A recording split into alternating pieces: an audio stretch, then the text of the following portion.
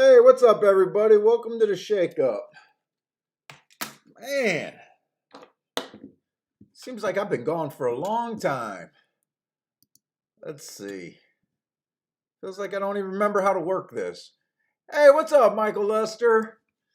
Joshua, what's up? Marco Lou, Dean, Frankie Tubbs, what's up, guys? Man, I've been gone for 2 weeks, but that first week I was not planning on being away. We had a big storm here and I lost power. I lost power for 2 days, and then the third day I was without internet. And then the last week I was in Vegas, so oh man.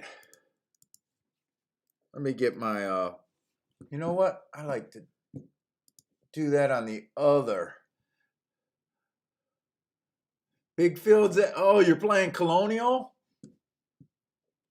I don't know. I was watching Twitter and people were already complaining about too many long shots at Colonial. I don't know how the fuck you can call yourself a horse player and you're complaining about 25 to 1 shots winning. Like that should be impossible.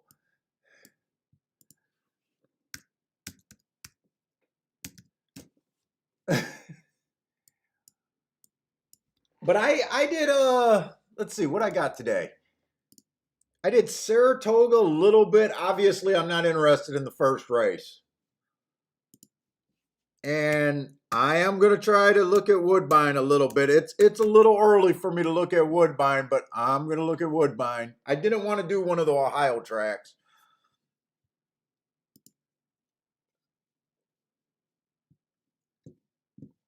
Let's see. Let me get my video. So they're oh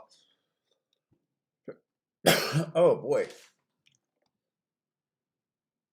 Looks like they're close to running that first race. Hey, what's up, Jay?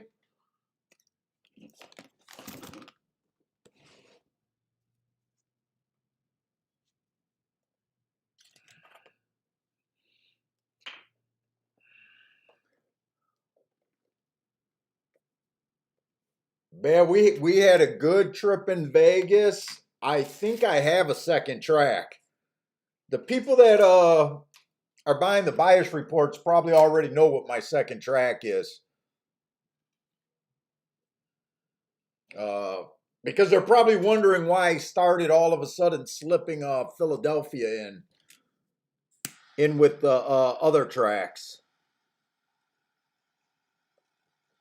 Philadelphia's been huge. Last 2 days, hit a 15 to 1, 17 to 1, 9 to 1. Big bias there. Yeah, I missed you. I missed you over there in Vegas. I got some things about Vegas. Vegas is definitely changing for me. I was surprised you weren't allowed to bet any Churchill track. You weren't able to bet. Hey, Damien, what's up, Damien? Thank you for the super chat, man. Is this a new show?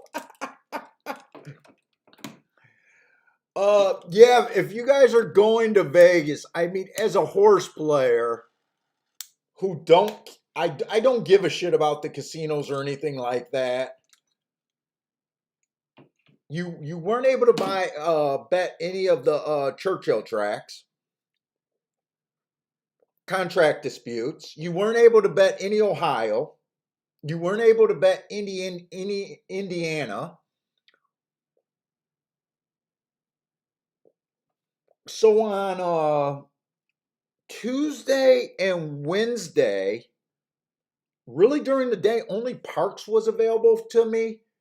Luckily, I had a workaround where I was still able to bet those other tracks, but that did kind of suck. The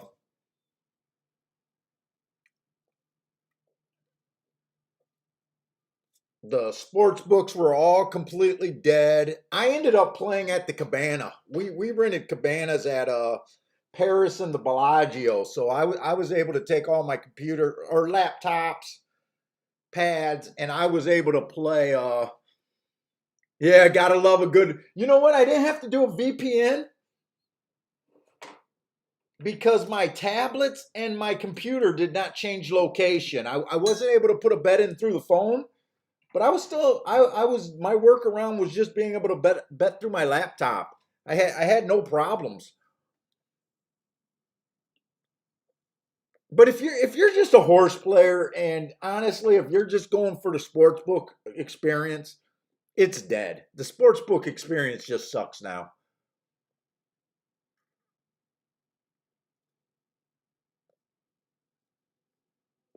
We have better setups in our offices or our homes. Hey, what's up, Jay? Ryan saying South Point is all right. You know, it was all right. I mean, I was in Paris. It didn't suck, and I was in the Bellagio sports book on the final day. Usually, when I go to Vegas, I always meet a lot of handicappers. This was the first time that I didn't meet any handicappers. Now, mainly because I was playing at poolside.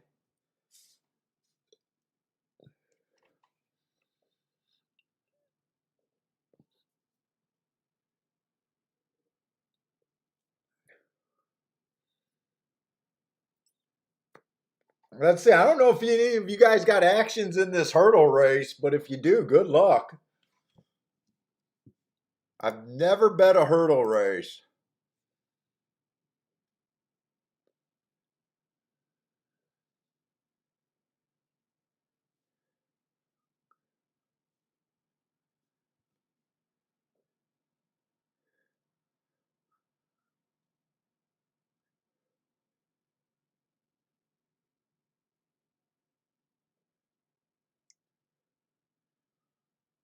Let's see. When is Woodbine starting?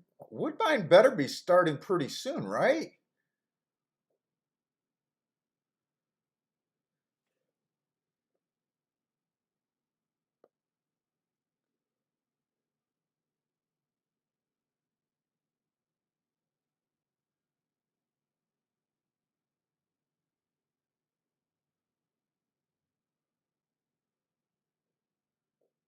There it is.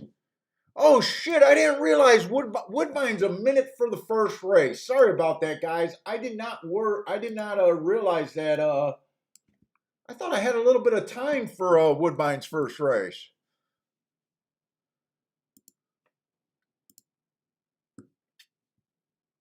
I don't think it's that great of a race because I did notice that they had two scratch. Yeah, it's a 5 horse race. They did have two scratches. There's a 2 to 5 in the race. But there was a horse I was a little bit interested in last night that did catch my eye. Let me see if I can hurry up and figure out. Oh, I don't think there's enough time. No, the 4 is already standing at the gate. Who was that horse that caught my eye a little bit last night? It wasn't a Penn National horse. That's where horses go to retire.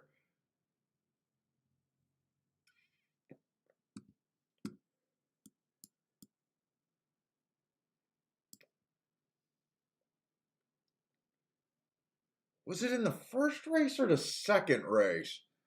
Well, Woodbine's off, so I'm not going to be able to do anything. Or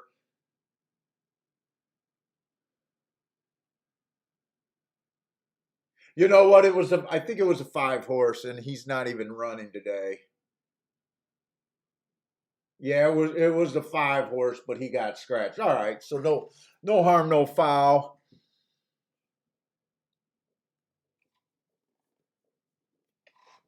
Hey, Q Savage, what's up, man?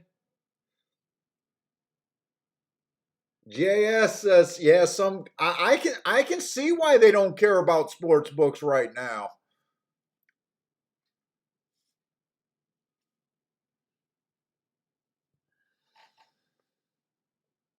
Yeah, we're not missing anything at Woodbine. A 1 to 5 is going to win the race. The 2 horse. The one did get second at 15 to 1. but I doubt it there's any room even in that exacta. But maybe there was somewhere to go with that exacta, but I'm not going to hold my breath on it.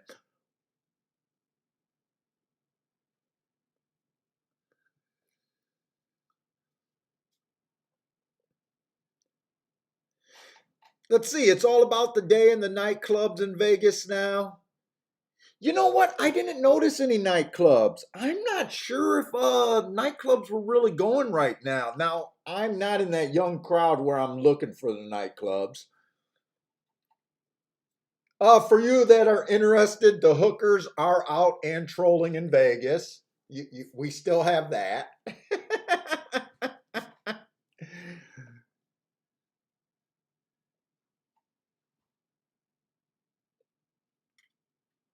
Did I spell Sarasota wrong? Sarasota?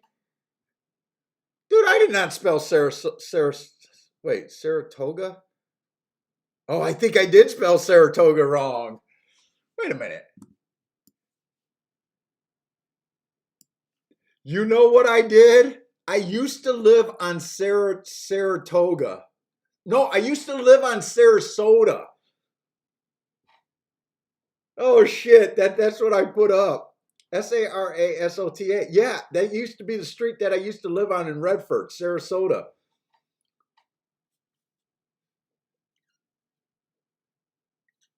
Jay, I did get your email. I think you were the guy that sent me the email about having a Vic on the show.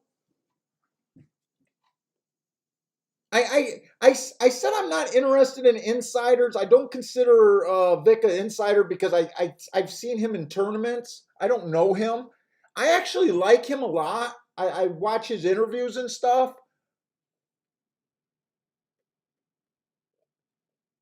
But I'm right now I'm going back and forth. Do I want to reach out? I'm not a type of guy that reaches out and asks for help. Uh, my big question was, did he say something to you or did you bring it up to him? I want people that already are fans of the show or at least watch the show and know what the show is about. I don't want to get in touch with someone, have to explain what I might seem a little entitled there or something, but I'm not a type of guy that reaches out and tries to. I don't know. We'll see if I actually try to reach out. I'm going back and forth on it.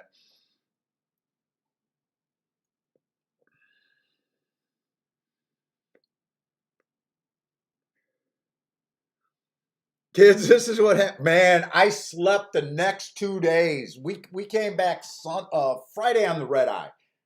So Saturday morning, I basically slept through Saturday and Sunday. And I still don't feel right. Hey, what's up, Em? But Vegas was oh, you're saying that yeah, I do hear that there's an uptick in cases and they did an emergency meeting.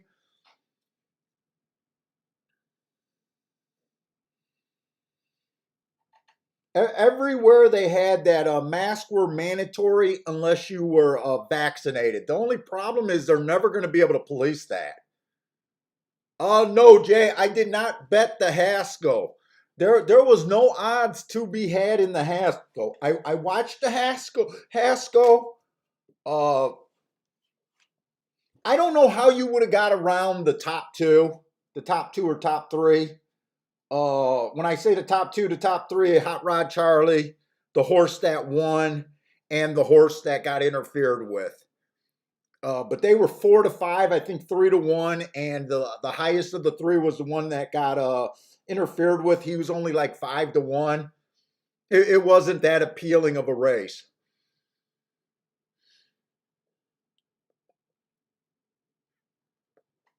It just wasn't that appealing.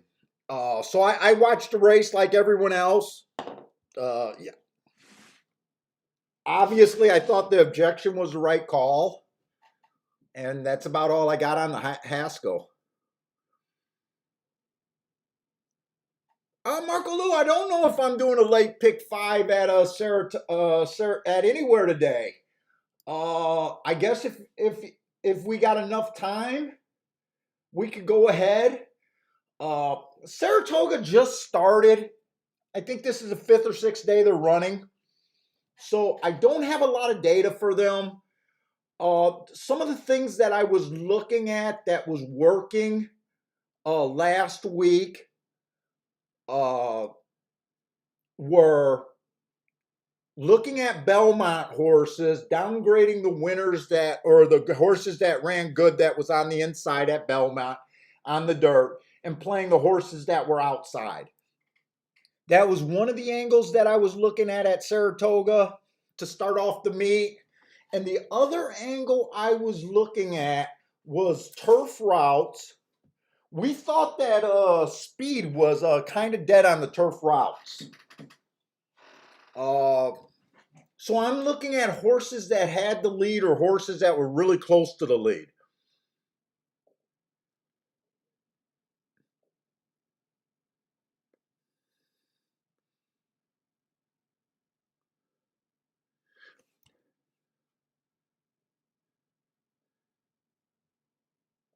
Oh, okay, Jay. Oh, so he has watched a few of the show. I'm pretty sure I follow him on Twitter, and I'm pretty sure he followed me, but I wasn't sure if the follow was just, you know how some people, they'll just follow everyone that follows them on Twitter like a follow back. So I wasn't sure if that was the thing or what. That's or if he actually watched the show. I'm naturally a shy guy, and I am a little nervous about doing interviews. That's why I'm, like having Chase on the show is easy, or having guys that I kind of get to know, through my own handicapping and being on Discord and stuff. Those guys are kind of easy to have on and to talk to. I am a little intimidated to have, someone that I don't know, someone that I've never handicapped with. Uh, because I'm not an interviewer, or that's not even where I want to go. Uh, so I'll think about it, Jay. I'll think about maybe I'll just send him an email and say something, or actually my wife would have to write it because I'm terrible with this shit. But I do like him. I for a long time I didn't know that he was the announcer at Oaklawn. I watched him being interviewed. You can find the interviews on YouTube. Uh, I seen a few of them when I first seen him. Was I think after some California tournaments, and he was just being interviewed by someone there talking about the tournaments and how he does and all that stuff. I know Marco Lou. That's what everyone, my wife tells me and all that stuff. I got to get past myself. Look, this is why I went down this route, because I have some personality issues that I have a hard time working out. I will admit I have a hard time doing things.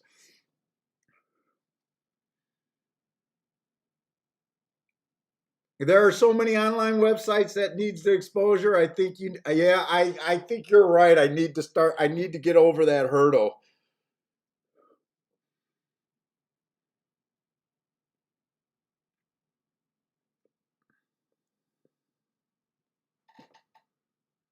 Dude, on the wrong leads, actually, I think it's been sponsored by a few people, or been able to get some things accomplished way easier than I have, because they probably work out. I think they have a thing through a ADW that they link with. I think they're with Stable Do now.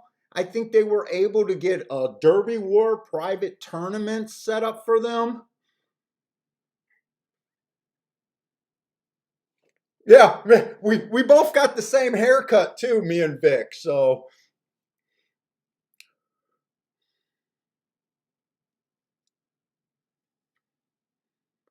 yeah, I'm definitely a little. I don't. I'll have to see. Hey, what's up, Grandma Horse Racing?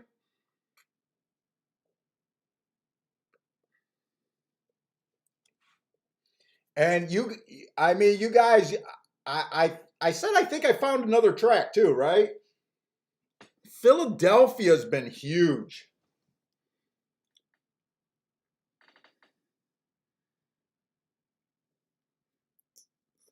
Let's say Marco Lou, I feel like horse racing is coming out of the pandemic set up to win over many sports better and gamblers in general.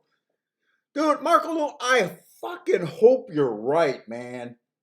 I really hope you're right that we can convert some of these sports bettors.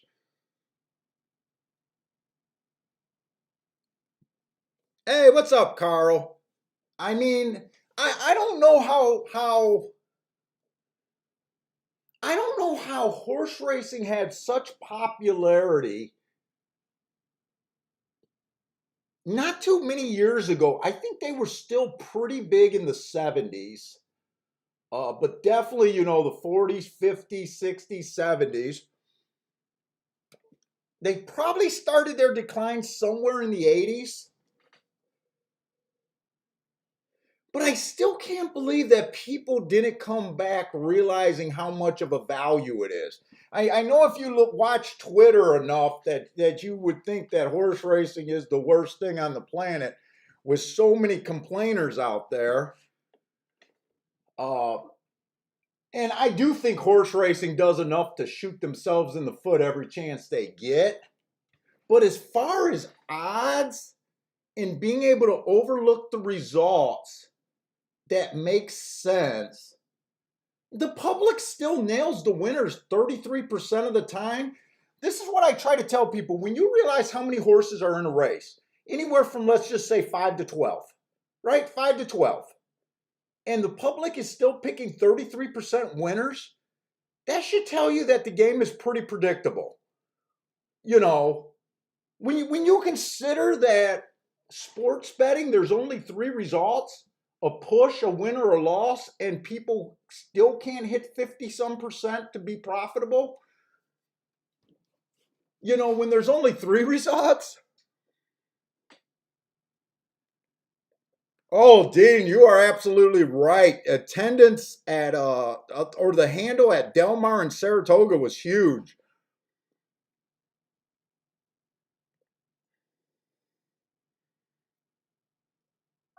I mean, yesterday on Twitter they were again complaining about these syndicates. I need someone to explain me why are syndicates bad. I can't understand it.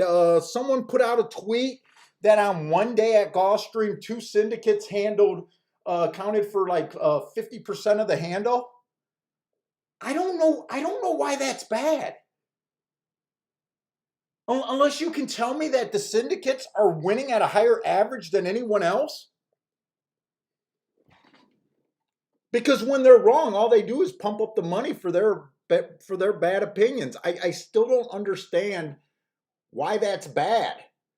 And all the people on Twitter was just saying that they could put out more tickets than you. Well, we got that every day. $100 better puts out more tickets than a $2 better. $1,000 better puts out more tickets than a $200 better. We already have that. I don't understand. Yeah, Jay, that is what I would like. So if I did have him on, if I did have him on, I would not want it to be an interview because I know he has a personality and he'd have awesome stories and would probably be interesting to most of you guys to hear his stories. Because he is an insider and he probably has great stories. Like I do like their stories. But honestly, I don't care about their stories. I would rather have him on just to do his handicapping, talk about his handicapping, talk about my handicapping, and just, be a handicapping show. That's really all I care about.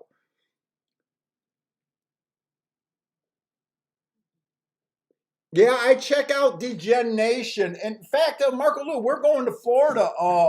Hopefully, if they don't shut down everything again, we're going to Florida in August.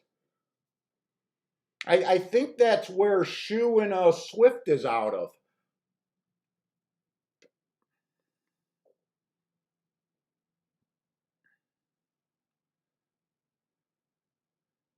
Oh shit! Isn't that the worst, Dean? When you freaking look at horse racing Twitter and all of a sudden politics come up, isn't that the fucking worst?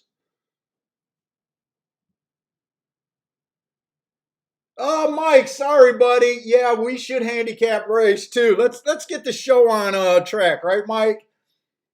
Mike, you're the man. You're the man today to keep us on track. He's like, fuck the talk. Let's handicap. All right, we got 6 furlongs, 5,000 or 50,000 on the dirt. Like I said, we only have about 5 days of results. Uh, since I do my stuff weekly, my bias reports only have 4 days, which is nothing. Uh, right now on the dirt, post all the posts are basically even. They're all winning 35, 30, and 35%. The only thing that really looks interesting, they've only came from 5 lengths back or farther, only 2 races so far. Remember, this is as of last Sunday, not counting yesterday. So that's only 10% winners from 5 lengths back or farther. The really interesting stat is speed's been really good. Speed's won 55% of the races and 35% of the winners stalked. So I'm just going to start, like I said, I'm not going to have a lot of work here. I'm just going to stumble through this shit today. I'm looking for speed and stalkers right now on the dirt. Hey, what's up, Charles? Coach, what's up, man?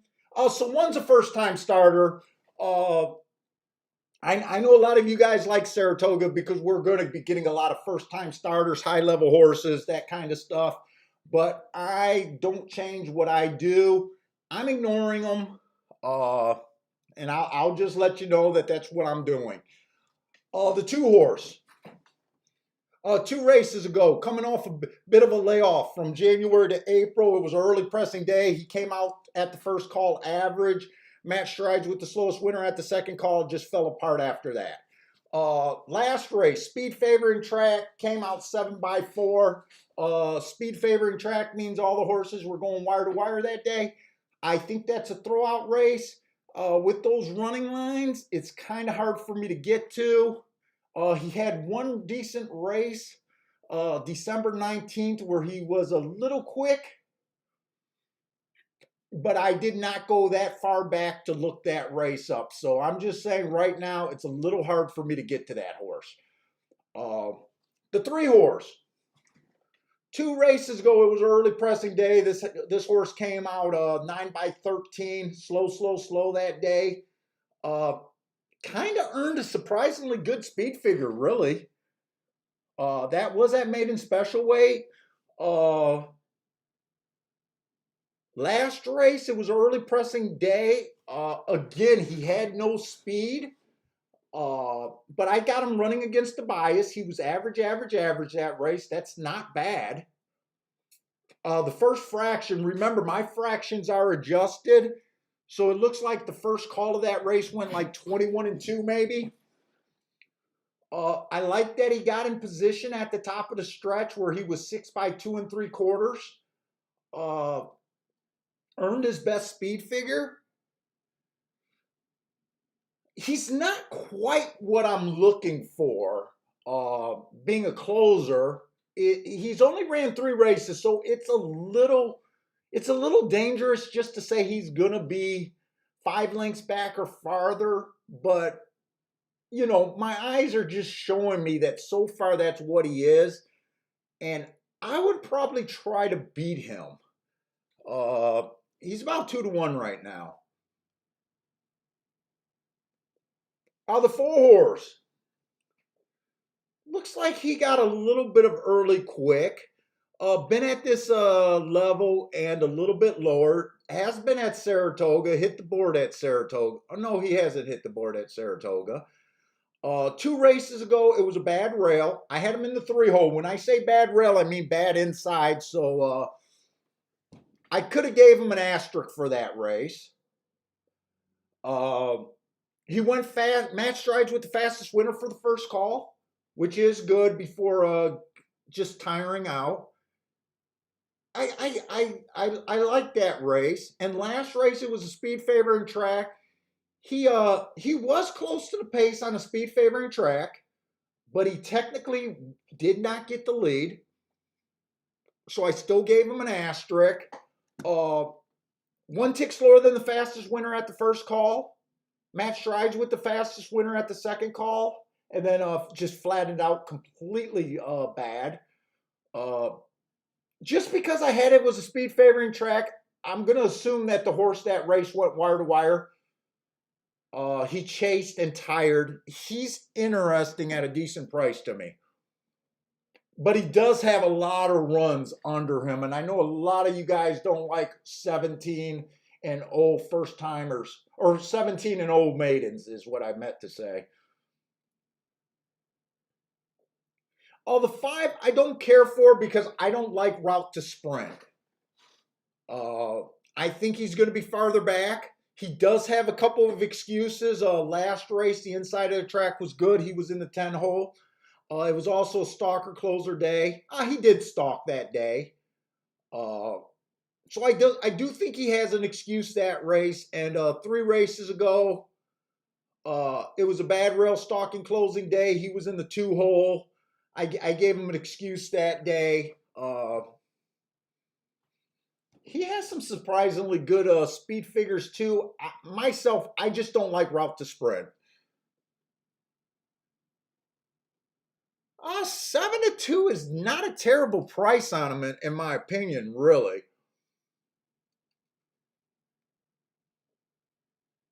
A 6 horse looks like a router too, but he has a little bit more speed. I remember marking up this 7 horse and seeing those hearts. 7 definitely looks interesting. Ran his first race at at Turfway Park. Went too fast to win that day. I like that race. I'm okay with with him earning a 77 speed figure that race, and then going to 65. I think a lot of horses, when they run very well their first time out, are just as likely to bounce, and that almost looks like a little bit of bounce. I wouldn't be surprised to see this horse bounce back. 5-2, I think is about fair value. I don't think it's any extra value.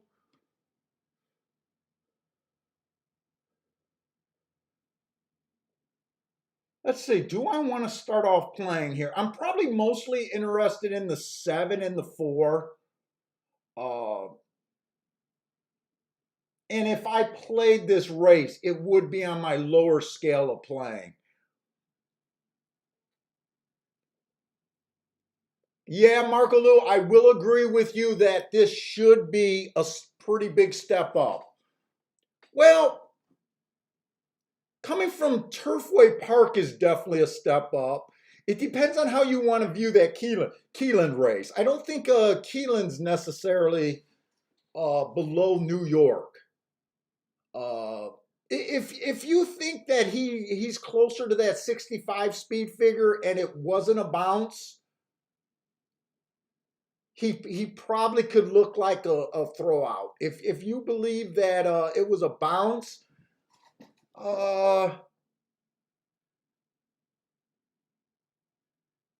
either way, I wouldn't argue with you that much because I don't think 5-2 is that great of a price on him. I think it's just about fair.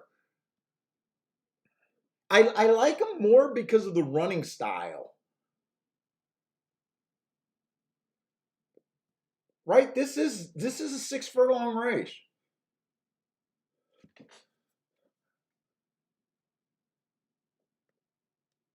So I'm mostly interested in the 7 and the 4. Fuck, next race is a 12-5 claimer. 7, ooh, this, I might be able to find a double here if I can go quick.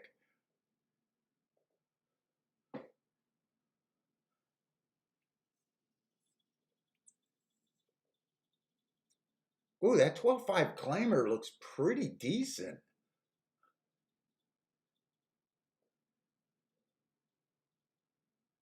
Ooh, that looks like that's the race that I need to play.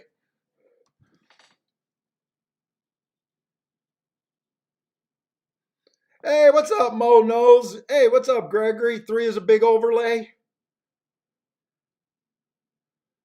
So when you say the 3 is a big overlay, I'm taking it that you think that 3's the horse to beat here, and that you must think his fair price is probably around even money, right?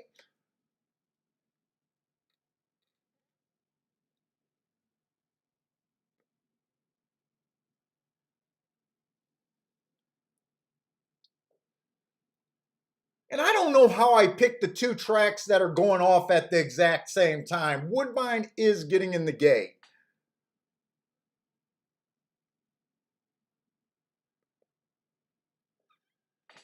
Hey, what's up, John Wilbanks?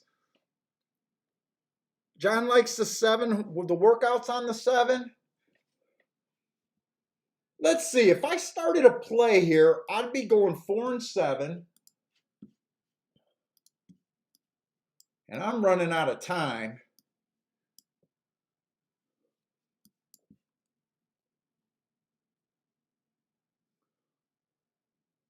One's a route to sprint horse, but he did earn a heart.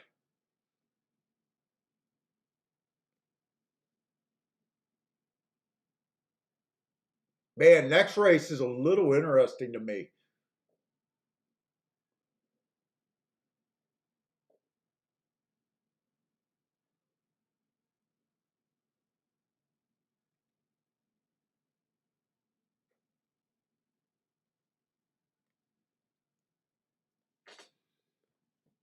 Five, four, no, 5.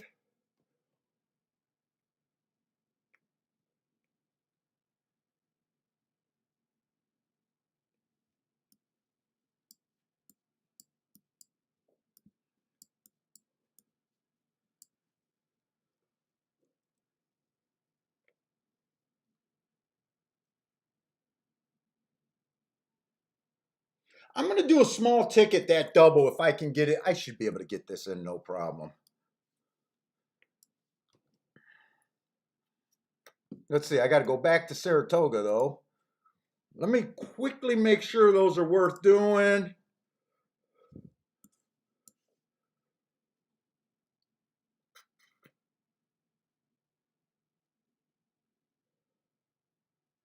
Boy, I tell you what, this 7 is getting a lot of action in this double, by the way.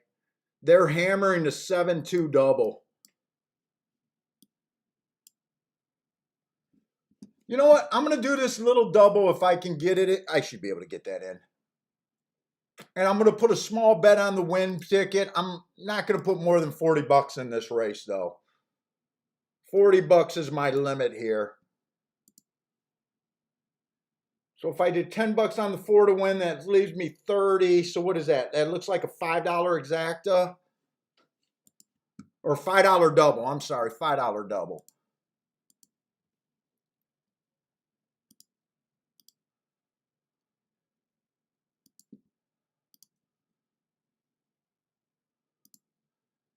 Do that for 5 bucks. John says the 6 is scratched. What race? Did the 6 just get scratched at Gulfstream? Or I'm sorry, Saratoga's second race?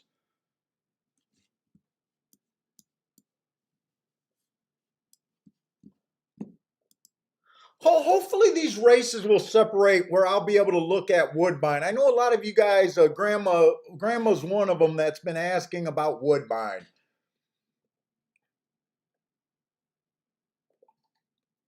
Hey, what's up, Crusader? Cole, what's up, Cole? 2 is the lone speed at Toga's next race. Now, I might have made a mistake in that double. I think I'm really going to look at that again. That would be the third race. Who's the 2 that you're talking about?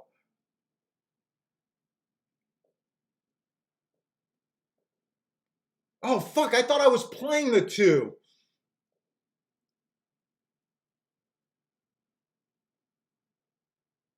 You know what I did? I seen one hole, 2 hole. Oh, I think I was playing this horse. I did spot this race right here. That's okay. I'm not going to be able to cancel the ticket.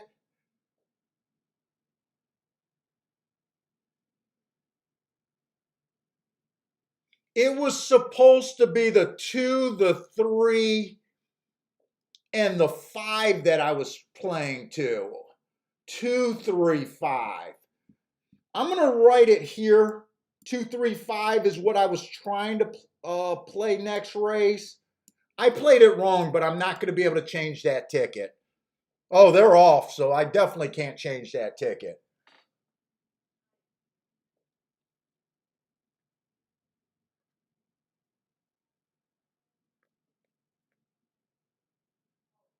Four did get the lead. I think he swallowed up as soon as I said it, though.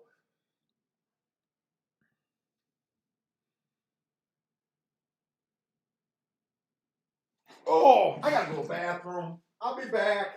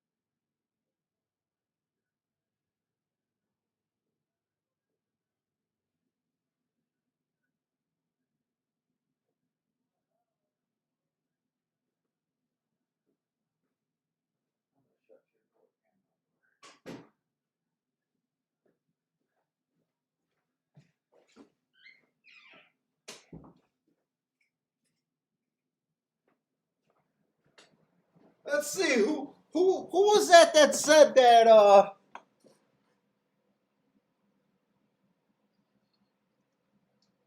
one of you guys said that that 3 was an overlay at 8-5 or at 5-2. He won like an overlay, didn't he?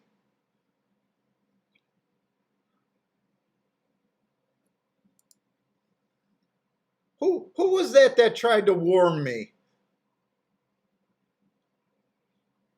Gregory, you were right.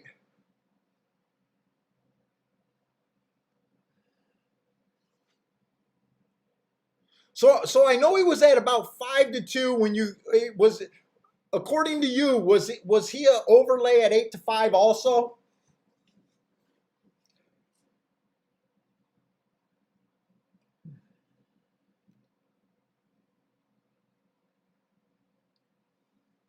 Yeah, Woodbine's second race is over. 7-4-1 is how Woodbine came in.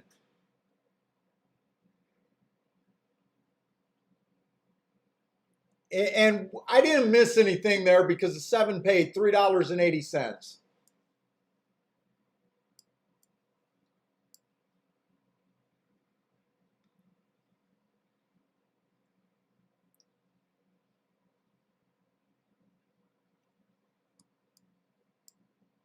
Gulfstream Park Horse.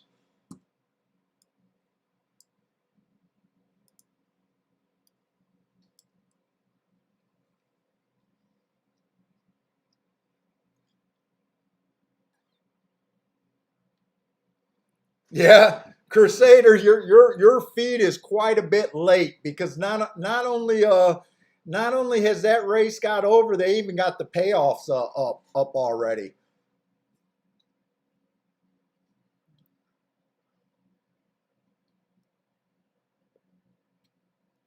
Yeah, Mo knows TV. Depending on when you were starting that pick 3,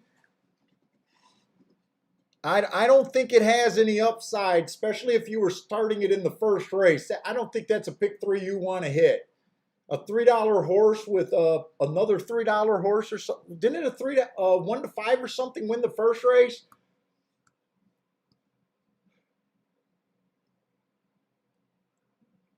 That pick three is probably not that great.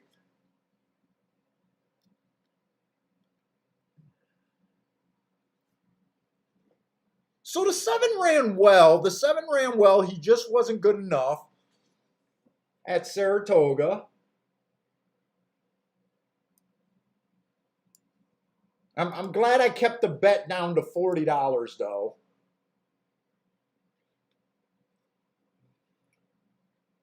Four got the lead, but wasn't good enough, and three was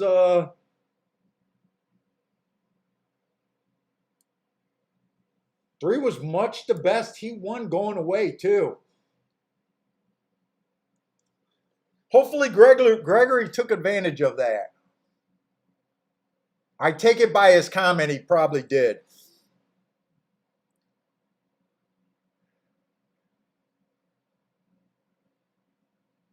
Crusader, you likes to play Hong Kong racing.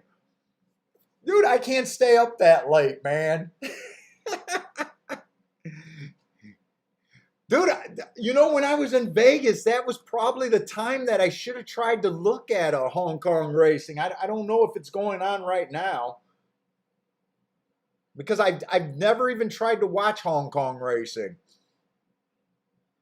But I was up to like 3, 4 in the morning every night, Eastern Standard Time.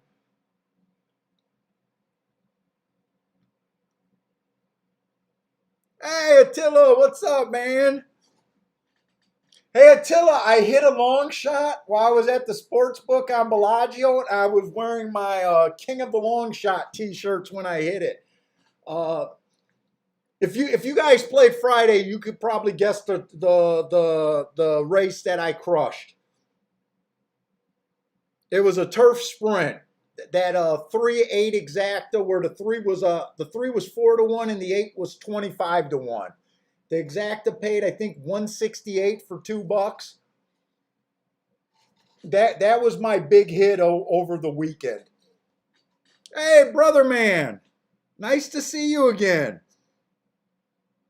You can watch 7 a.m. Brother man, you think I wake up at 7 a.m.? Maybe I'll have to schedule that to watch one day.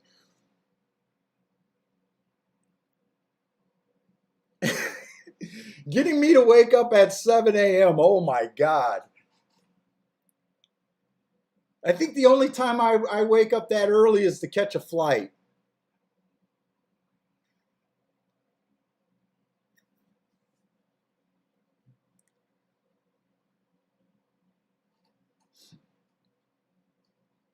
Mo knows TV. Mo knows he likes Singapore tracks on Friday night.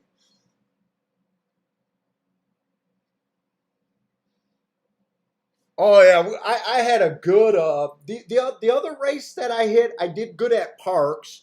I did very well at Parks. That got me going. I think the first day I hit my first 5 races. I had 2 win bets, and I want to say I hit 3 doubles with my first 5 bets there. I came out the gate just raring to go.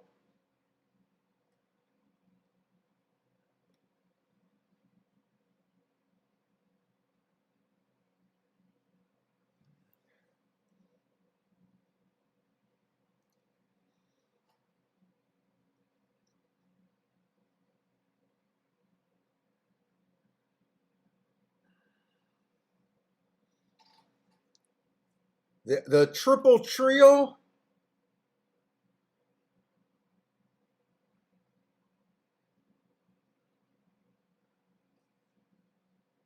Yeah, I know my part of Vegas is completely paid for. I don't know what the wife did. I know she rented cabanas every day. We had a cabana every day. We didn't even discuss the overall cost of the trip. So right now, I imagine that the entire trip is paid for pretty easily. I would be shocked if it wasn't. Sir Williams, you haven't missed anything. 2 weeks ago, I was without power. So not only was I not on the show, I was powerless. Wednesday and Thursday, uh, Michigan got hit with a big old rainstorm, man. It knocked out the power to like 300,000 homes. And we were one of the homes that were without power. So I was without power for 2 days. And then the third day, Friday, we got our power back. But when I tried to fire up the internet, we weren't able to have any internet because I just imagine whatever they were, wherever we get our internet from, they were still without power. So it wasn't until late Friday, I think like 7 o'clock, that we got the internet working. So I did not take 2 weeks off. And I was pissed that we were down because not only, so when I go to Vegas, because I'm able to get the data package, we're able to get the, from Brisnet, we're able to get the forms like 6 or 7 days in advance, which is really nice if you're traveling. I handicapped 100%. I was able to handicap Belterra, all my marks is what I'm saying, Thistle Downs, Indiana, and Parks for the first 2 days. I didn't have to do a single mark, but then because we lost power, I wasn't able to mark up my Thursday and Friday's forms early.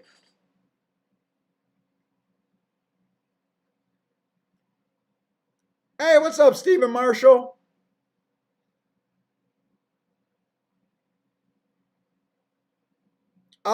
No, Marco Lou. I'm actually from Detroit,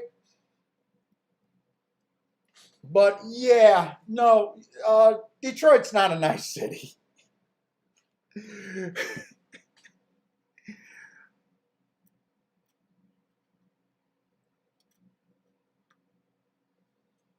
Sir William, I'm gonna be a little slow on the cards today, because we are playing Woodbine, and I'm looking at Saratoga.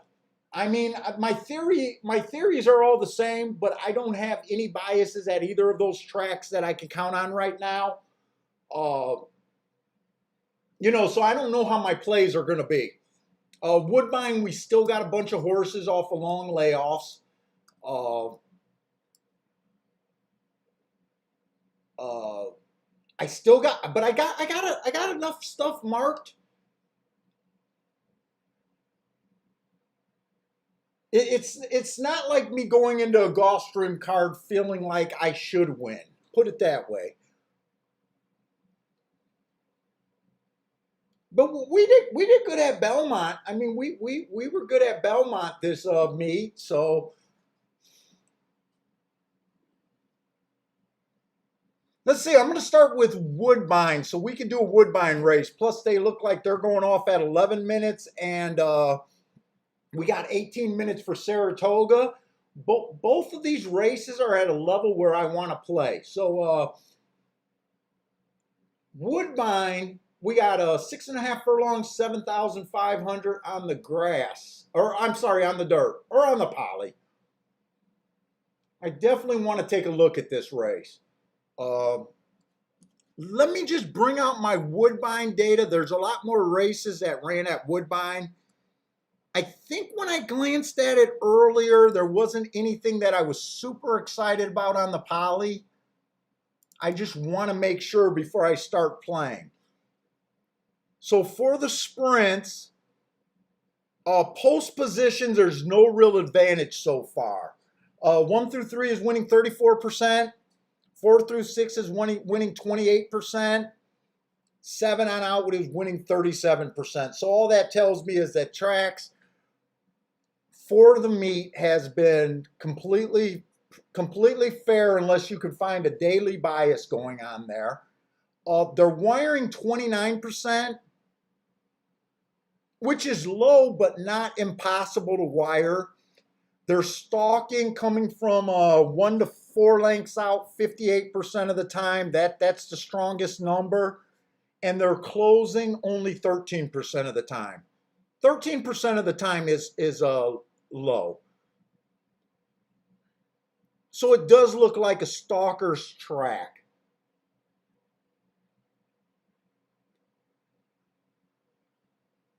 And then for the routes, I'm just going to say what the routes are doing. Routes are a little bit more of the first 6 poles. First 6 post positions. 7 on out is only winning 14% of the races. That's low. But that sample's smaller. So we got 116 sprint races in the sample. So we got a solid sample size in the sprints. But when we get to the routes, there's only been 29 route races. So the route races are a small sample.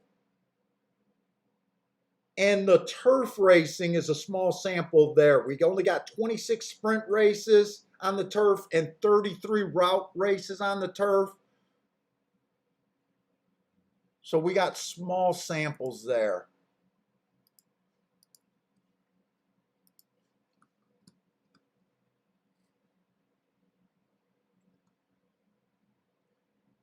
And Woodbine's traditionally a track where when Woodbine closes, now it's different this year because they've been closed for a lot longer than they should have been. But I do know Woodbine on a normal year, most of the horses don't travel, they winter, and then they race themselves into shape. So Woodbine always used to be tricky at the beginning of the meet.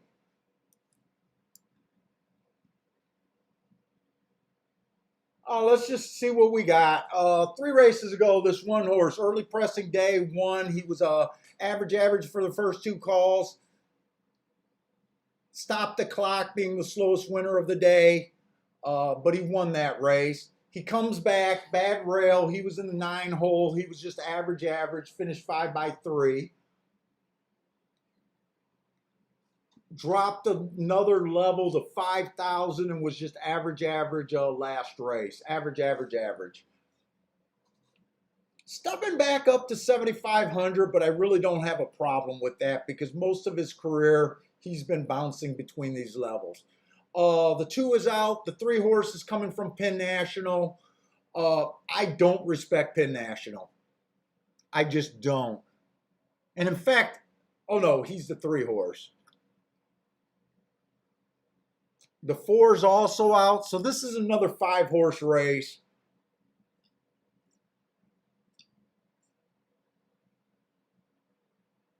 The 5 horse, 3 races ago, ran on the speed favoring track. He came out a little too slow. I don't have a problem with that race. I gave him an excuse that race. He then tries a route race. Stalker closer day, didn't quite get in position. I'm not sure this horse is really a router though. And then he comes right back at 6.5 furlongs, stalks and wins that. Average, 1 tick slower than the fastest winner. There's definitely some things to like about this 5 horse. 8 to 5. Let's see what else is in this race. I do think he'll be able to stalk here, which I said is the strongest thing. 6 horse also looks like a solid stalker. 2 races ago, speed favoring track, no chance there. I gave him an excuse. Comes back. Has the 6 hole on a day that the rail was bad. Average.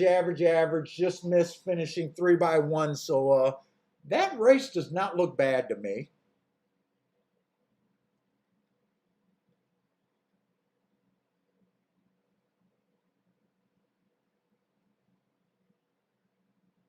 And the 7 horse been running at Arlington Park. I don't think I'm going to look up those races. I like his last race where he was average fast. He won that race.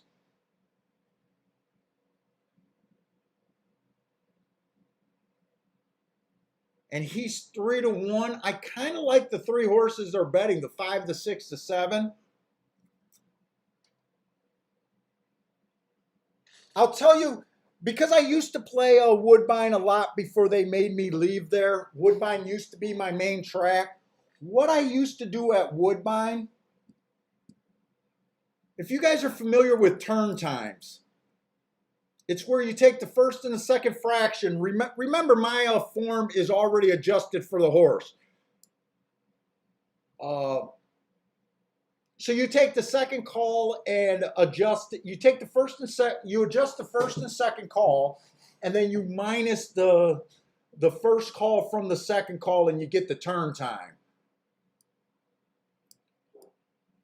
And back in the day, when I was really handicapping this track and liking this track, anything below 23 on the turn time was a good number. That was what I used to separate contenders with.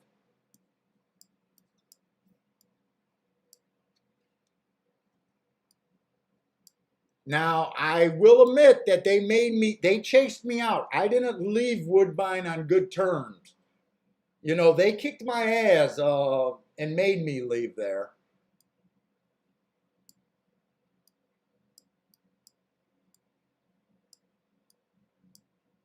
That's a 22-4.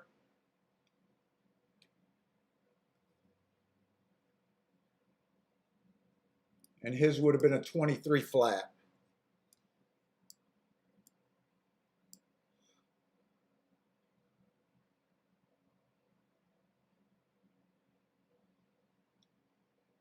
Yeah, the only thing that might be a little different this year about the Penn National horses and horses from the states going over there is the horses from the states probably have a conditioning edge over the horses that were sitting at Woodbine. But I still don't like Penn National horses. yeah, the Rastas told me to leave there. I love the Jamaican guys over there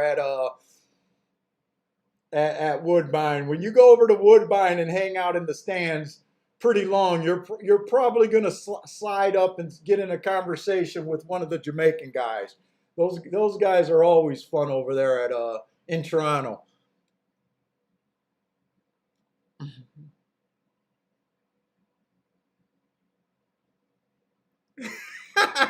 Brother Man knows Brother Man, are you a Toronto guy? You know what I'm talking about. Those guys are a blast.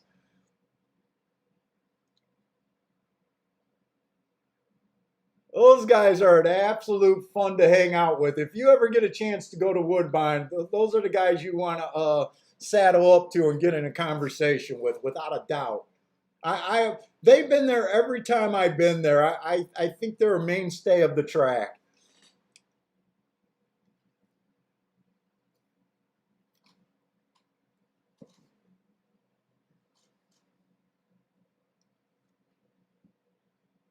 I like this race a little bit. But I do like the three horses that they're betting.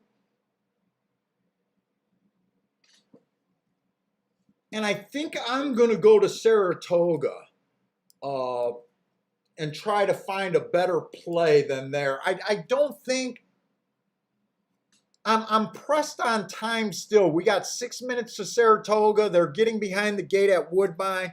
Let me just check those exactas. I don't think it's worth a 3-horse box here myself. I'd be shocked if this is worth it.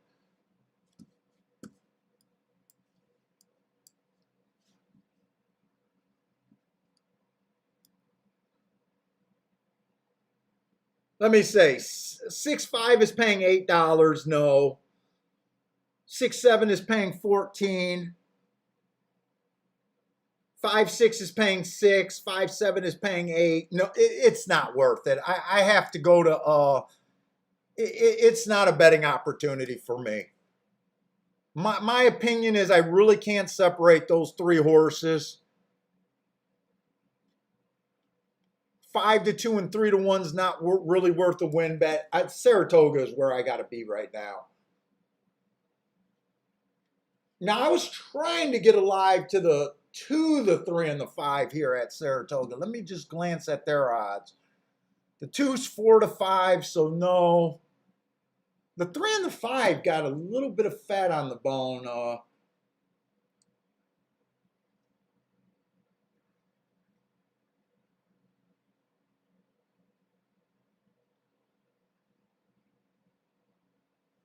2's also making a big class drop here.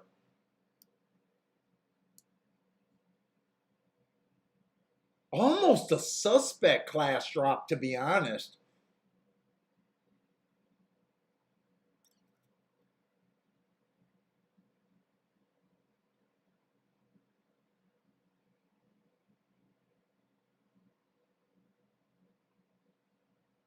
Four would have to come off the pace.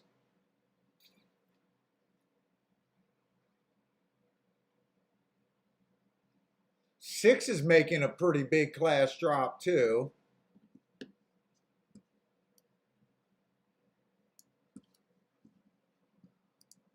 Let's see, Woodbine's off.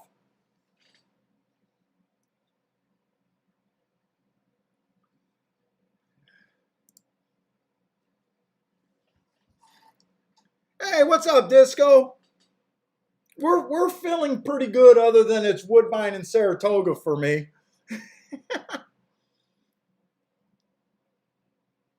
Disco likes a 2-2 double. Good luck there. 2's one of my contender, but I'm trying to get around him.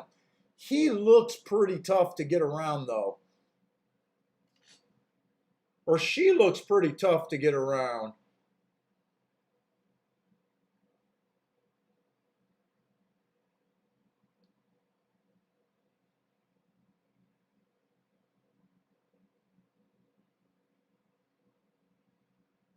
Wow, I'm glad I didn't touch Woodbine. It looks like the 3-horse won over there at Woodbine. I think she went wire to wire also.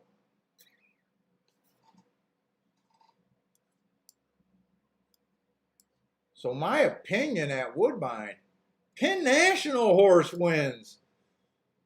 I shouldn't have talked so much shit about Penn National, I guess.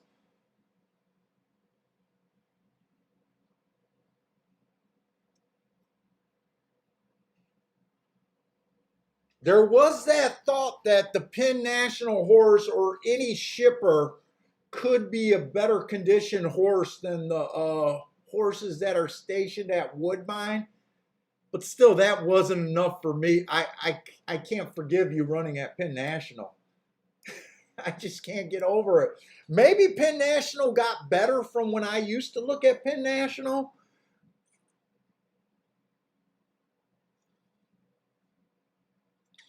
Oh, 3 stalked. Okay, thank you, Marco. I wasn't sure if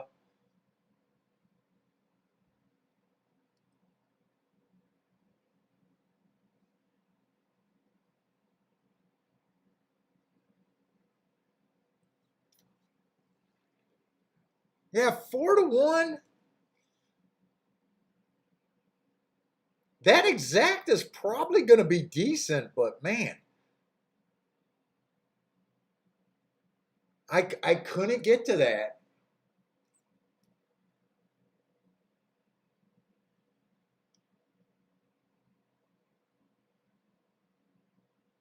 Let's see, is this worth a play on the 3 and the 5? I got decent odds on them.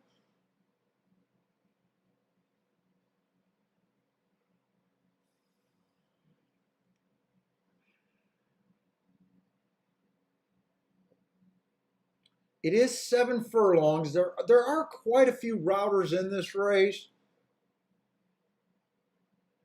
I doubt it if it's worth the 2-3-5 exact a box.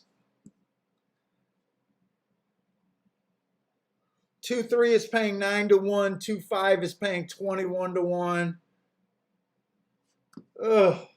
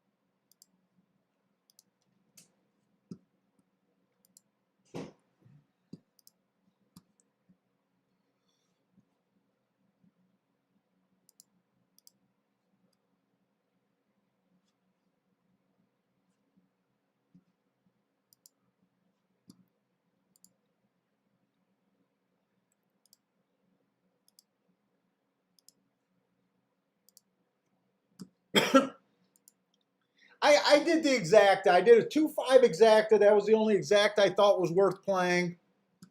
And I Dutched the 3 and the 5. I'm doing this in my small bet category still at Saratoga.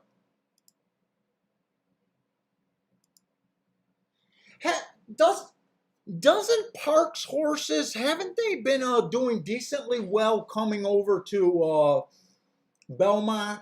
Maybe not so much Saratoga, but haven't they been winning a little bit at Belmont?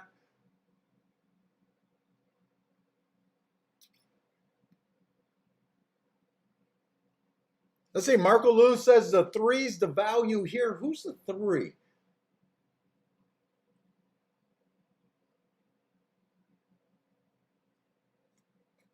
Three's the horse I kind of like.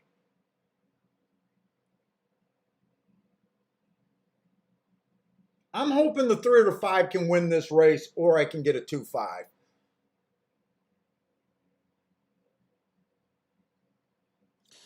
One trainer at Parks was 60%, but he has some legal trouble. They are behind the gate and starting to load here.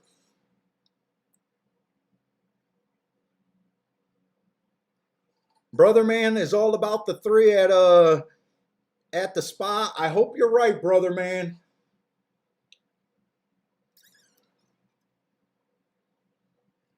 I hope you're right. That'll make me a little bit right on a win ticket. I did the exacta for $10 and I did a $20 on both of those 2 horses, the 3 and the 5.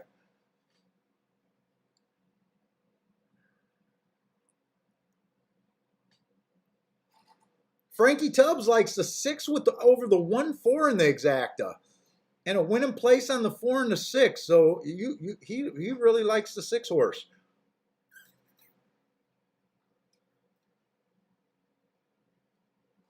Six was the turf router that's dropping in class. He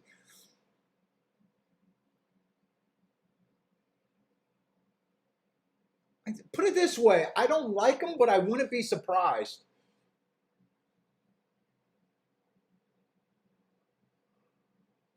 He's ran decent enough in some sprints.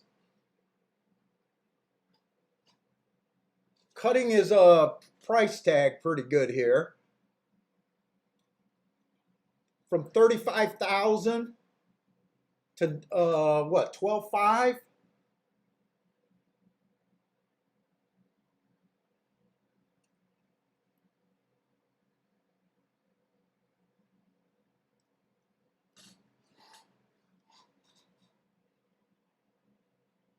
I kind of thought the 2 might be Lone Speed here.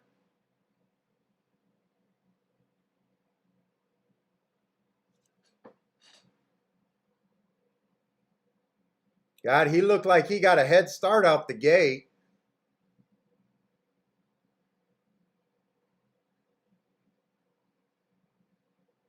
Oh, and three's price just got cut. Brother man, did you just kill this three horse with your bet? He went from 6-1 to 7-2.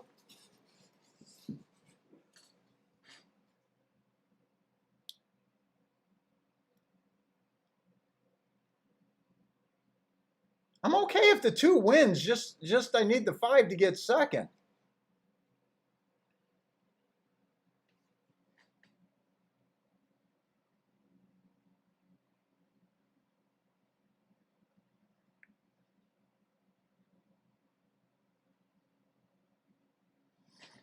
I think that's the five in second now.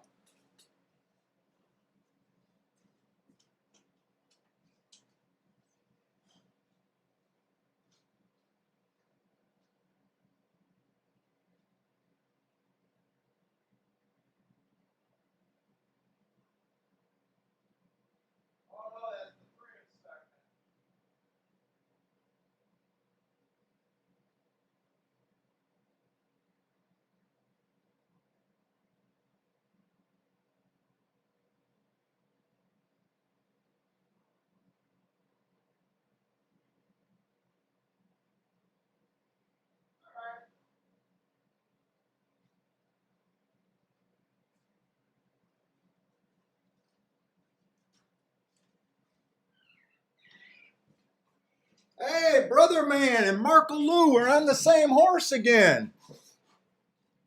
Too bad we didn't get 6-1 though. Too bad we didn't get 6-1.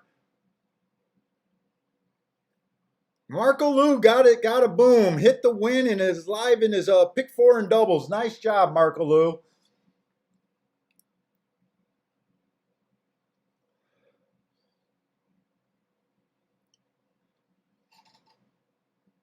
Let's see. Brother Man says the Parks. He's answering my question about the Parks horses. He says that the Parks horses trained by Belmont trainers do okay, but Park horses from no name guys don't do well while shipping. The problem is I'll never know that because I don't keep track of trainers and who's good. Yeah, Crusader, doesn't that suck? We thought we were getting 6-1 on that horse, and we end up with 3-1 or 7-2. I was counting on about 140 back. I'll get 90 back, but I put 50 in the race. So not great, but we'll take it. I know the day I'm going to be possibly struggling today.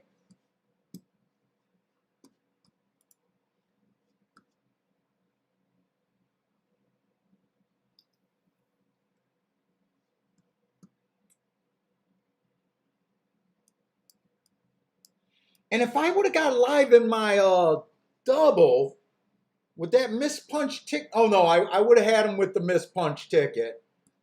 But okay, all right.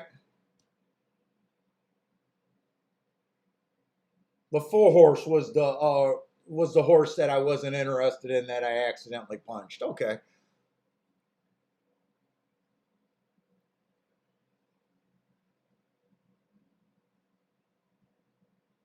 Oh, Marco Lou, I thought the two might have been Lone Speed. I do question him getting out by 5 lengths.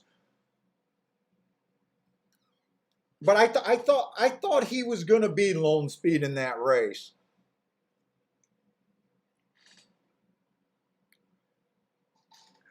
Brother Man didn't even need to use the 2 on that race. Nice job, Brother Man. I think Brother Man only had 1 horse that race. He was all about the 3 there. So nice job. He didn't waste his time with bullshit dutching, I don't think.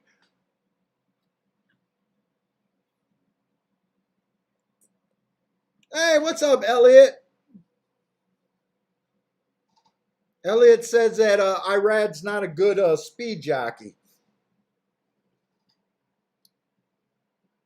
When I shaved my head this morning, And I do the Fonzie when I'm shaving. I just do this real fast because I've been shaving for 100 years. For the first time ever, I got one of those safety razors. I still managed to slice two of my fingers while shaving my head. I can't even believe I don't even know how the hell I did that. Fucking idiot.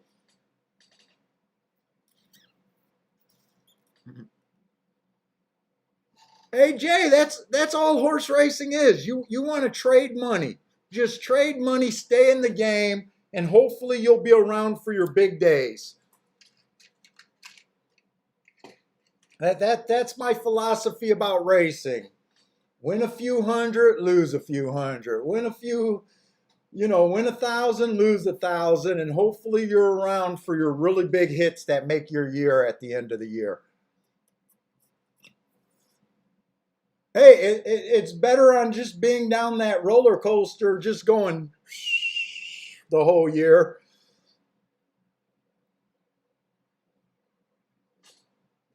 Let me go grab something to drink real quick.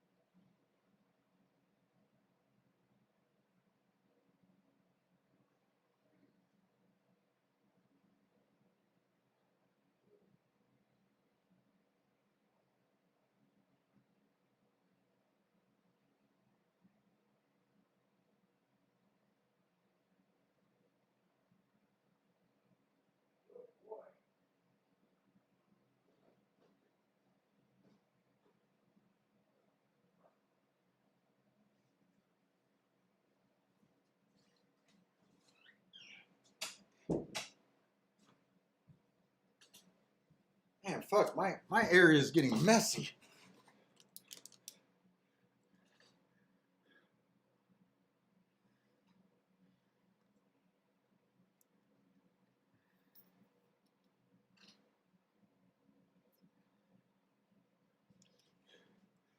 Yeah, we did mention that too was making a suspected drop. Although I will admit, I don't know how allowance 1X races at Parks even compares to 12.5 at Saratoga. I if that was at the same track, that was definitely a giant drop. My guess is he fit because he was running in starter allowance 50,000 over there at Aqueduct. I know Aqueduct's below Saratoga too. But that was, we did mention that was a suspected drop.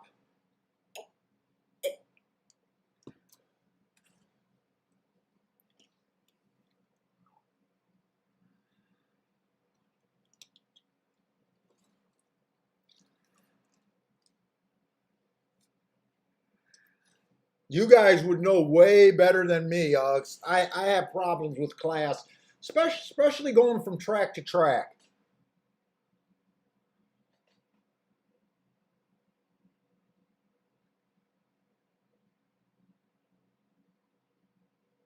Well, we got no problem with whatever Irad does on that horse because we really didn't want a 4-5. I don't know if that's what he ended up at, but I do know that he was 4-5 at one time of the betting. We didn't want the chalk there unless the 5 got second, really. And I'm back at Woodbine. We got about 10 minutes for the next race at Woodbine, so they are separating. Woodbine and Saratoga, they are giving us a little bit more time. The two was bet down to 3-5.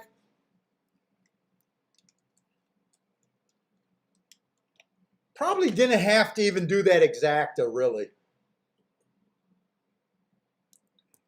But that exacta, when I played it, was paying $21. I only wasted $10 on it. So I'm not going to get that upset.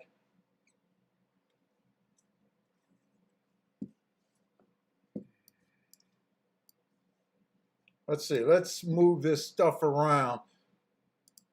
So the next race at Woodbine is going to be a turf sprint. And they've only ran 26 turf sprints, but 16 of them were won from the 1 through 3 hole. Now, I have not been watching a ton of Woodbine, so that could just be because they had a bunch of short fields, or there could be a bias there. But that's 62% of the races have been won from posts 1 through 3. I'm just putting that out there, but it is a small sample. The other thing I noticed right away is this one horse was running at Gulfstream, so I do want to look up those Gulfstream races. So this one horse on May 23rd, we know that you don't want to be a closer at Gulfstream on the turf.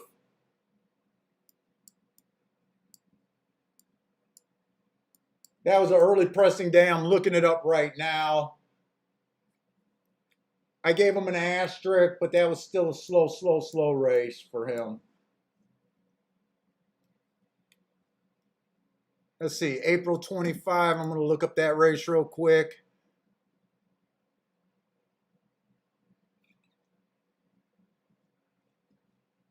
That was a stalker closer day. He was a stalker. I also had that the inside was good. To me, it looked like he ran with the bias that day. Oh, wait, no, I'm looking at the routes. That was just a one race sample that day.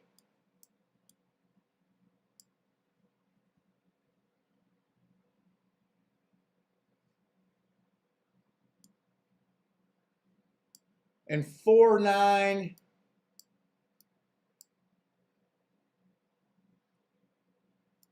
He was slow that day.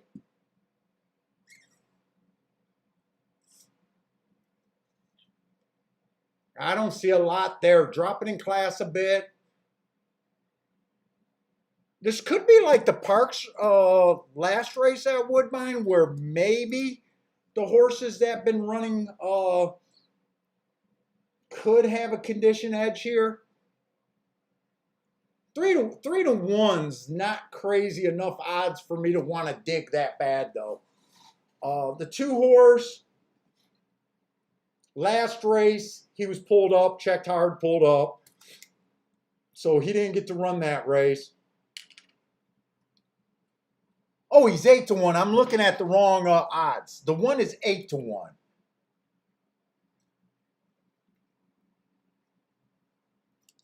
So that's a bit more appealing than the 3 to 1. The 2, I can't get to him off of those 2 running lines.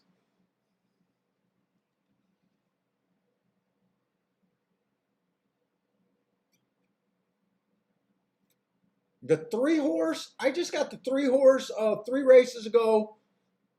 The rail was bad. He was in the 6 hole, so that shouldn't have bothered him. He matched strides with the slowest winner, average slow. I'm not crazy about that race. 2 races ago, he was slow, average, slow. Not crazy about that race. And last race, he was slow. Did get in position. That looks like a race where he chased the slowest pace of the day. That race might not be as bad as what I got that slow as. He was only 3 lengths off the lead. The times just look bad. 4's a first-time starter. I can't get to him.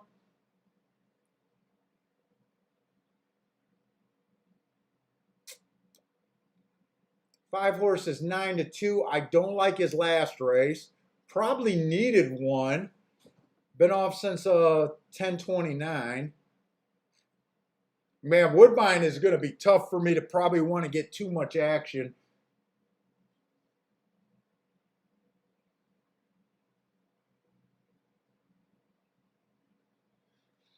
Let's see, I don't think much of the sixes marks in his last two races, but in a way I think he's not quite a throwout because he got in position both of those races at the top of the stretch and kept running. Might have ran into a little bit of trouble last race, lost path at the start. If I got time, I might want to watch that replay to see what they might be talking about.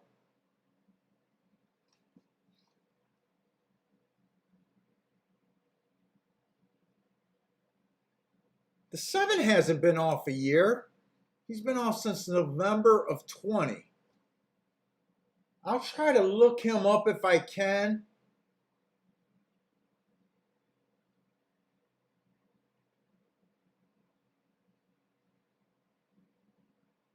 It's just tough going back to November and wondering what kind of condition these horses might be in. Since I don't like workouts and I don't really trust workouts,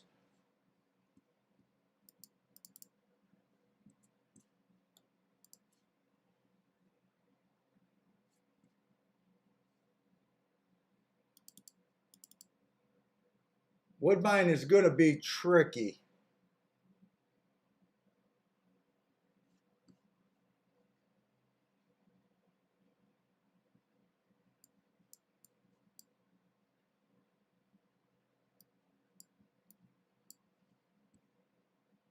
He's not a speed demon.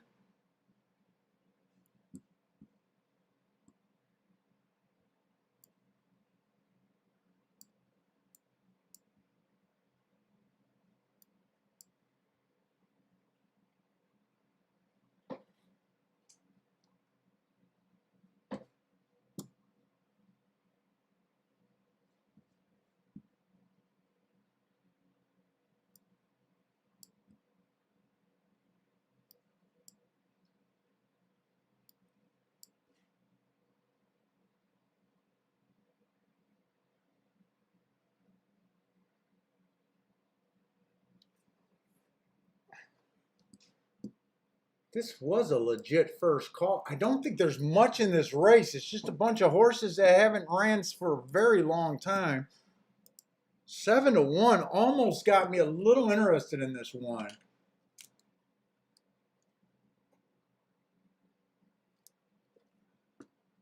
He didn't do shit in his last race at a Woodbine, though.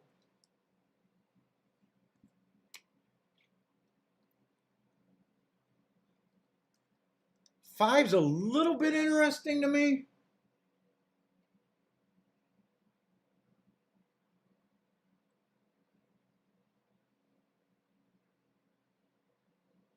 Let me look at that thing real quick.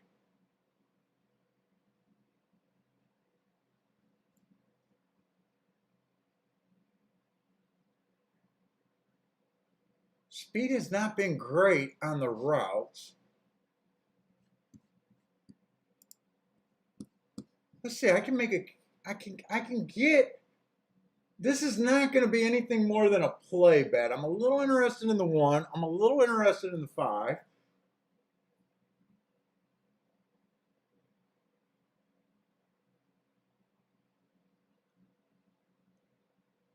And I'm interested in the 7.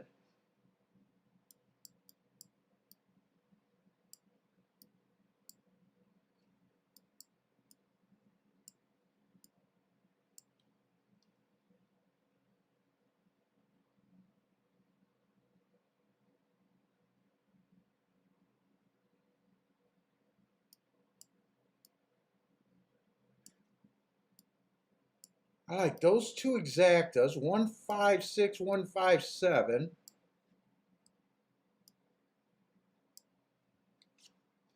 They're betting the 8.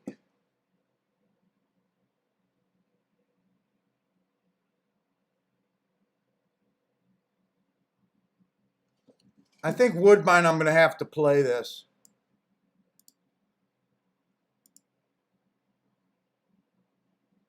Shit, at 26 to 1, I think 7 gets the win bet.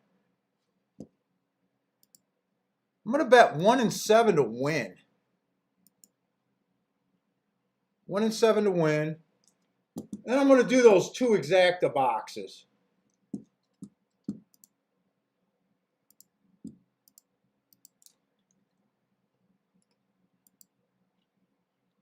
One, 5, 6.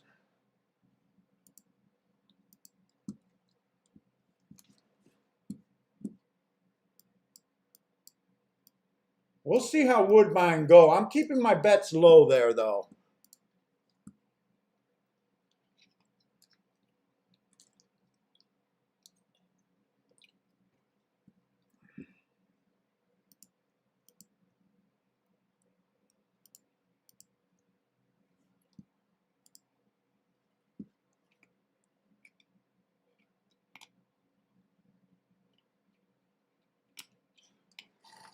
Oh, that's right. I forgot. There might be an inside bias there.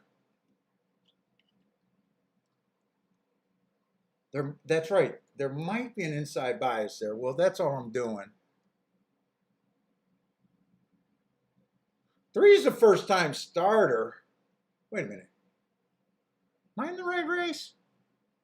No, 4 is a first time starter.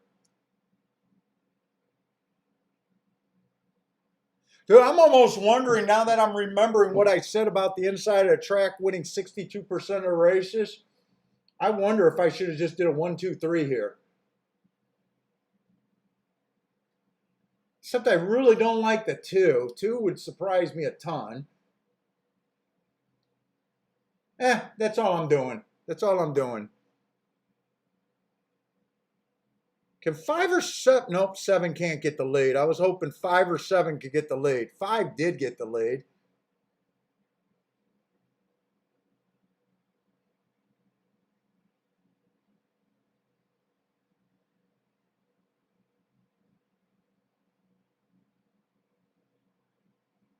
Did I not? Are they off the turf today? Did I not see that?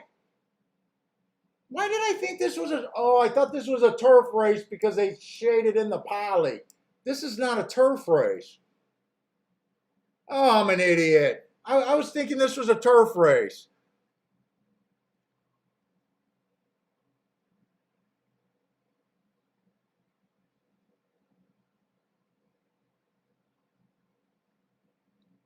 Come on, 5-1-1-5 would be nice here. Oh, I can't watch this. Come on, 1, keep it going. Keep it going. Keep it going. I'll take it. I'll take it. I thought that was a turf race, though. I got that on both the exactas, so even though I was trying to do $5 exactas, I hit it for 10.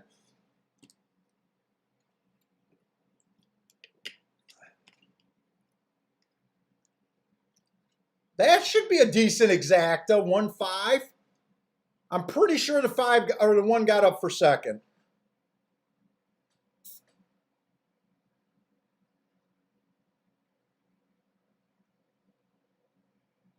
Five,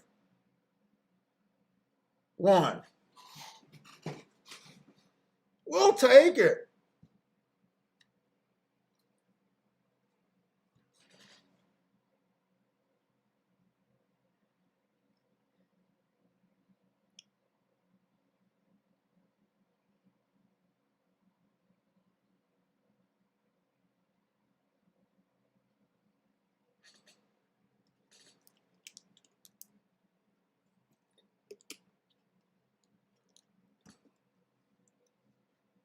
All right, I'm off to a decent start at Woodbine. That's got to pay solid.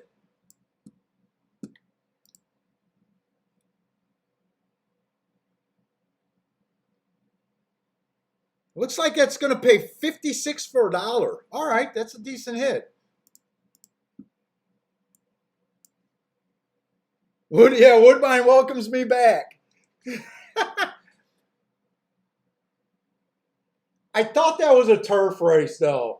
I got to remember, I'm so used to a regular track, not a poly track, shading the I was looking at that and seeing that shaded, and that's why I thought it was a turf race. That's all right. I'd rather be I need some luck every now and then. Oh, Crusader, please don't do that shit to me. Please don't do that. No inquiry here.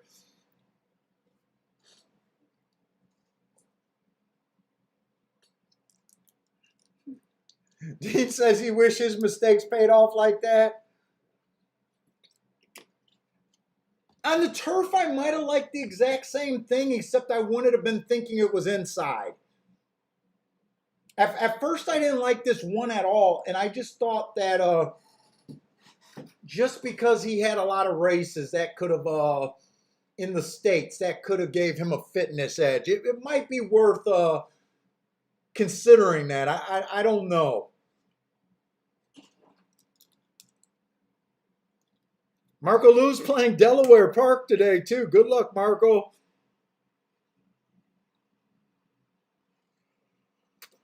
Anyone have any there is an inquiry. There is an inquiry, Crusader. I thought you jinxed you jinxed us. You said you were kidding.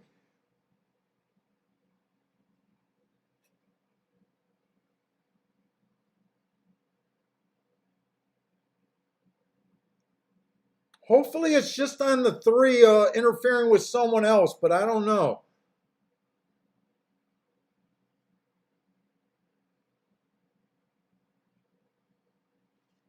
I don't know what they're looking at there.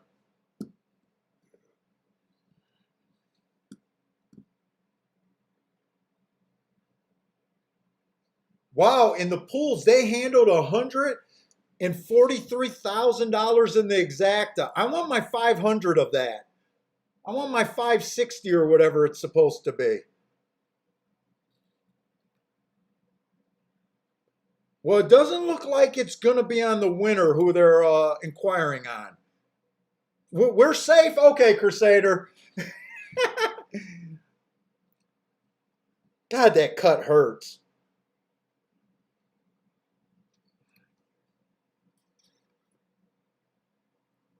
Okay, no winner on the first and second place finisher. Okay. No changes. All right.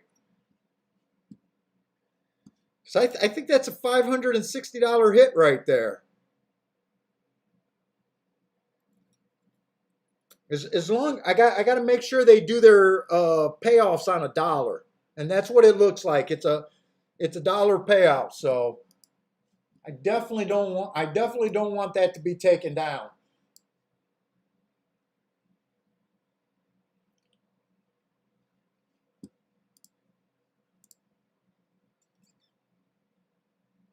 Marco Lou, good luck on your doubles, man.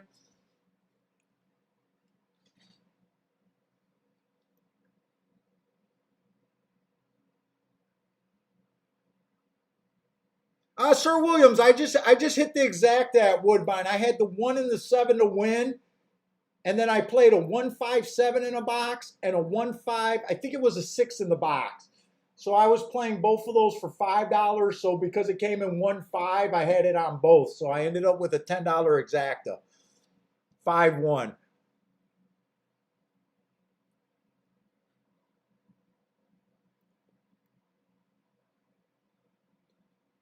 No, I don't have any doubles going. I'm dead. I think Marco Lou has doubles going at Saratoga, but I have nothing else going on. I played exactas at Woodbine, and we had the 3-horse at Saratoga, but I just had a Dutch win bet with him. So we're going in the 4th race at Saratoga. I only got 2 minutes. I got a little excited about watching that race. I'll try to go quick here, but we'll see. So we got 7 furlongs claiming 35,000 non-winners of 3 lifetimes. So I would have liked this class.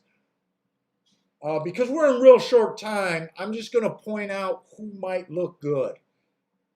The 2-horse earned a heart last race, even though that was on a route race. And he overall looks like a router. 3 races ago, he ran against a bias also.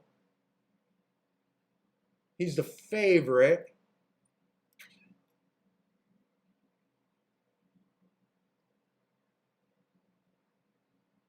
Three horse at 15-1.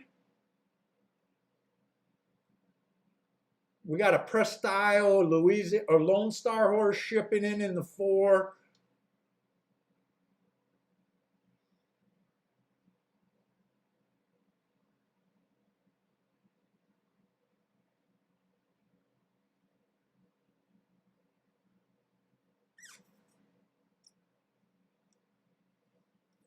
The 7 horse ran against the speed favoring track last race. That might be interesting right there. 2 races ago, he was in the 7 hole. And for most of the meet, we did think that the inside was doing very well there. And before that, he was in the 4 hole in the 7 hole. This 7 might be a little interesting.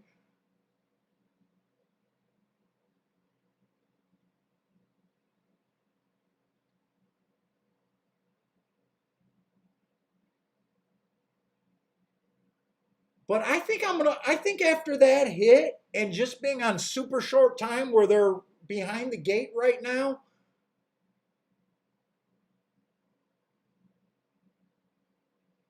the 1 horse, I don't have that the inside was exceptionally good when this horse was running. But he did run on the middle of the track, outside of the track, 2 of the races. That could be a little. I'm going to just watch this race, gather my thoughts about how these Belmont horses on the outside, on the dirt, are coming back and running at Saratoga.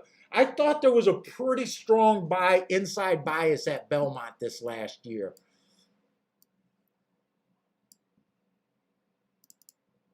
In fact, I'm bringing up the bias reports for Belmont. Where is my bias report? Dude, I better not have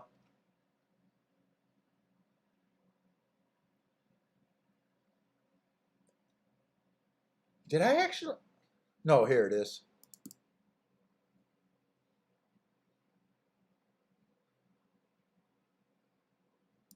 Let's see, they're off at Saratoga.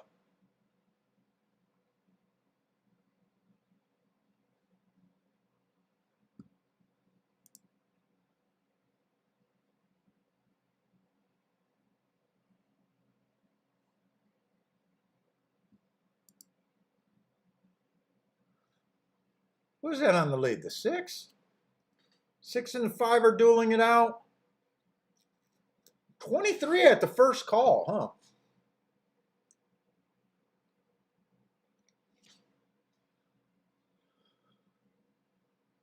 The 2 horse with the hearts and the excuses right there.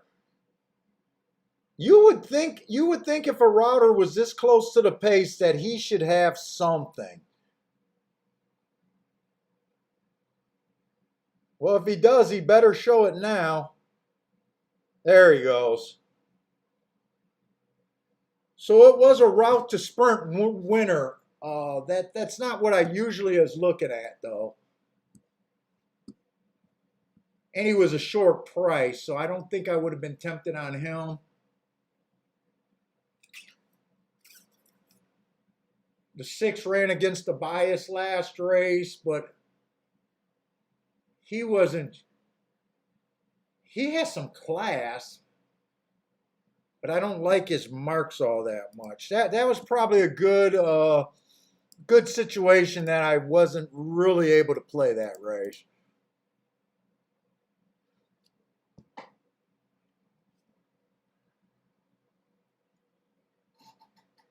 Let's see. Gar said the 6 horse won every race so far at Thistledown so far. Charles might have hit a nice ticket. He's talking about a good hit at 56-1. Oh, he might have been talking about that Woodbine race. Hey Charles, is there really a horse that just won or something? Dancing Kiki? Oh, Kiki will be mad if I didn't spot that name.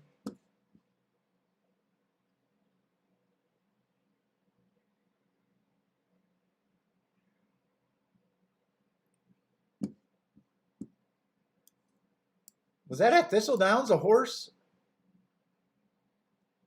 Hold up, I gotta check this out. You guys are talking about so many tracks, I might not be able to follow the conversation.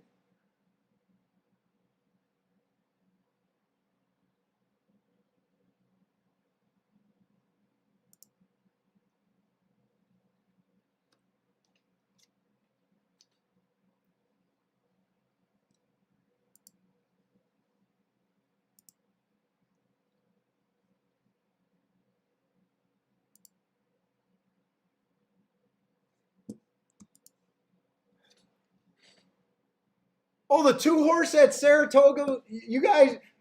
I know some of you guys think I'm kidding. Oh, and she won.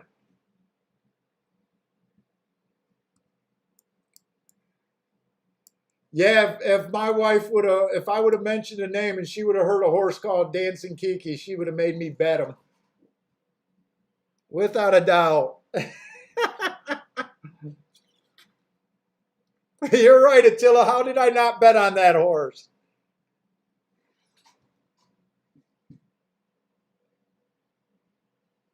I remember there was a horse at Arlington called when we were out there, and my wife doesn't care about simulcast racing, but when we had a box, she would go every weekend.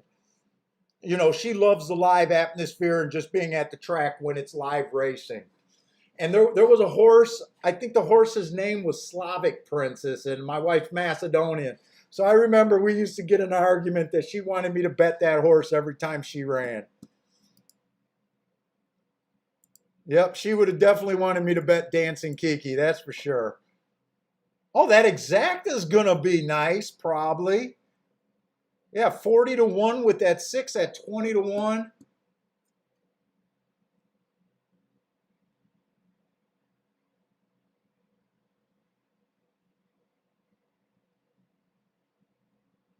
I don't know, kind of unfair when you didn't really have enough time. 6 wasn't really on my radar. I was kind of mentioning the horses that had good marks but didn't look any deeper than that.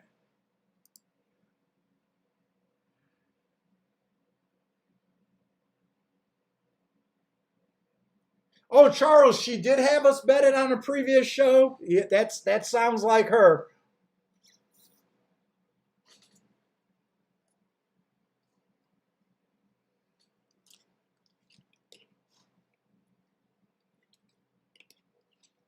Hey, I don't look at their names. I just try not to, man.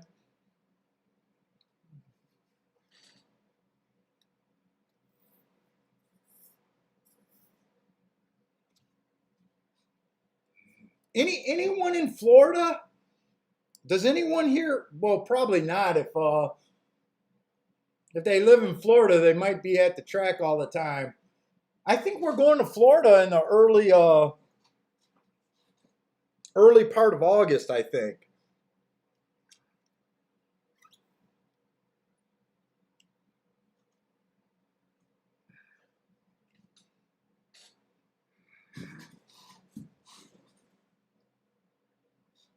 Let's see, they're going in the 5th race at Woodbine, but that's a baby race. I got nothing. I got nothing. Oh, that is going to be a turf race, but it's 2-year-olds with only one horse that ran a single race. So I have nothing over there at Woodbine.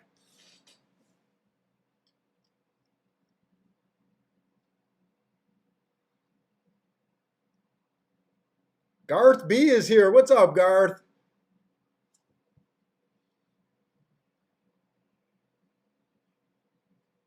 Boulder, what's up, man? Another guy giving me crap for missing Dancing Kiki.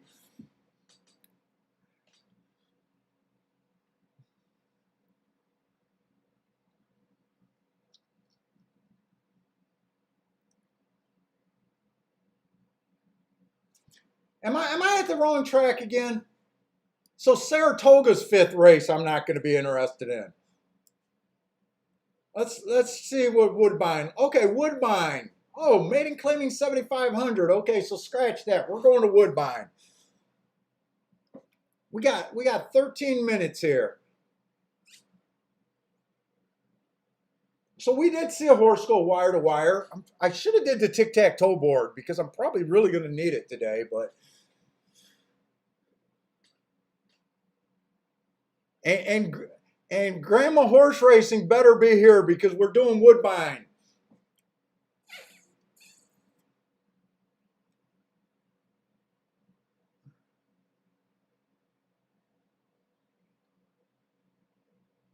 Oh, Garth B is looking at Arlington, getting ready for the first race at Arlington. Are they that close? 26 minutes out for the first race at Arlington. I'll try to keep an eye on it. Even though you said we probably can't play it because it sounds like it's an odds issue over there.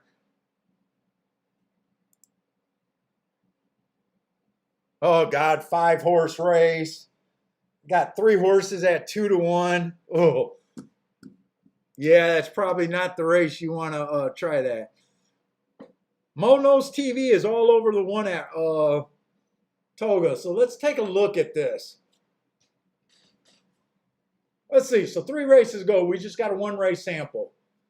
This is on the poly, right? On the poly, 6.5 furlongs. 2 races ago, stalking day, average, or average, 6x3 at the finish. And last race, it was an early pressing day. So I got him running against the bias. And she kept running. She finished 2x1 while running against the bias. She was farther back than she should have been, and normally she might be a little interesting here. 9-2. The 2-horse, 3 races ago, Bad Rail. I gave her an asterisk for that. Flash Speeds fell apart on a Bad Rail. The very next race, it was a stalking day. Just kind of came out the gate average and just fell back. And then last race was an early pressing day. I gave her an asterisk because she had no speed. I don't know. I do like her race 3 races ago, but I'm going way back to November.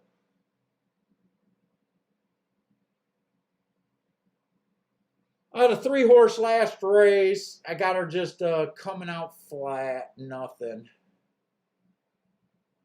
Woodbine's going to be tough.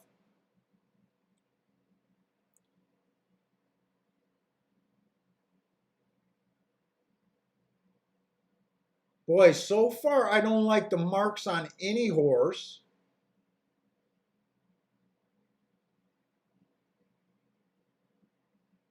There really looks like there's not a lot of speed here. Well, I thought the 7 was going to take a lot more action than 9-2. 8's the first horse with some decent marks. That's the favorite. No, he's not even the favorite. He won 1 tick slower than the fastest winner for the first 2 calls in his only start out.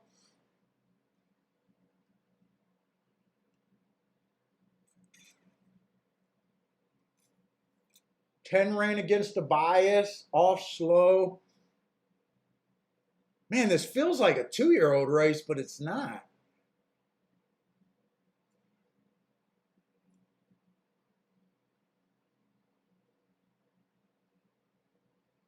Let's see, the 1's a little interesting to me.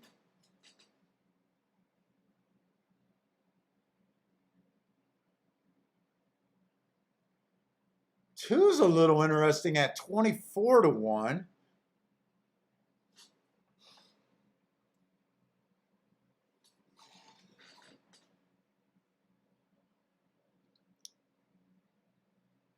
Oh, Marco Lou's keeping it small today. Oh, yeah, that's right. You could play their pick 3s for like 20. I think you could play their trifectas for pretty 20 cents too.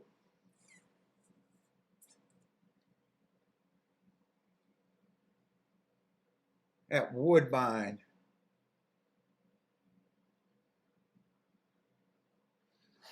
Let's see, is this race worth playing?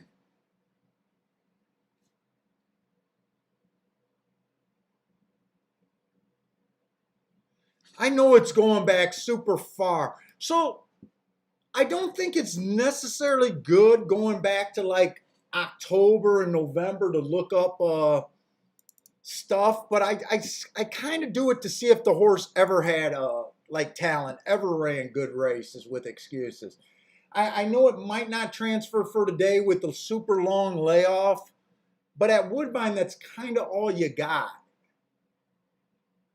So it's kind of like, I guess, a dangerous game, but it's good to see if they got a little bit of talent. Going back to September is just as crazy as going back to October.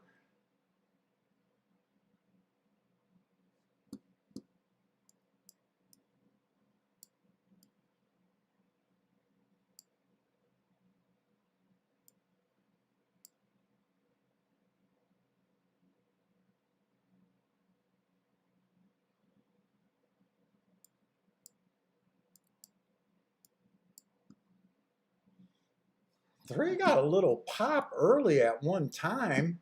It's just the conditioning. What you think of the conditioning in the layoff? Hey, what's up, Mike?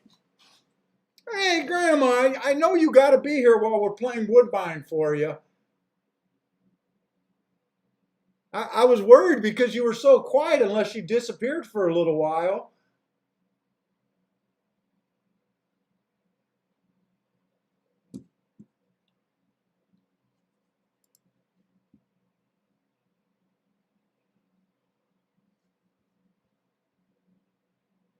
Shit, that was a one race sample. I would have liked to see that one race 4 races ago.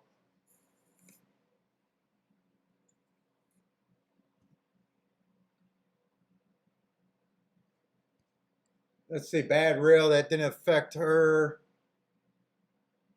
23. Yeah, a lot of these horses tried to flash a little bit of speed and really had nothing. This is a dangerous race here. Let's see, that's off years right there. December 19th.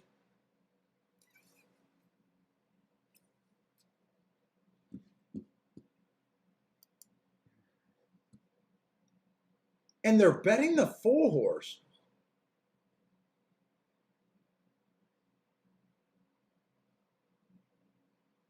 Boy, I really don't like who they're betting.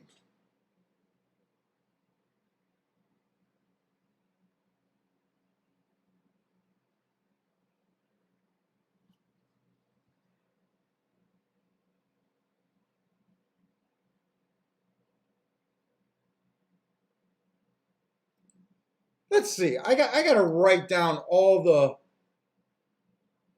horses I kind of see here, just to even see how many I got.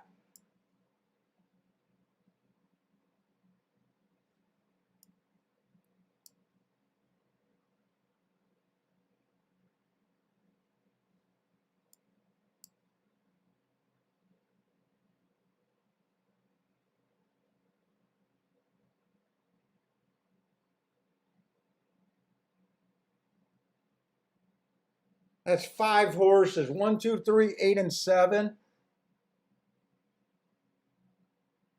God, I got a feeling my opinion is just so scattered here.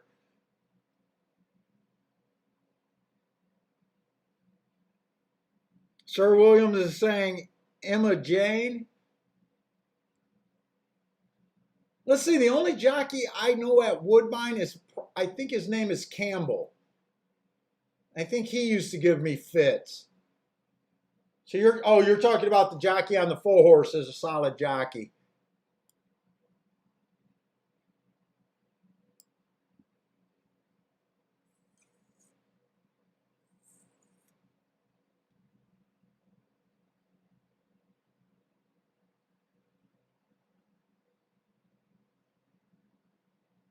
I just don't know what I could do with here. I don't really have a strong opinion.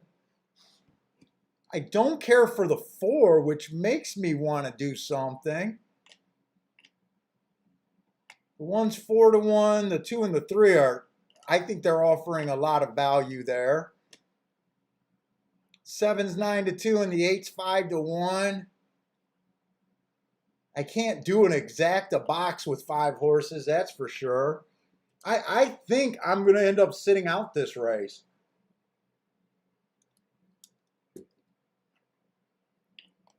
If the 2 or the 3 wins this race, I'll be irritated, but let's see. Could I bet these 2 horses? It'd be a small bet.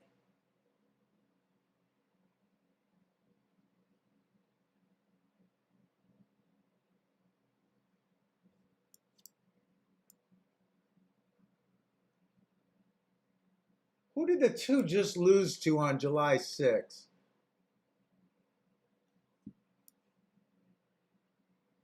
He just lost to the 1.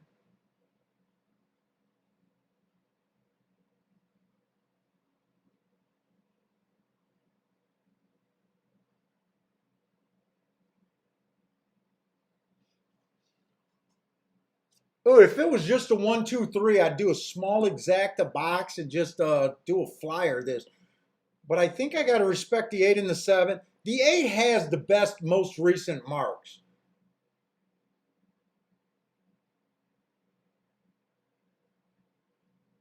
God, he's 5 to 1. I almost feel like I'm being a little chicken shit here, but with 5 horses, I really...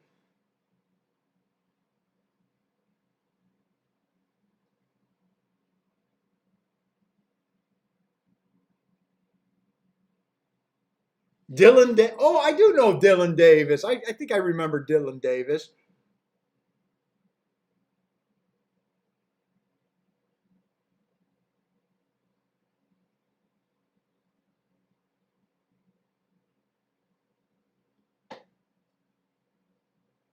Oh.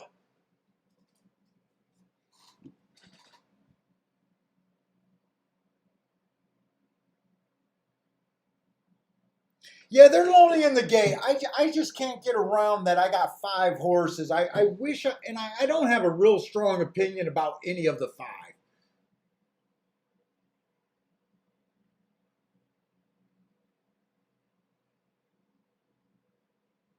I got a feeling if the 2 or 3 wins this race, I'm going to be sick. More so the 2 than the 3. But honestly, when you got 5 horses, I'm not sure how you could just, unless you just say that I Dutched the 2 horses at the high, now at 30 to 1 each of them are offering extreme value, but I'm going to sit out this race. Because I also feel that I got 5 horses, and I'm not even I'm not even sure of what my percentage of even having the winner out of those 5s. The 10 horse can improve off of his only start, right? It was the 10 horse that earned an asterisk his first time out, and he broke slow. Yeah, I gotta leave this race alone. I gotta leave this race alone.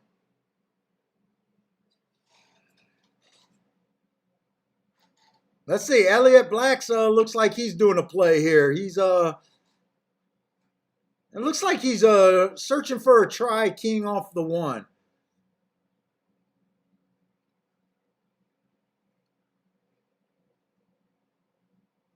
Grandma says needs some girl power. Yeah, we need some more girls.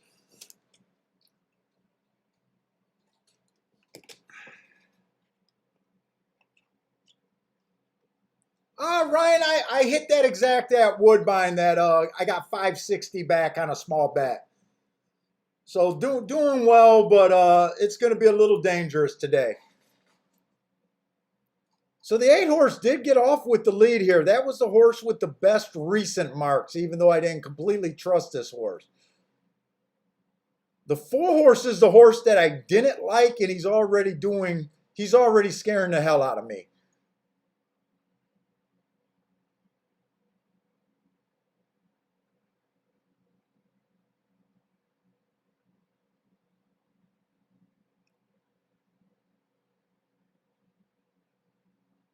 Although he looks done. Okay, so I was right about this 4 horse.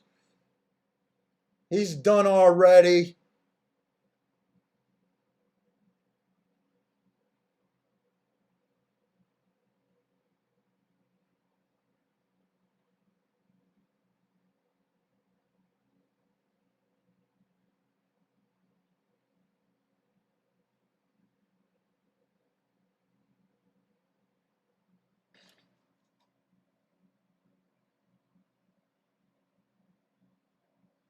Seven, eight, and I can't tell who got third. Maybe it was the 10.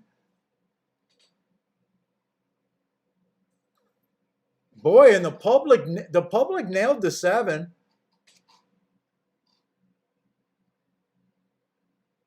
The 2 and the 3 did nothing. The 1 did nothing.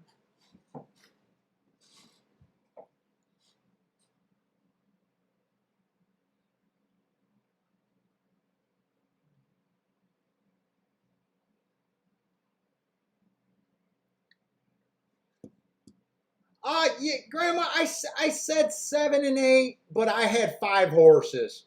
I was considering the 1, 2, 3, 7, 8. So I can't claim that. I can't claim that. There's no way I would have did a 5 horse exacta box there. And really, if I would have bet it, I probably would have messed it up. But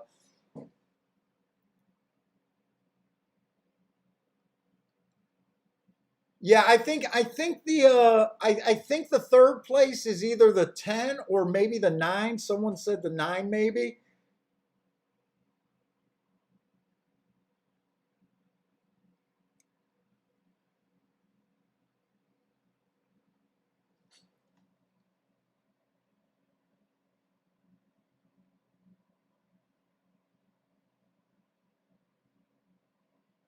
Oh, that's close. It's between the 9 and the 10. Oh, the 3 did end up getting like fifth. 7, 8, 9, all outside. 9 was 99 to 1. Who was a 9? Yeah, 9 wasn't on my radar. He got an excuse last race, but 10, I said the 10 could be there if he improved off of that slow break, but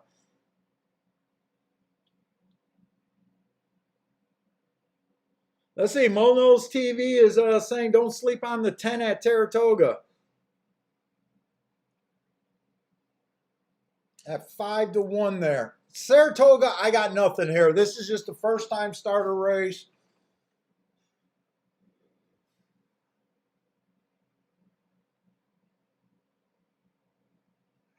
Mike is giving out that Saratoga is 15% of the meeting is complete.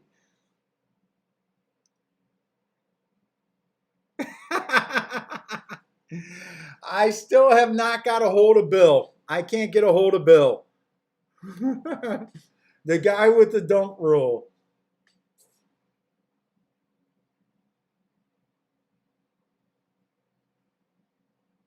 There's another inquiry at Woodbine, but I don't know where this inquiry's at.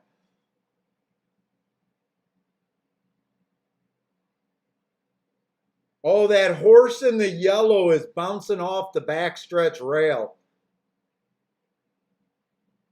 Or almost bounced off. It looks like, I don't know. I don't think that's going to affect too much. Maybe they're looking to try to take this 8 horse down. 8 did cross over, but I can't even tell if the 8 calls that.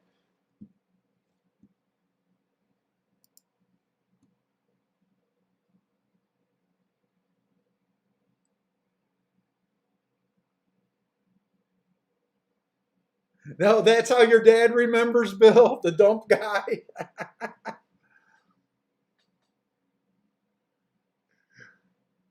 I know we're gonna have a memories tree, a memories throwback to remember Bill.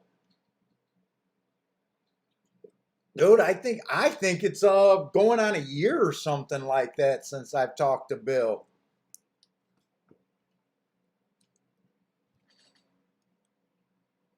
For a year since he's been on the show.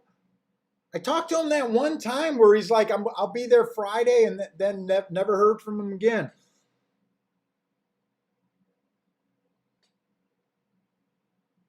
Yeah, I really don't know. I hope I didn't pump some hope into you, Grandma, but I couldn't tell. I just noticed that the eight crossed about where there was bumping, but from that way, I couldn't see if the eight had that cleared. I think he had that clear. I really don't think it's going to affect him. But if they got rid of the eight, that helps you a lot, huh? Yeah, Parsons been MIA. Parsons been MIA. But he's super busy with work right now, so I know why Parsons not around. Which is making it brutal for me because I had to do all my stuff by hand and I wasn't able to get everything done. I had to forget about Louisiana Downs, Evangeline, Sam Houston. I had to forget about all those tracks. I'm not doing those by hand.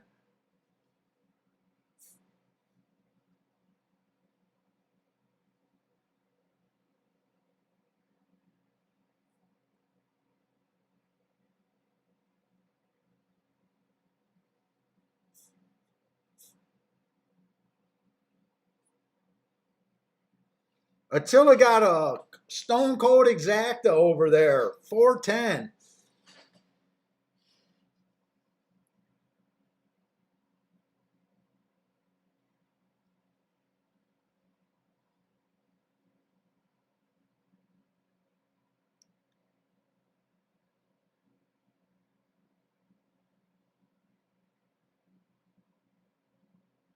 Oh, Bender? Bender's been here, Ryan. Bender's on like a he's on an AMC. I don't know where he's at, but man, he made like 160,000 in like a month. I don't know, but he's riding that AMC train, AMC theater, something with the stock market. He was in here like I haven't did a show for 2 weeks, so maybe 3 or 4 weeks ago he was in here for a little bit. He's busy with work and he's busy watching the stock market.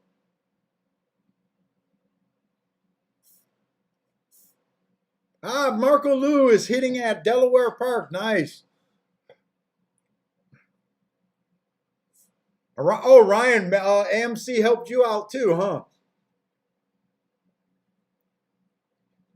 He was telling us in the chat room maybe about a month ago that he's just riding that wave over there, buying. I think he's buying options or something. I don't understand it.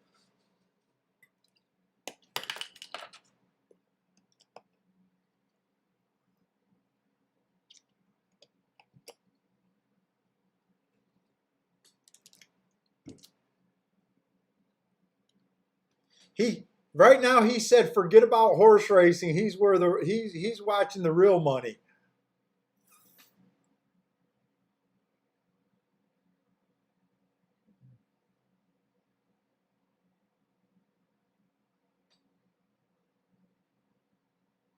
Okay, so Saratoga is loading in the gate. Oh, Ryan says option trading. He knew he liked Bender. I think now I don't understand it, and I'm not putting his business out here because he was in the chat room saying this. So It's not a private conversation that we had, but I heard from what I understood, he was buying options at $200 and was re-rolling it every week.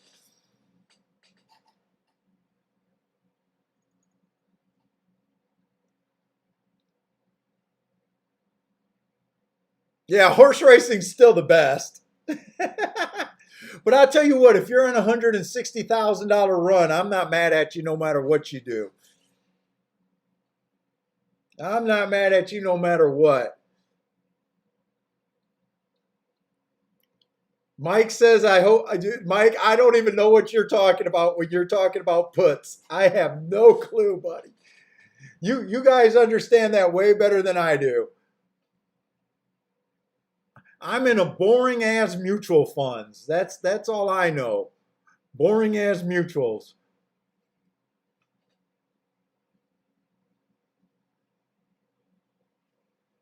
Let's see. Mono's TV likes the 1 and the 4. I think he's saying he likes the 10 over the 1 and the 4. I think he put up the wrong number in his exacta.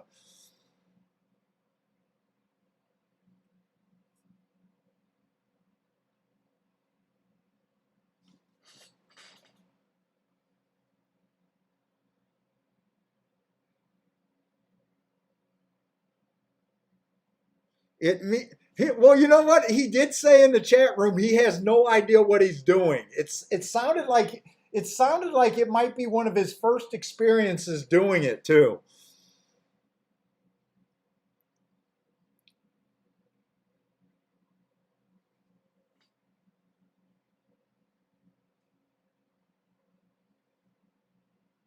But hell, we love to see someone in the chat room doing something. It don't have to be with horse racing.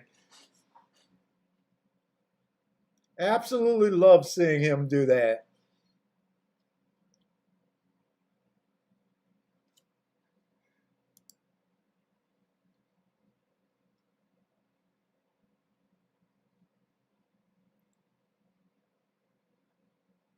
Yeah, Mike, I was even saying, hey, don't you take like 100 grand and just roll the 60? Don't you get out of it? I don't know, man. I don't know. I was trying to tell him on the in the chat that man, don't you just want to take your 100 grand and just roll the 60? But you guys know how I am, man. I'm always gonna take the money when I can. Oh my God, Mike's saying it's already down like 65%. I hope he's still up. I don't know.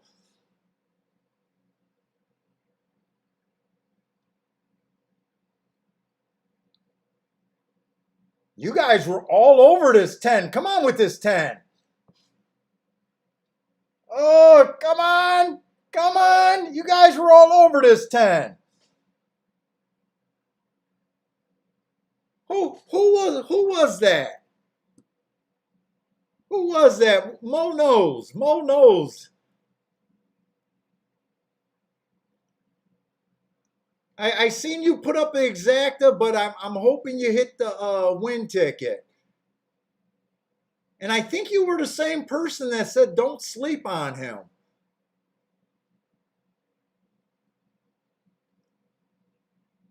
Attila had the right idea with the 410, but he did it. I think he might have did it cold.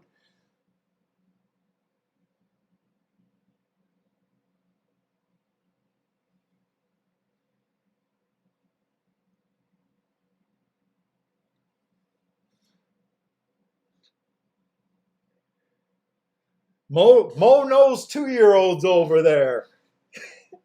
It'll be like the old Bo Jackson commercial. Oh, Mo, no, no, no.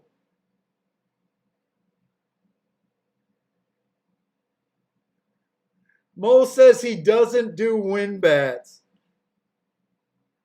Oh, Mo, I was hoping you at least had a win bat. Still nice job. I think you were the one that gave us the big heads up on him too.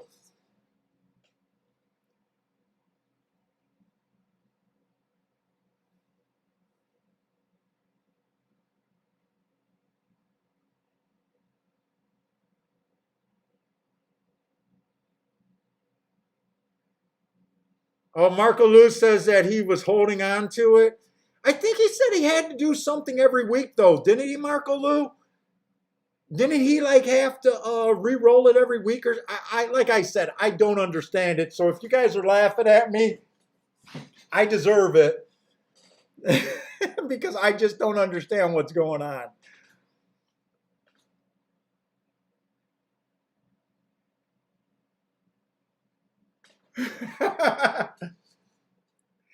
Mo, you know what? I don't think it's the worst thing that you did because I feel like you'll make money in the long run in the exactas with an opinion like that. I still do win bets, even though they're not the bulk of what I expect to make at the end of the year.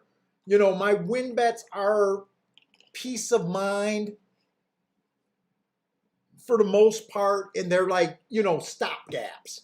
They can make a losing day into a winning day, but for the, you know, long haul at the end of the year, they're only like plus or minus 5% is what I really expect on my win wagers.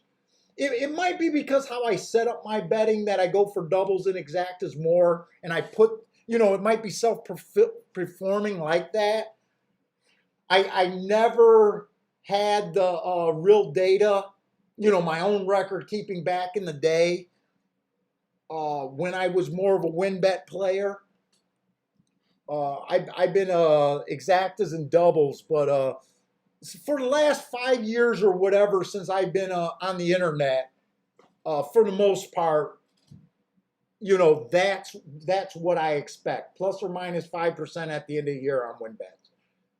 You know, if that's where my income came from, it wouldn't be worth me doing horse racing.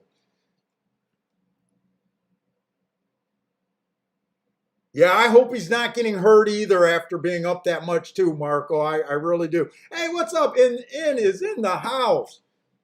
My man In always comes in strong.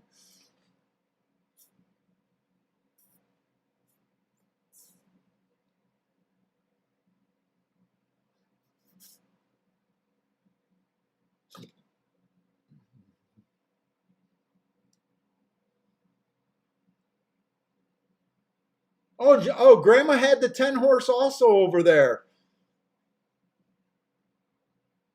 I knew when I was looking up in the earlier when you guys were talking about that race, 10 was pretty damn popular in the. It looked like a lot of you guys were using the 10.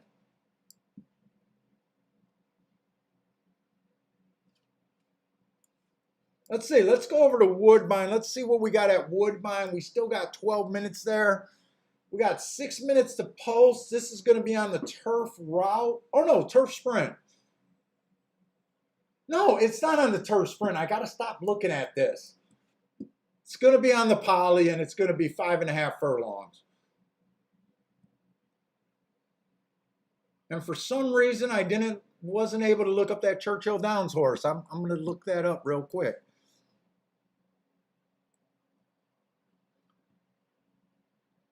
Let's see. Marco's on the 4 and the 6 at Woodbine, leg 2. Let's see. What did I want to look up? Churchill Downs on this horse. Oh, is that one of Marco's horse? Did Marco say he was on the 2? Oh, no, 4 and 6.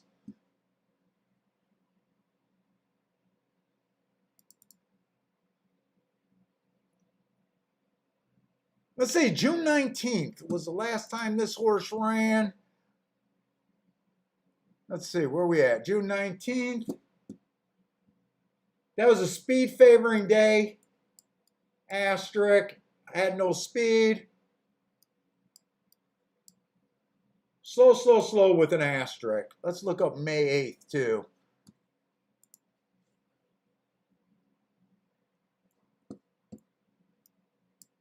That was an EP day that favored the inside. Asterisk both races. Let's see, 23 and 1 would have been average. Average, slow with an asterisk.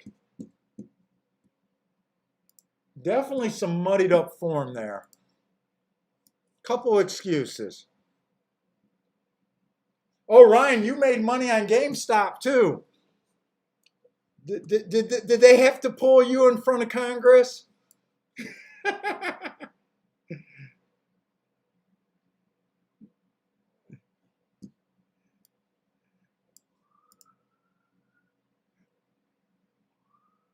Is Ryan a GameStop millionaire over there?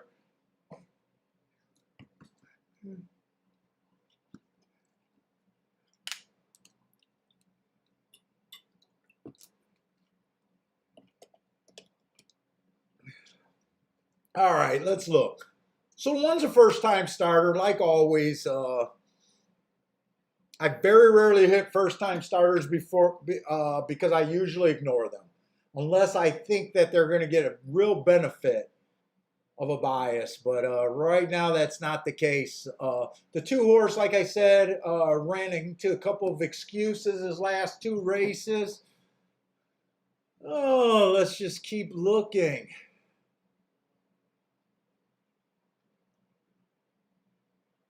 Man, I don't like that Woodbine and Saratoga. Their graphics look so similar. Let's see, the three, last race. Average, match strides with the slowest winner, dueling the whole way, speed and fade. I mean, that's a useful race, getting Lasix. Not that I care about the Lasix angle, I just said it.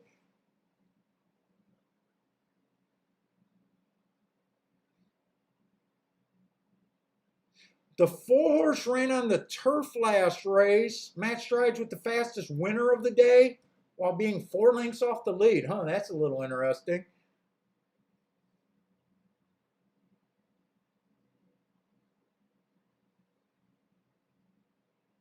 The five's coming off of that exact same race.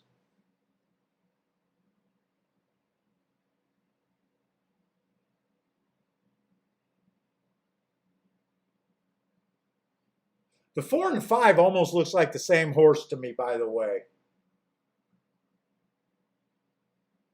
Wait a minute, is that the exact same race?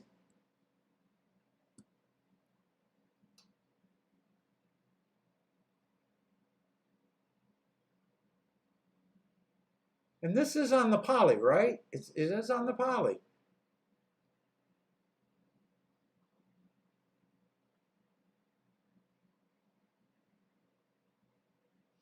Six has just been kind of average. Man, this betting board looks good.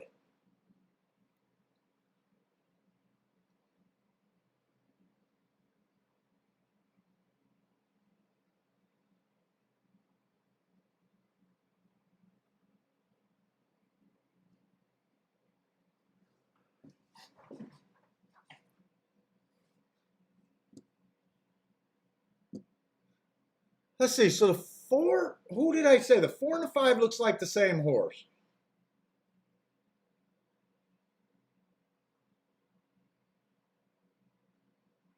I want to look up that race. John made me look at the comment. The 4 and the 5 ran in the same race, and the 5 got shut off. I wish we could just pull this replay up and watch it, but I don't think I can get away with it. Let's see, shut off in the stretch, shut off on the rail in the stretch. So he would have been in the 8 hole. Let's see, I want to look up this race.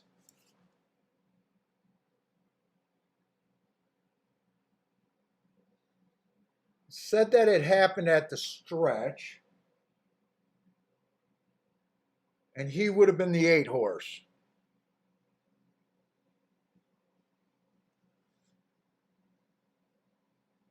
Ah, there he is. And the 4 would have been the 10 horse that day, I guess.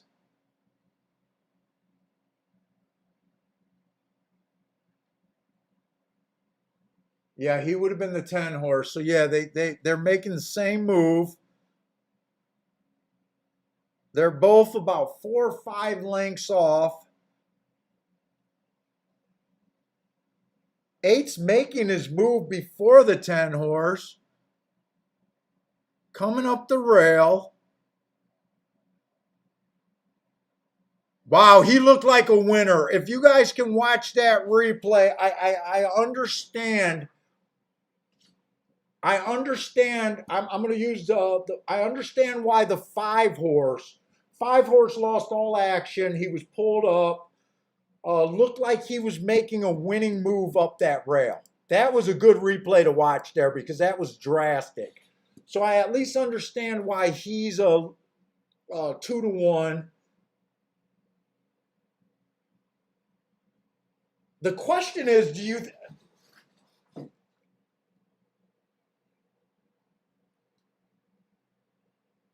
My question is, are they even the top two horses? I would favor the 5 over the 4 horse here.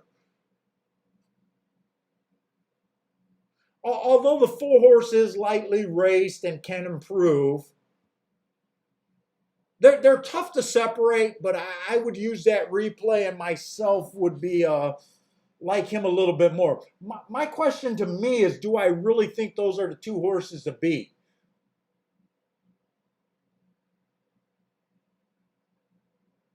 Because I kind of see a little bit of upside on this 2 horse.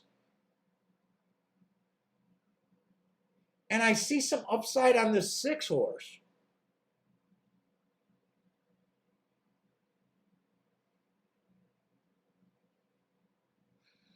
So if you believe the 4 and the 5 are the best 2 horses, then I don't think there's much upside in this race unless you can handle a 2-1.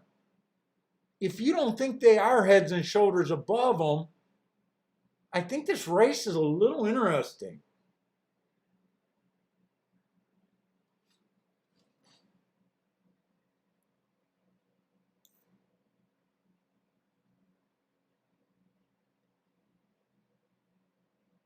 And am I reaching too far on this 2 horse? I think he has 2 solid excuses in his last 2 races.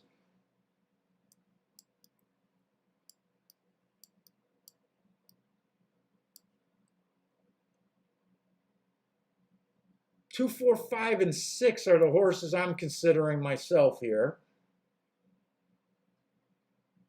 Wow, 7-1 and 8-1.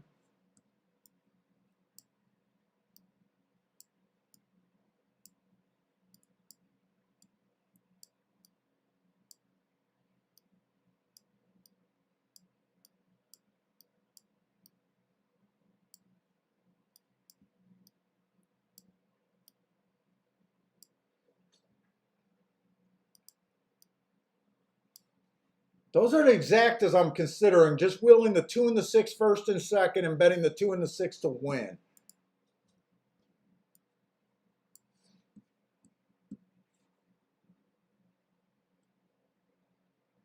And this is on the poly. I got to make sure about that.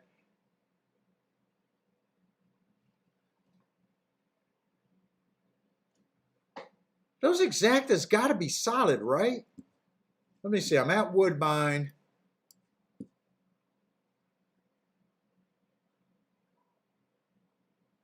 Let's see.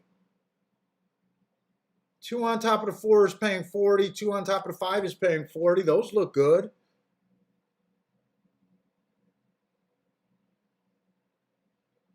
Six looks okay.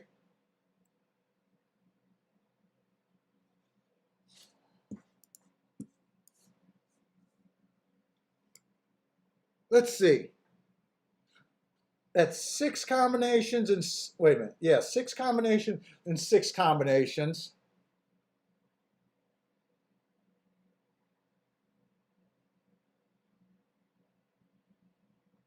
I don't think I want to do these for $10.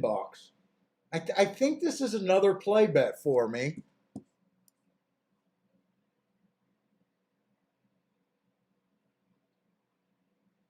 Let's see if I do the exactas for $5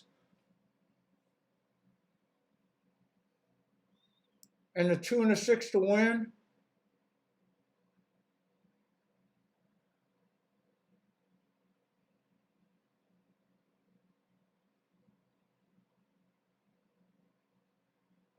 I think I want to do that. Ah, shit. I gotta get over. Oh, shit. Woodbine does not waste any time getting in the gate. Fuck. Oh, I don't know if I'm going to get any of this in, actually. Fuck. Now that I got the replay there, okay, there it is. I don't think I'm going to get this in.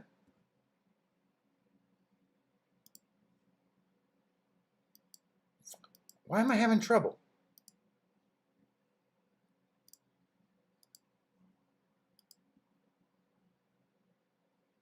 Six and two. I didn't get any of that in.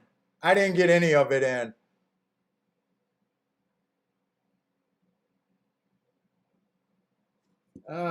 Shut out.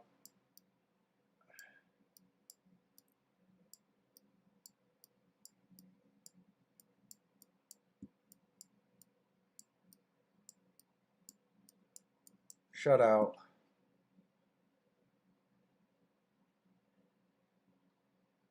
Come on, six. Who the hell is this three?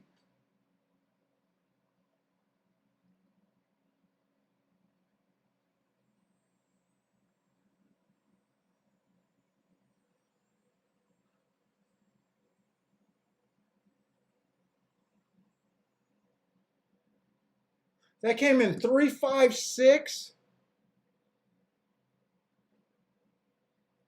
3 had some front speed. 3 was a speed and fade.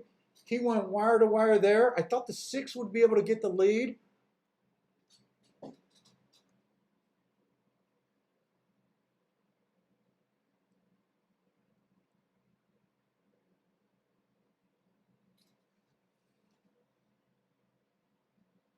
Five was definitely better than the 4.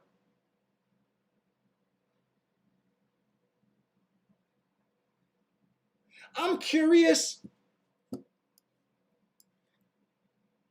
I don't know if I would have did this before the race, if this would have made any difference, but I want to look up that August 16th race.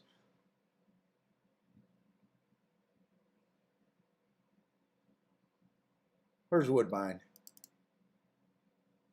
I know it's going back. It's going back an eternity.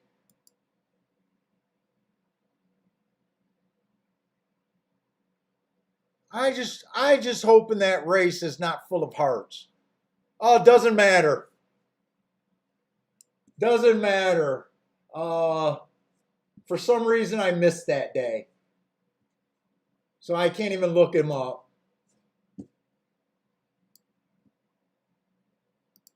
Look, I don't really have a problem with that. Look, I didn't get a bet in, so it really didn't cost me anything.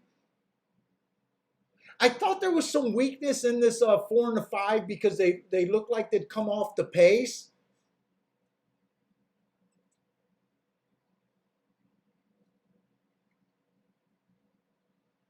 But I didn't really see the 3. I thought maybe the 6 would have got the lead there. I just didn't see the 3. I want to look up that. Let me see something.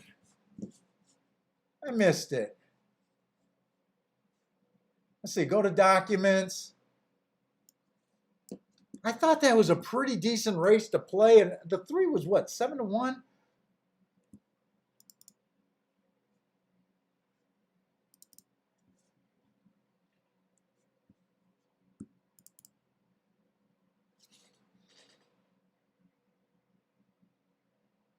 The next thing I'm looking at that's catching my eye, I just feel like this was a kind of a decent race.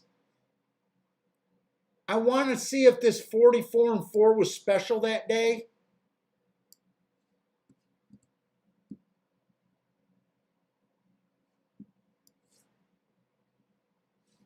And it's not.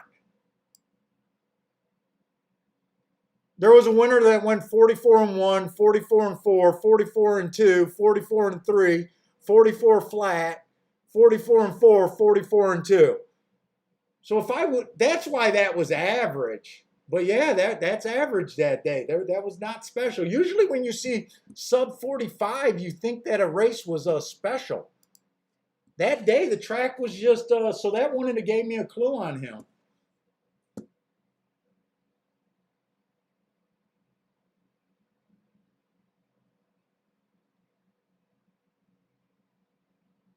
$6.19. And him and the 6-horse did run together on $6.19. The 6-horse had the lead and was dueling. Was he dueling with him?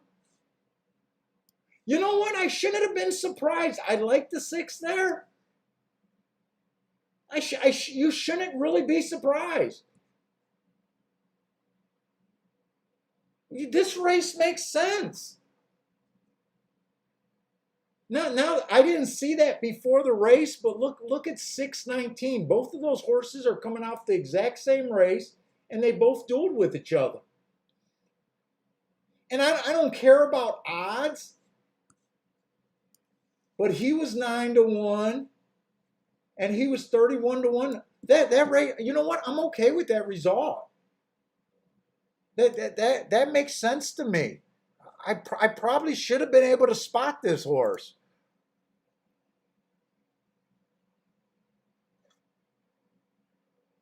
Is there another inquiry at Woodbine? Do they just throw up the inquiry sign every race? Did anyone have that 3 there? Oh, Sir Williams is saying the 3 needs to go down?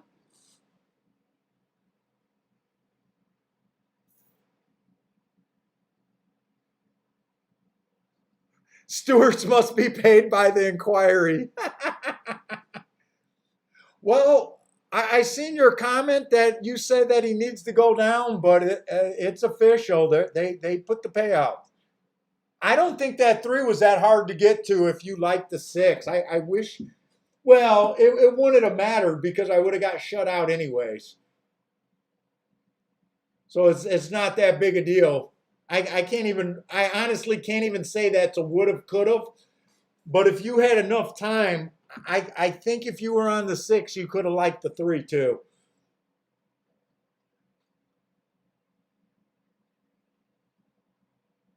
Oh, In says everyone blanked out that race.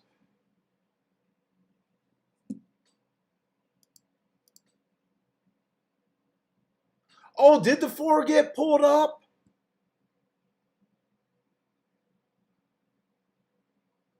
I'll try to watch that replay, but I'm trying to get over to the Saratoga.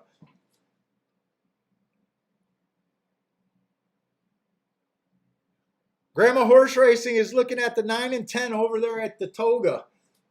So we got a turf race, turf sprint. They've only ran 5 turf sprints so far at Saratoga. 1 through 3 is winning 60%. But if you want to hold your hat on an inside bias just based off of 5 races, I don't know. That could be tough. As crazy as I am about biases, I don't even think I would run around yelling biases off of that. The 10 is coming from Monmouth. This is probably not a race for me. Pretty much all first timers. Although the 1 horse did earn the hearts, and he's a 14-1.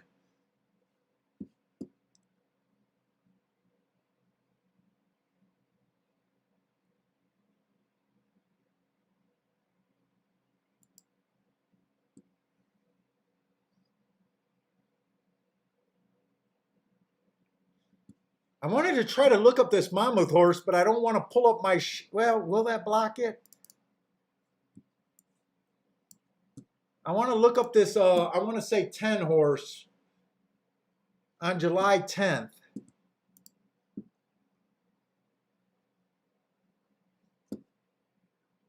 That was an inside day. She had the inside.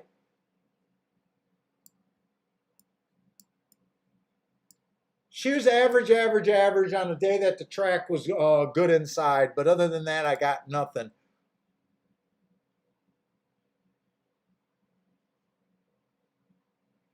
Here, I definitely want to see this break on this 3 horse. I want to see what you were talking about, saying that the 3 needed to come down.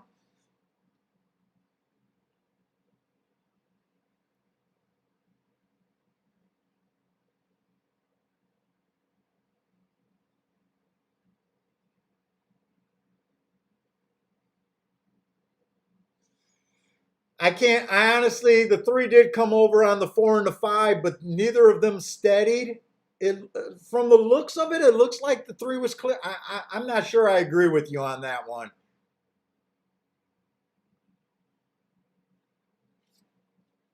If the 4 and the 5 steadied, maybe, but even then, it's always hard to disqualify him at the start.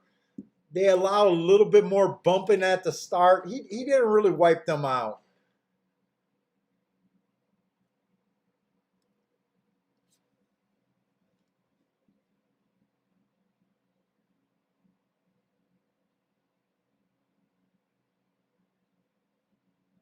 You know what?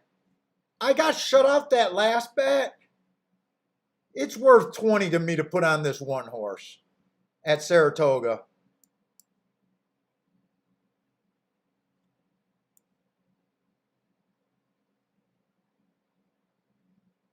Why are my odds saying he's 40 to 1?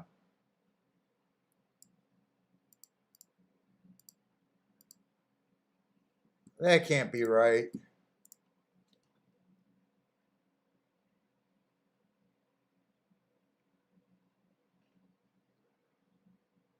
Yeah, I don't think that 3 should have been taken. Or, well, he wasn't taken down. I agree with it. He crossed over on the 4 and the 5, but neither of them got bumped, and they didn't look like they pulled up. I just seen it one time, and I didn't think that looked bad.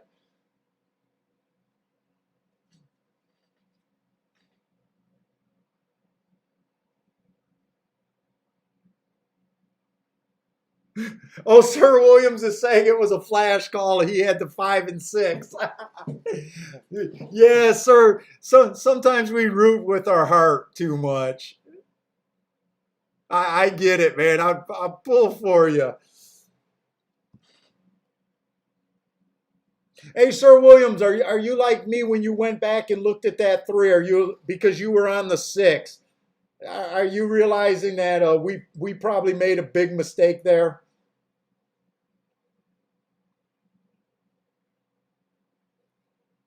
I think the 3 was playable.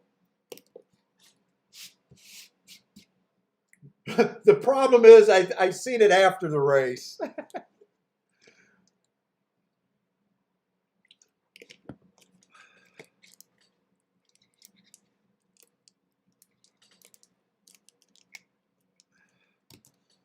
Yeah.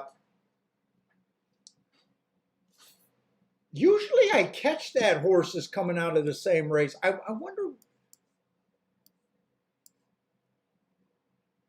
And I was looking for speed. How did I miss that?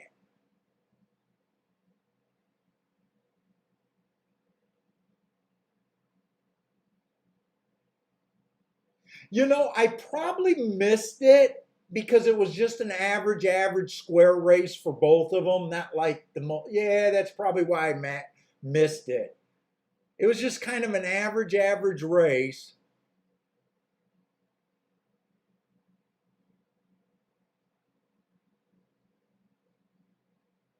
This is one thing I don't like.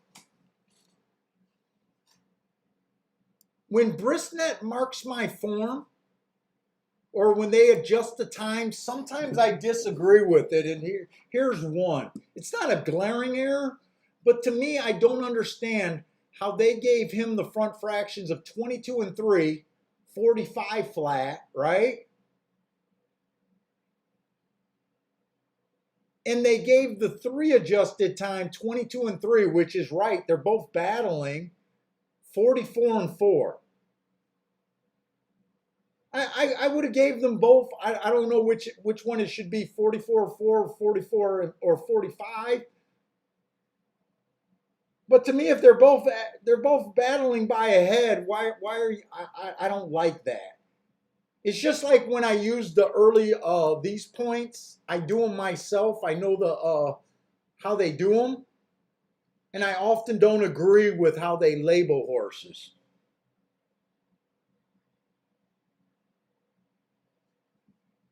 Right? They're all the same race. Outfishy or whatever, outfish. Those are the exact same races.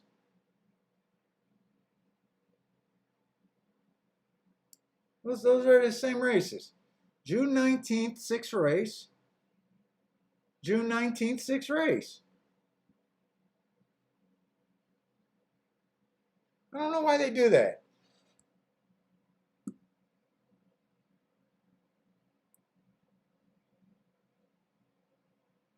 Oh, was he the horse that I mentioned first time in Lasix? And then I said he was the horse. I even mentioned the Lasix, even though that's not a that was just my first year handicapping looking at that. That I don't but yeah, I know some of you guys probably still like the first time Lasix angle. Saratoga, I did bet that one horse. Just the 20 bucks on him to win. That's it. He did get the lead. Is he? Is he? He's hooked already. He's hooked. No, he's not hooked. Come on with this one.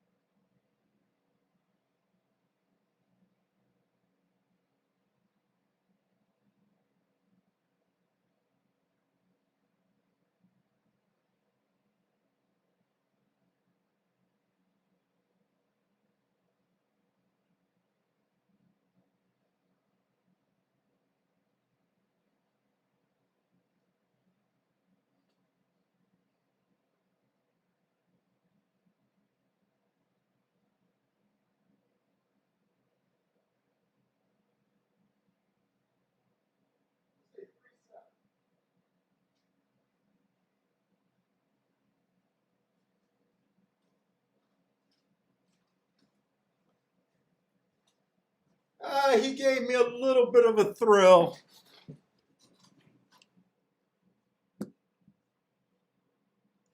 He gave me a little bit of a thrill.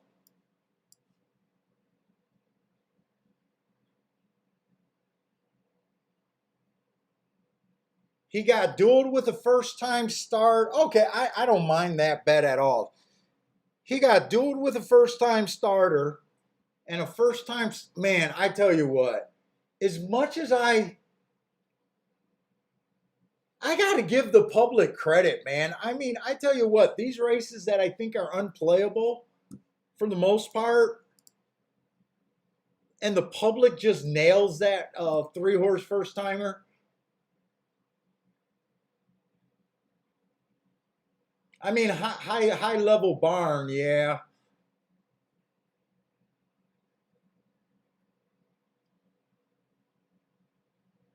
Dude, you got to be impressed with that. You got a bunch of horses with just connections and workouts.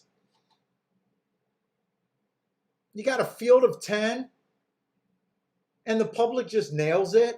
I mean, to me, this is almost an impossible race, and the public just nails it down to even money. The horse that got second was 4-1. Was he second choice there?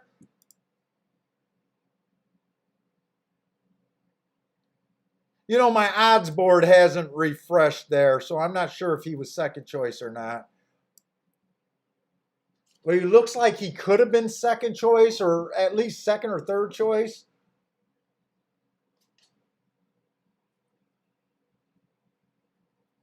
I guess that's why I say you can't play every race. I mean,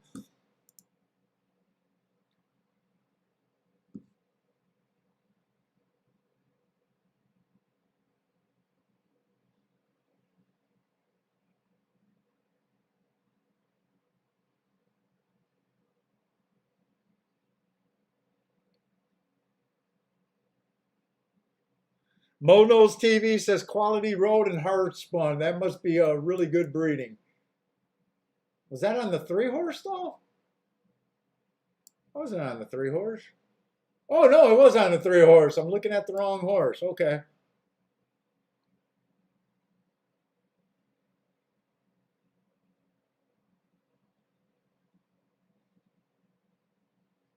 Mono's TV caught the exacta and the try there. Oh well, you probably needed that 5-horse to get up in there, and hopefully he helps you out there.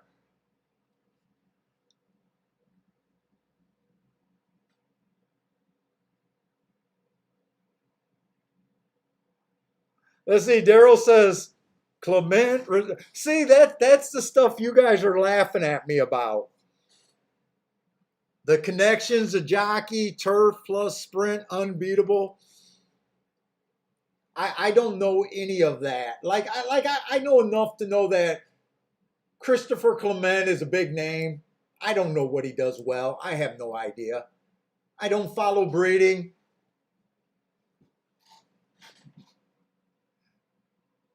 But yeah, I mean, you got to be impressed. I mean, the public just nails it.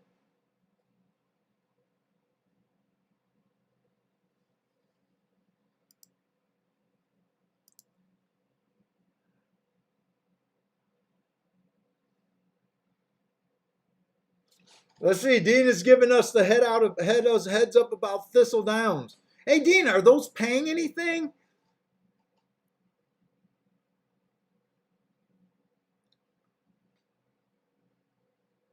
Who won the other race that the you're saying that post 6 is 6 out of 7 at Thistle Downs? Did another outside horse win that race that the 6 lost? Oh, Mono's TV, you find breeding intriguing to you. I find it the boringest part of handicapping. I tried to read books on breeding and my head just went. It was like reading a school book. It was brutal. I didn't retrain it or retain any of it. It was just the driest reading for me. But it takes all kind in horse racing. I get it. Like I always say, the people at the highest level, the owners, the breeders, the trainers, that's what they use a lot.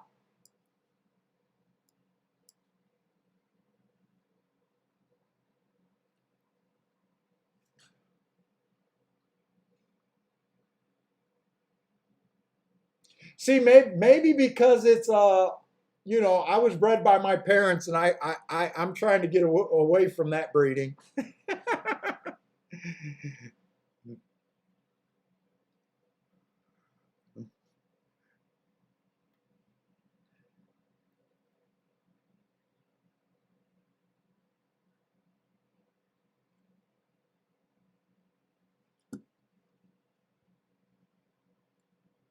Let's see. So Woodbine, where are we going into the 7th race over there at Woodbine?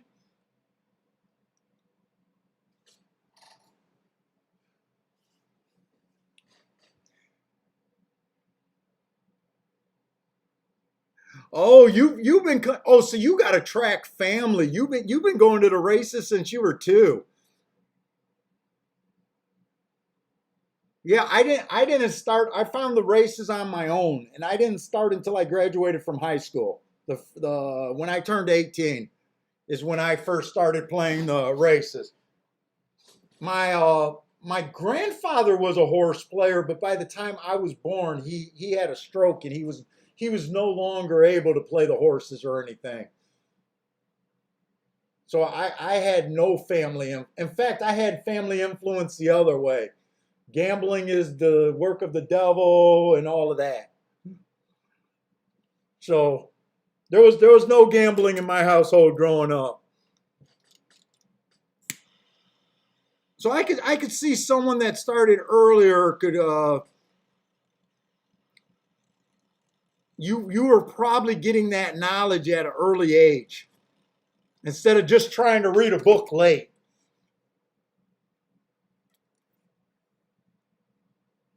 You were probably influenced by your parents playing the horses and hearing them talk about it. I I went right to the library and started reading books.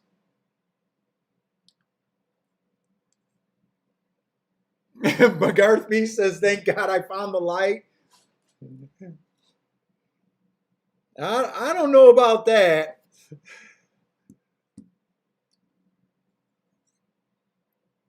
Yeah, I grew up in a Bible thumping house. Oh, you learned from your uncle and your mom. See, that'd be nice. I wish my dad could enjoy something like this.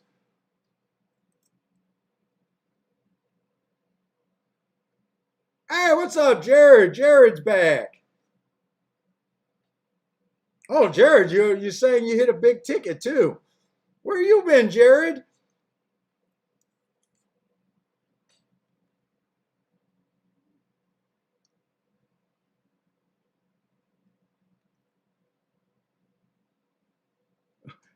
Your dad despised gambling also.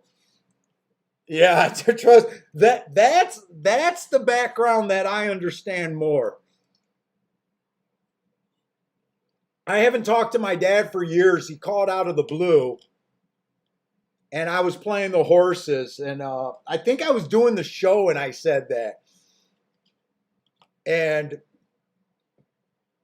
he goes, "Oh, you're still doing that," and snickered, and I got super defensive because my dad was a small business owner, and I just made the sty comment and go and said something about his work and what he made.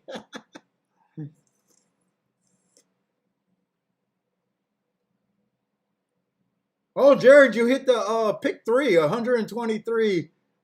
Nice, 8 times. Yeah, that'll get you excited.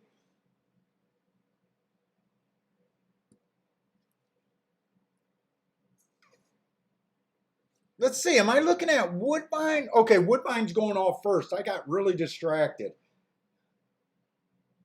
In Woodbine today, I thought Saratoga would be the better track for me so far today.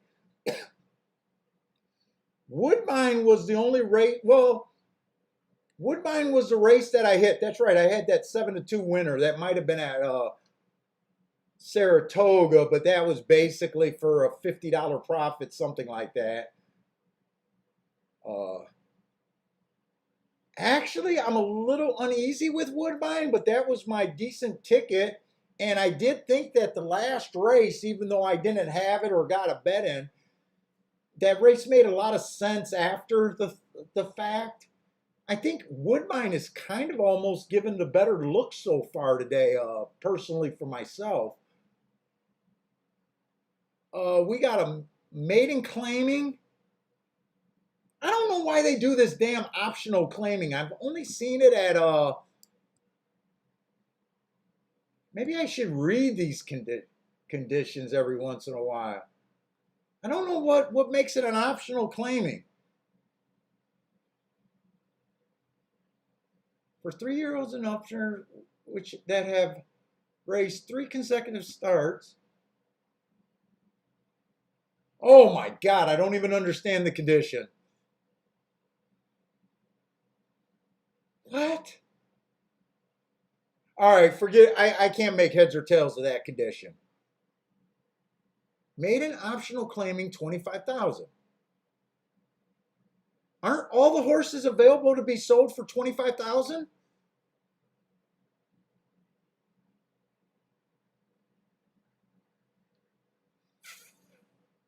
I don't get the condition. All right, anyways, this one horse, average slow last race, almost got in position at the top of the stretch and did keep running. Finished 6 by 2, making up lengths.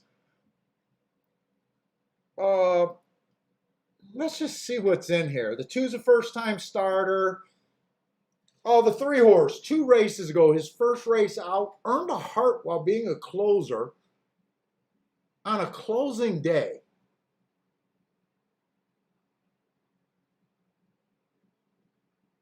Do I like that heart or not? I'm not sure about that heart. 7-2 price.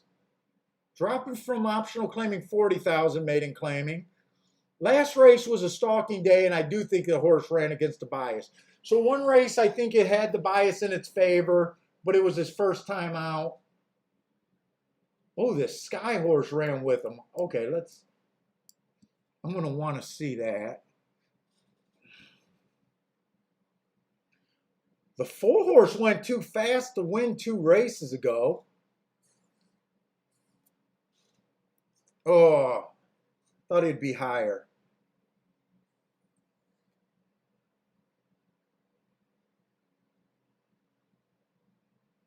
Let's see. The 5 horse earned a heart on that November 8th race. The same race as the 3 horse.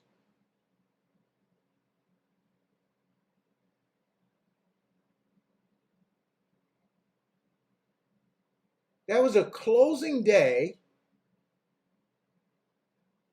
Well, I don't know what to make of that. He did come back and run a nice 4th by a neck at 14-1. I got to decide what I think of that heart. And I know there's another horse that came out of that race.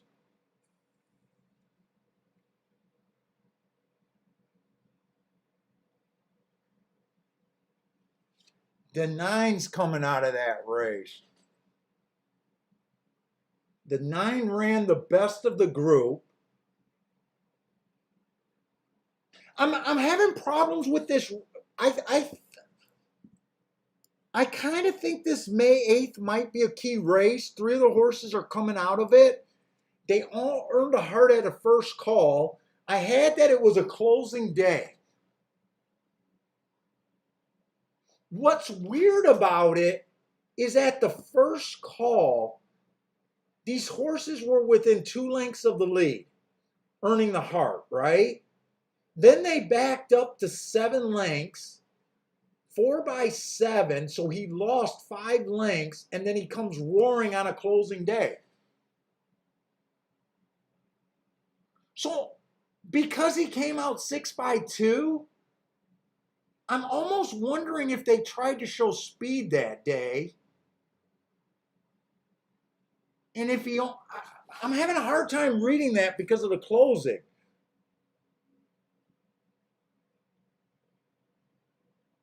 And that's talking about the 9, the 5. See, the 5 didn't come back closing, but if he was trying to show speed, I kind of like that race. Who else was out of that race? And the 3. I could kind of see that being a key race. Now, if it's not, oh shit, they're off. I was just ready to say, now if it's not a key race, I'm kind of interested in the 4. But I got so caught up into digging that I didn't do anything or looked at anything. So I guess I'm rooting for the horses out of that May 8th race or November 8th race or the 4 horse.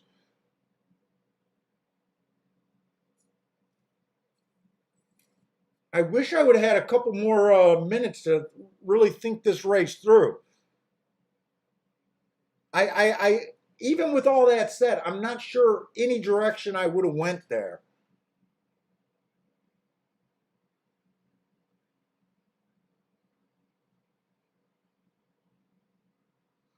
Let's see, Mo knows he went try 3-9 with the 3-9 all. Good luck.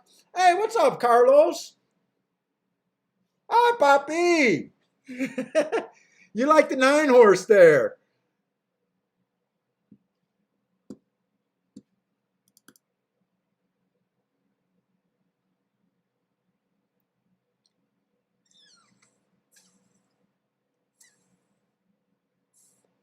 Yeah, I know.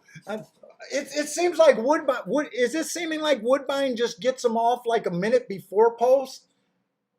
Woodbine seems not to fuck around.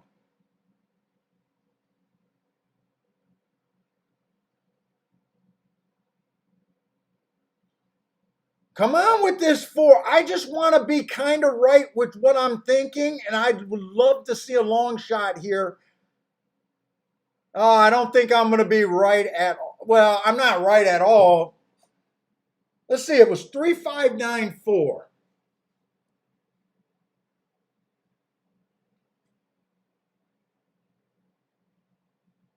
So those were all of the horses that I were considering: the three, the nine, the three, the nine, the five, and the four. But did some oddball win that race or split them?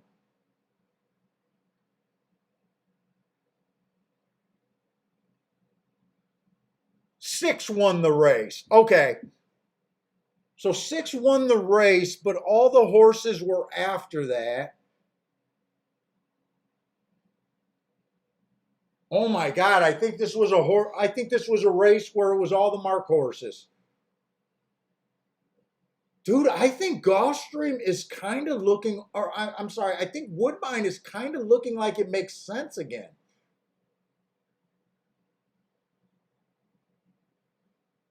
I got so caught up in looking at that, I didn't really have six on the radar. Now that I'm looking at the six with the triangle,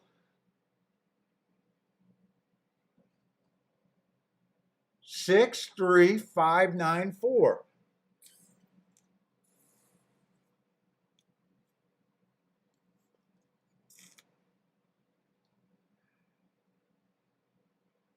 Is there going to be another inquiry over there at Woodbine?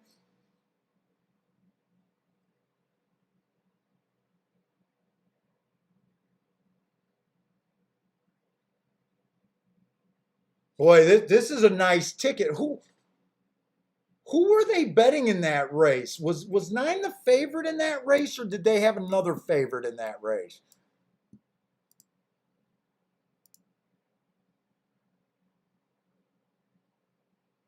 Oh, four might have been the favorite there. No, no, no, no, no, no, no. Why is the odds not matching up?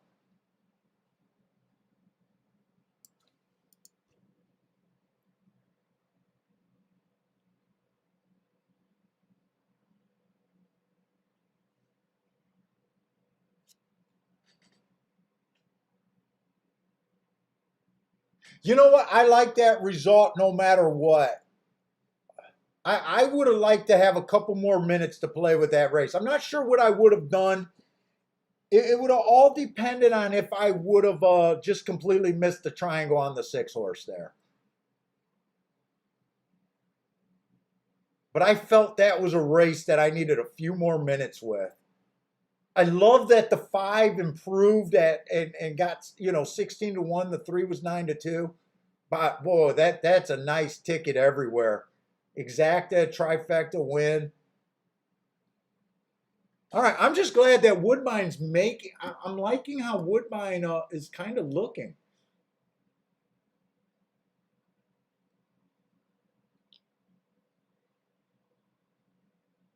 They were all across the track and looked like they had a chance to win. All right, but I don't want to waste too much time dwelling on that race. I want to go over and look at. I got to figure out how to give myself a little bit more time.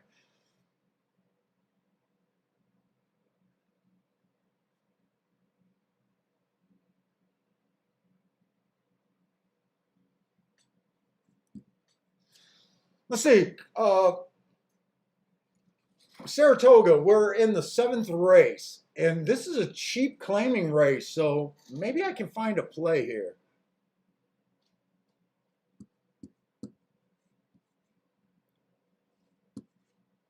There's a lot of scratches. The 1A, the 3. Oh, there's only 2. Okay.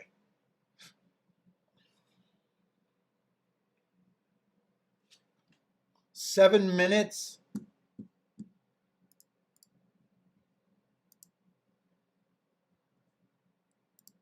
No, no, no. I don't got time for that. Let me look real quick.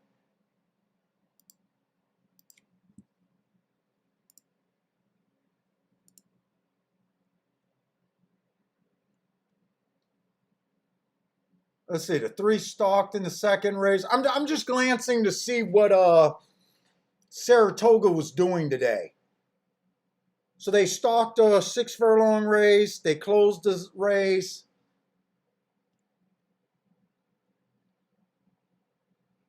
It has been inside, but it's been kind of chalky. I don't know if that's enough. Let's see. I only got the results for 3 races. We got a 2-1, a 7-2, and an odds-on horse that won so far. So don't worry about that right now. Let's see. The one's taking the class drop, dropping to 16,000. Let's see. 4 races ago. Inside of the track was good. She had the inside, just missed. I don't think there's nothing wrong with that race. Didn't win at Finger Lakes. Ooh. Last race, the rail was bad. She had the 5-hole match drives with the fastest winner before tiring out while trying turf for the first time. You could probably forgive that race. She kind of ran her same speed figure.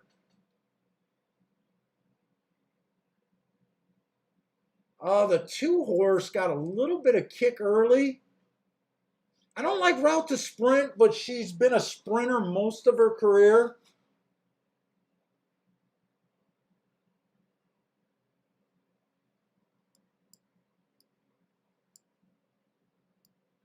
I like that she earned her heart 2 races ago. Where we at? 13-1 on that horse, huh?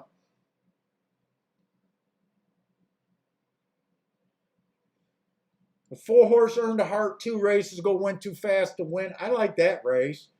I would have liked to see her improve more than 2 points on her speed figure the next race.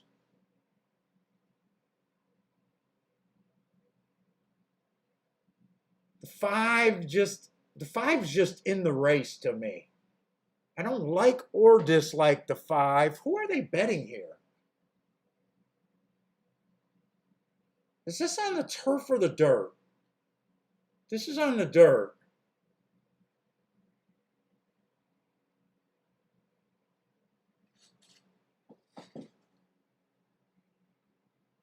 Six horses making, there's a bunch of horses dropping in class, but this horse is also dropping.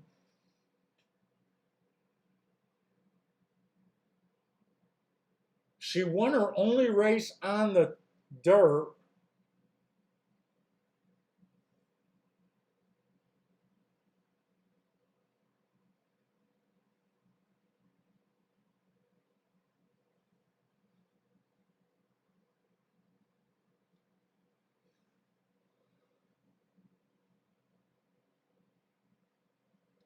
The 9 earned those hearts at a route. I don't trust the 9.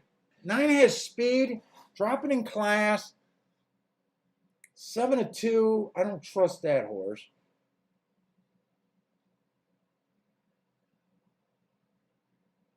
Did the 10 just run with the 6? On June 24th.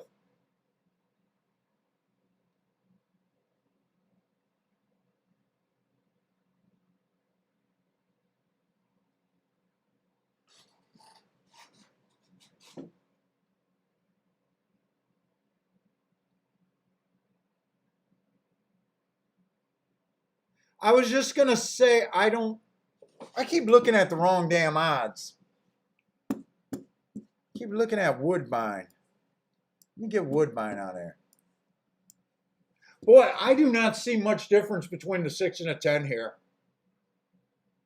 They both ran in the same last race.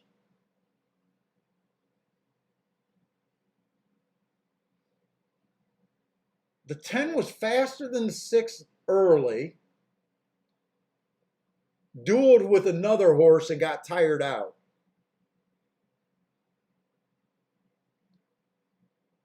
The 9 I don't like because of Route to Sprint. Although this horse got tons of class, even been in a grade 2. Fuck.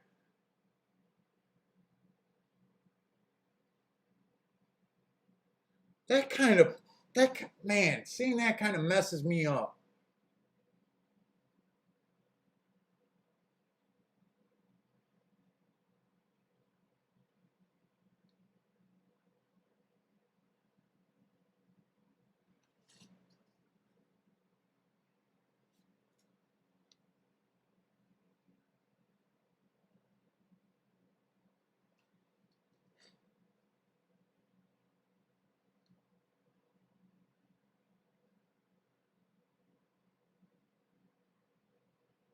Well, I kind of like this 2 horse a bit.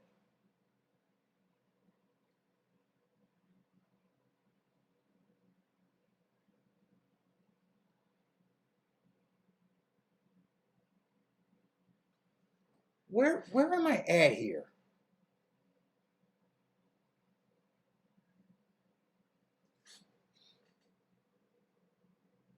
I was so against this 9 horse until I seen it that grade 2 race in the big class drop.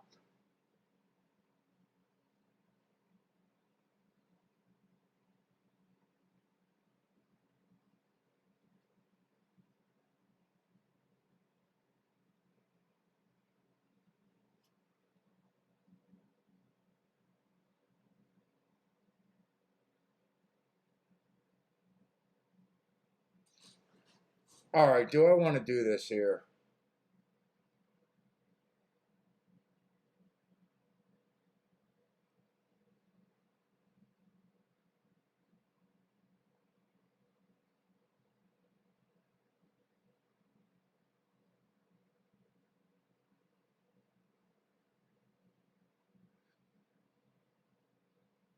Dude, I think think I'm crazy here.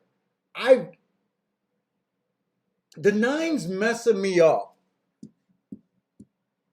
I really want to do something with the 1 and the 2 here.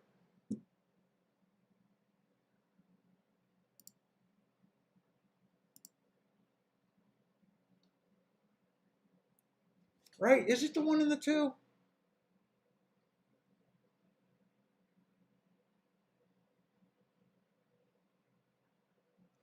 Why are they showing me different names on my program?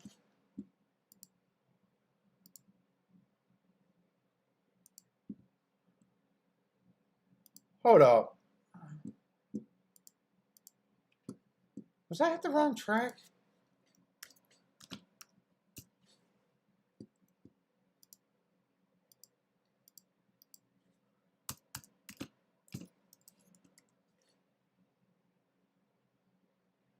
Saratoga, race 7, right?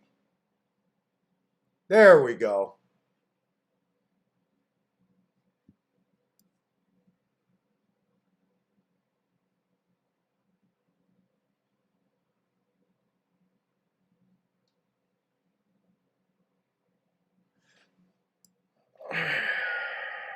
What to do with this 9 horse? Dude, I'm Dutch. I think I'm getting away from this race, but I am putting a Dutch bet in on the 1 and the 2 to win. In a way, I think I'm crazy. I was trying to talk myself into going for this race.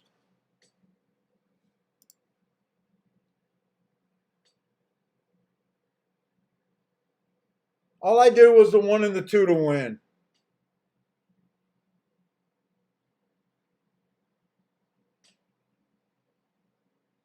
I was thinking about getting really crazy in this race.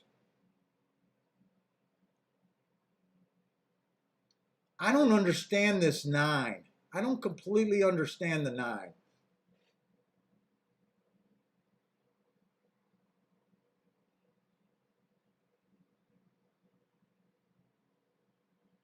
Part of me just sees this 9 just being by far the best horse.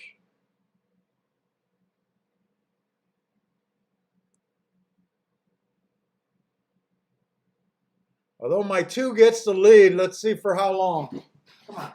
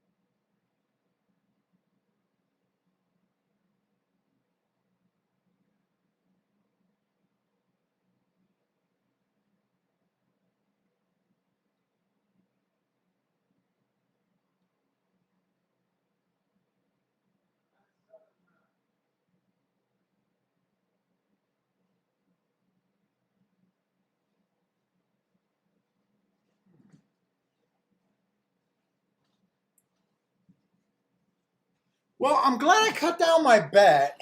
I did not understand that 9 bet. I like that 10, but when I seen the odds on the 2 and the 1, I decided just to do a small bet on both of them. The other thing I couldn't understand why 6 was getting so much action when the 10 looked so much better to me.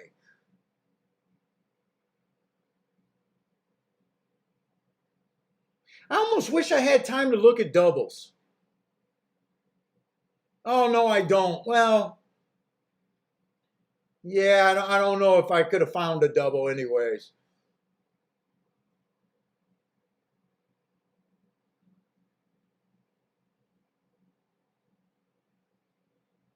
And who was the 7 that got second there? Eh, that was one of the horses I didn't like or I didn't hate.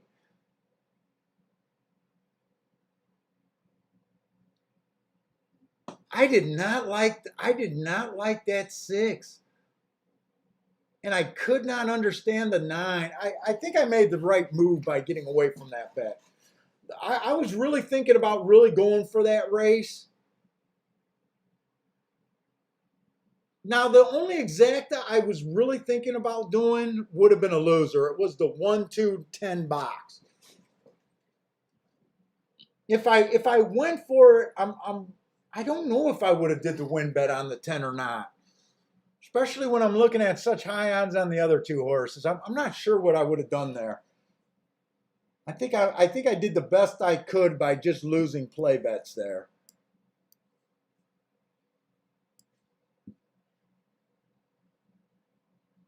Marco Lou's alive in his double, or is that a pick 3?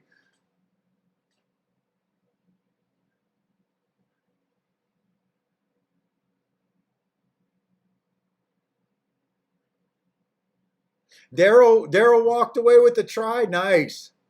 Well, that's going to be a solid freaking try without a doubt, right? 4 to 1, 8 to 1, 7 to 2 at Saratoga. Nice hit.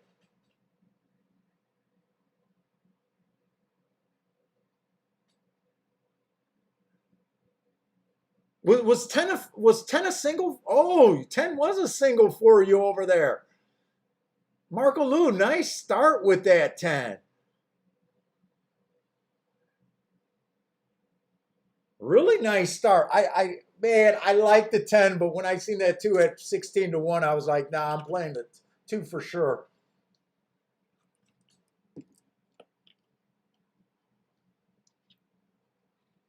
Grandma got the first leg of her double. Good luck, Marco Lou and Grandma there. Doubles in a pick 4 with Marco Lou. Hope you take it down, man. Maybe both you and Grandma can hit that double.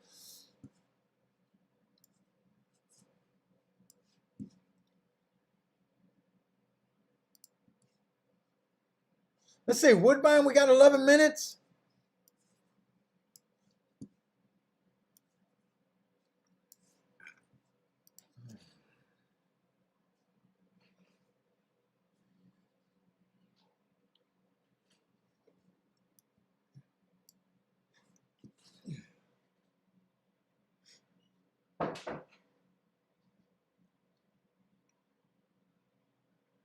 Oh, we got a nice cheap little race over there. 10,000 non-winners of 3 lifetime at Woodbine. And Woodbine do got some good side fields today. Let's see, this race, if you could get around the 10, everything's a price after that. We can get around this 10.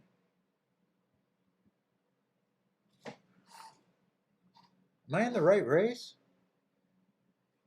Let me get over to Woodbine here. Is that really who they're betting? I better stop talking because if I talk too much shit about this 10, I'm going to put them in the winner's circle. This is 6.5 furlong race.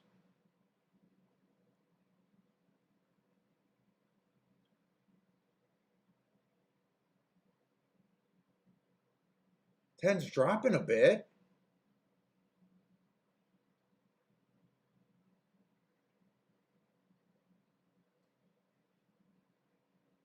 Man, I don't know. What? All right, that's who they're betting. And all the experts, 10 is the consensus. All the experts that they're putting up at Woodbine has this 10 as a winner. They got this race down between just the 10 and the 8. All right, let's see. I don't even know how he fits. I'm going to put this horse right there in the winner's circle. Let's see what is actually in the race. This one horse, 3 races go bad rail.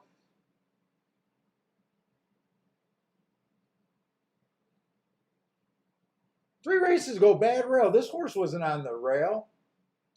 Oh, maybe I gave him an asterisk because of the broken air. Every once in a while I'll do it because of the comments. Maybe that's why I gave him the asterisk, because I don't know why else I would have gave him that. 2 races ago, Stalking Day, he was too far back to be called a stalker. I'm looking for speed, though. Or at least a stalker. I'm not sure if he fits. 3 horse definitely has speed. Ran 2 races, taking a little bit of drop in class. I mean,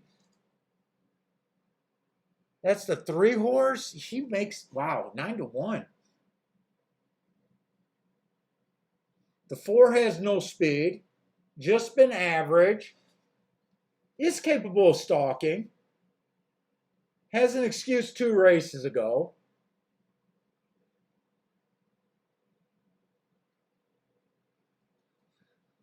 The 5's coming from Mountain Air and Belterra to Woodbine. That's not even supposed to be a thing, is it? That's not even supposed to be a thing. Hasn't raced since February.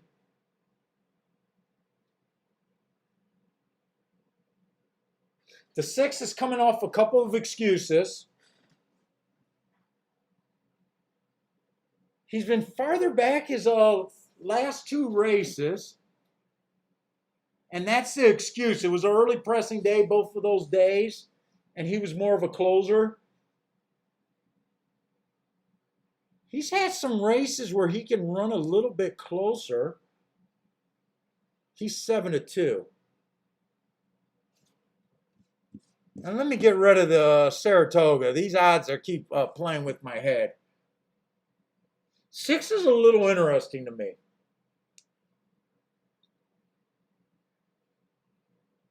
7 is definitely interesting to me.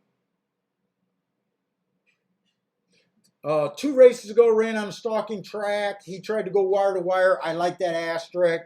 I like that he improved his speed figure by 6 points the very next race and just missed. I like that 3 races ago he went too fast to win on the stalking. Yeah, 7's on my radar here.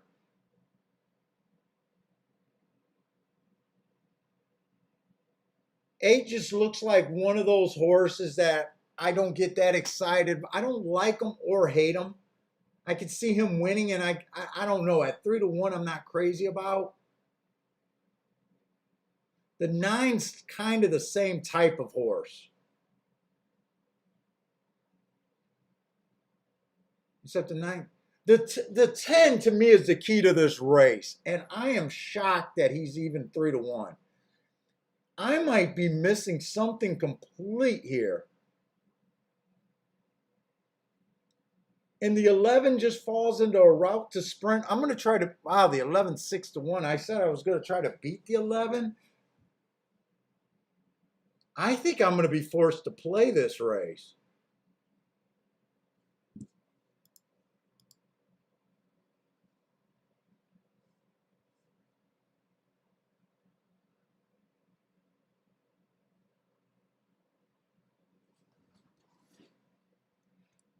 Oh, this is the last race of the day at Woodbine. Oh, this is Grandma's Super High 5.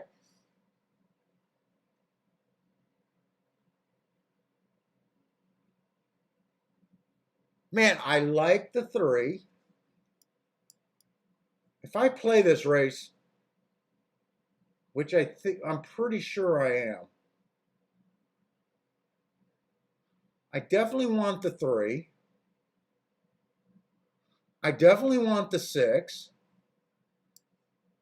And I definitely want the 7.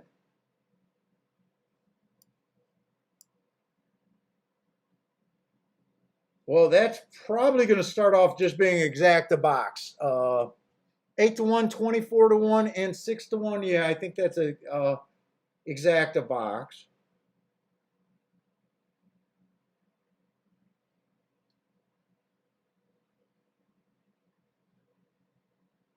Let's see, there's no double here.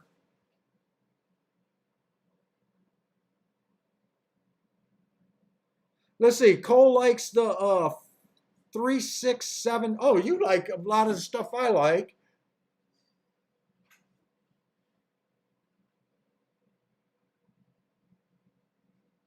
But this race, I almost feel it. I'm going to look like a genius, or I'm not going to be close at all.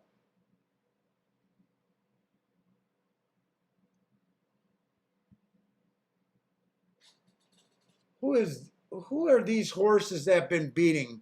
July 20 or 24th and the 8th. So the 6 and 7 ran before. The 4 ran in that race. I don't want to get shut out here.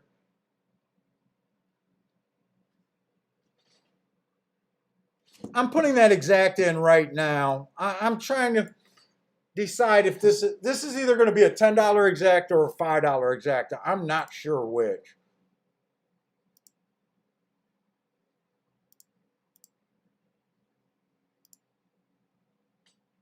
Let me do a $5. I'm definitely doing a $5 one. Let me put that in now. Man, I think I could do a 3-horse Dutch here to win. I think I put the same amount of money on the 3 and the 7 and less money on the 6.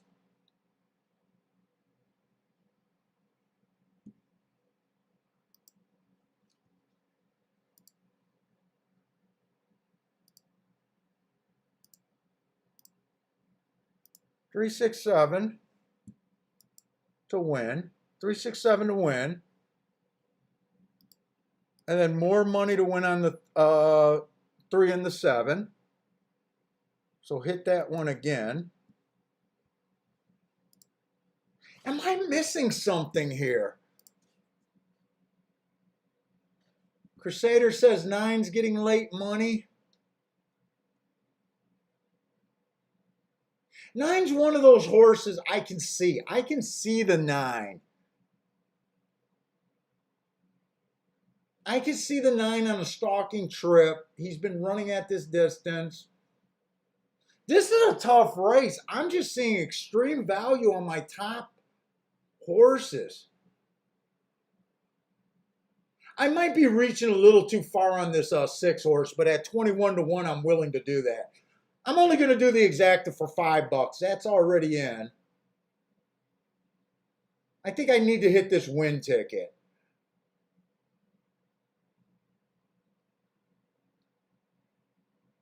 And 10 is still the favorite at 3 to 1? Man, I either don't understand this race at all. I like the 9. I like almost everyone better than the 10. I like even the 11 more than the 10. I'm going to put this 10 in the winner's circle.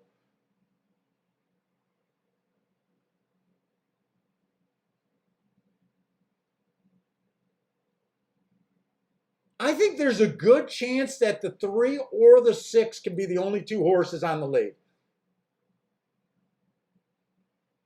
Or I'm sorry, 3 and the 7. 3 and the 7. And I think everyone else will either be stalking or way farther back. Who else can bother those 2? Maybe the 8. Maybe the 8 can be up there. Come on, let this 3-7 just go.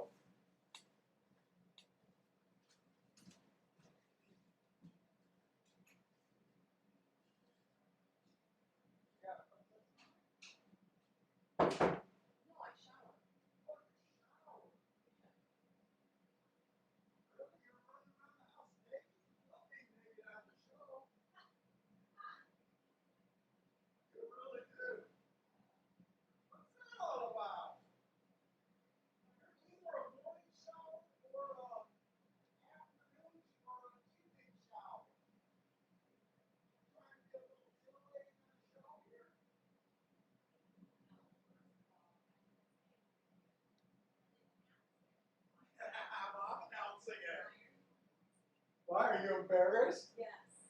I don't know why you like to be nude on the show all the time. This is becoming a thing.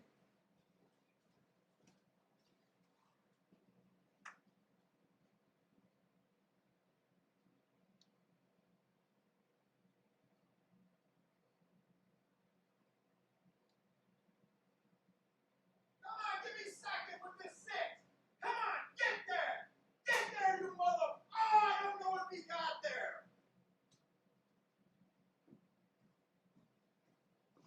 I don't know if did the 6 get there. Tell me the 6 got there. Tell me the 6 got there.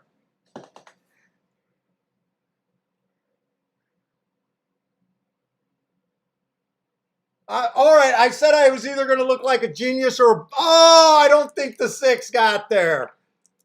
All right, I got a decent win ticket.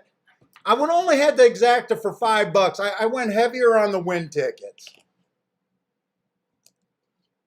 6 got third. I think you're right. I think you're right.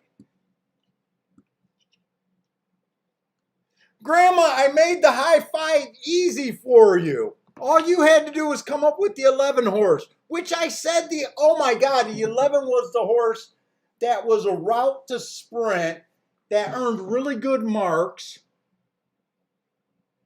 I didn't like him to win. He makes sense beating me. I can maybe I should have did the 3 and the 7 on top with like 4 horses. Come on, 6. Is there any way I can't get that Bob. I don't think I could get that Bob. That's all right. You know what? Woodbine, I made money at Woodbine today.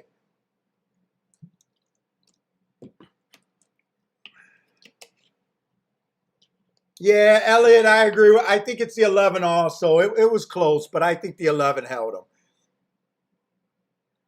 Oh, Grandma, you had the 11. You only had to come up with the 4.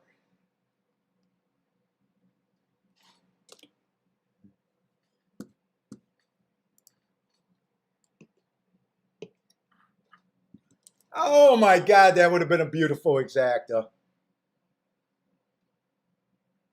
Well, you know what? For my win tickets, because I bet a little bit on the 6, but more money on the 3 and the 7. I am happier that the 3 horse won over the 7 because they did bet the 7 down a little bit late. I did not understand this 10. I did not understand this 10. I had to bet that race.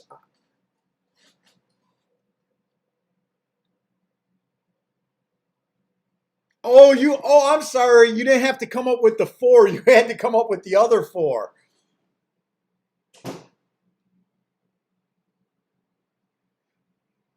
You know, I'm not going to say it.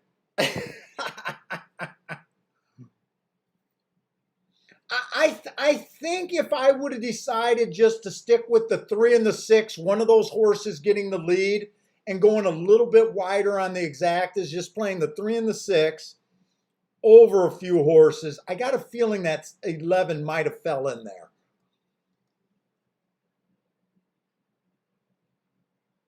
You know, when I say I don't like route to sprint, I don't like it for the win, but I think I definitely said I liked them way more than the 10.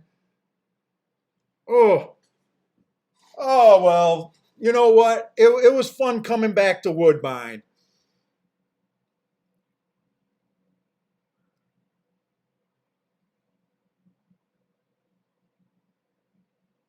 Oh, and you played the try 3-6-7. Oh man, that try would have been brutally good. I don't even know if that's the right thing to say, brutally good.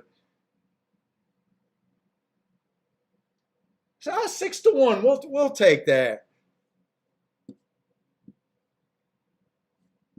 And so Woodbine, we're done. So actually, Woodbine, for the first time playing that this year, that was not bad. I was really, in fact, I felt like we had a lot more chances at Woodbine than Saratoga today.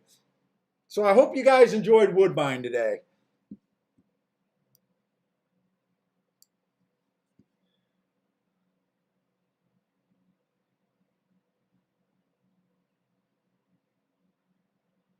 Let's see, is it me or without Gulfstream Thursday?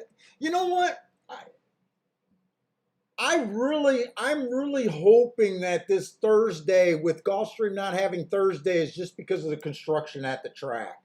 I hope they're not planning on doing a 3-day race week. I hate the 3-day work week. Yeah, I did say work week.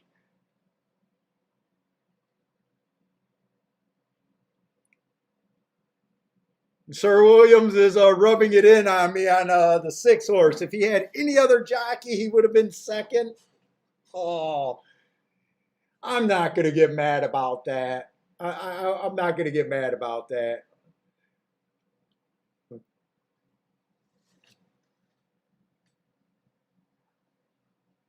Let's see, what do we got at Saratoga? Next race looks okay. You know what? We still got there still might be something at Saratoga today. I'm not that amped up because of this race. I don't really like these marathon races. Uh, I know if you watch overseas racing, you're going to tell me that mile and 3/8 is not a marathon race. Probably laughing at the thought that I even said that. But I did know that I don't have that much marked this race. I'm probably not that interested in this race.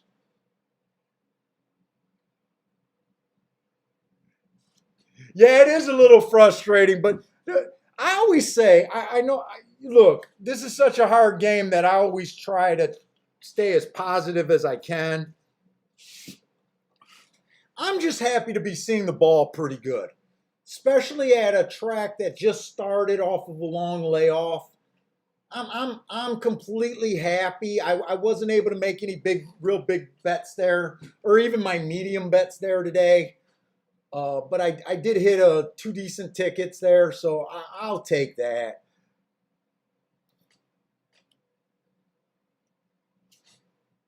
And Saratoga. Every time I do Saratoga for the show or New York, I'm always hoping. My goal, honestly, today, it was just not to lose that much. That was my attitude. I almost even canceled today, but I kept saying I was off for 2 weeks, and that 2 weeks ago was without notice, so I was just ready to do a show. I thought about canceling, and that probably lasted about 30 seconds. Tomorrow I got Gulfstream. I'm way behind on all my stuff because of the Vegas trip and in the short week with me being out without power. I don't know if I'm going to try to do a second track for tomorrow. I got Gulfstream probably about 70% of the way done. It might just be Gulfstream tomorrow. If I don't do another track, and if you guys are interested in looking at the pick fours, pick fives, maybe we'll try to do that tomorrow. Or if I have a lot of energy tonight, maybe I'll have another track. But right now, I'm not sure either way which way I'm going to go there.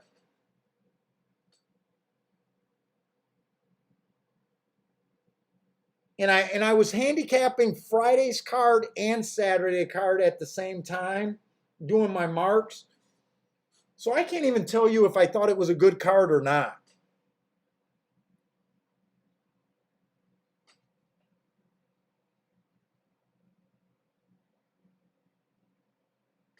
Hey Crusader, did you hit that double over there at Woodbine? I noticed that you put up a price. If you hit that, man, congratulations.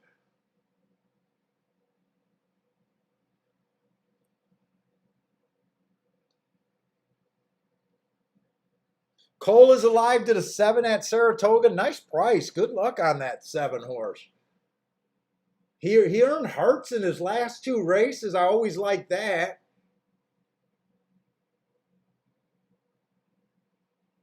I just know this isn't the type of race I want to play. Hopefully the next 2 races are okay. Let me scan ahead. $100,000 allowance race.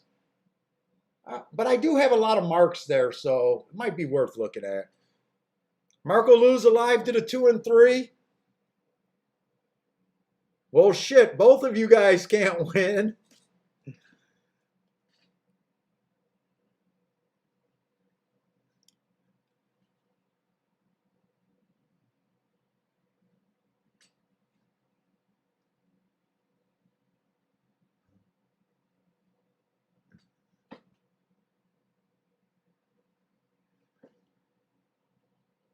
Anyone else got anything going here at Saratoga?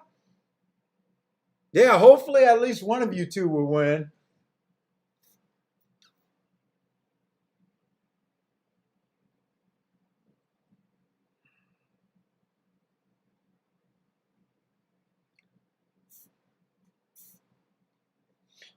Is anyone in this chat going to the NHC? I think the NHC is coming up in August. Has anyone punched a ticket to go there? I wonder if they're having a last chance tournament. Dude, if they are, we should have did our trip. Well, we went with some other people. Let's see.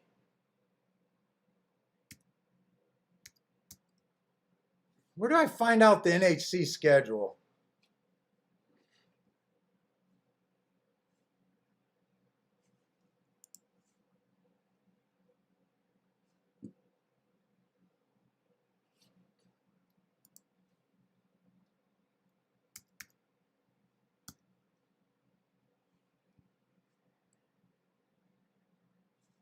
NHC is just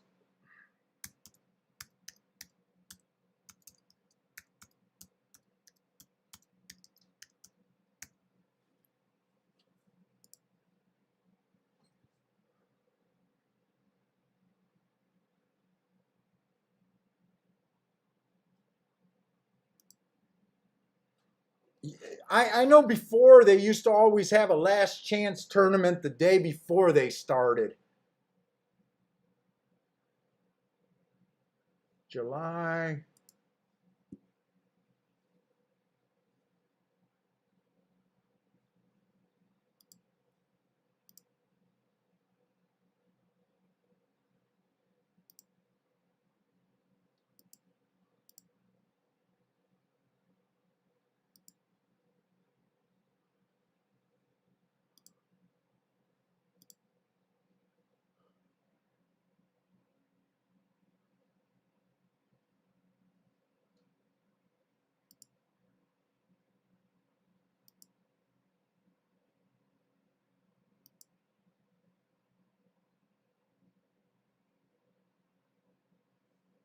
Kiki, I should go out to Vegas on the 26th.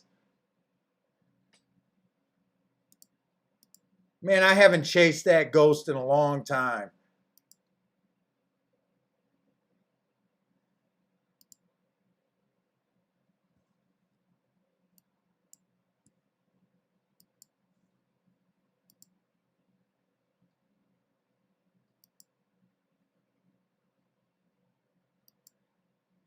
Boy, they got a lot of tournaments leading up to it, but they're all online.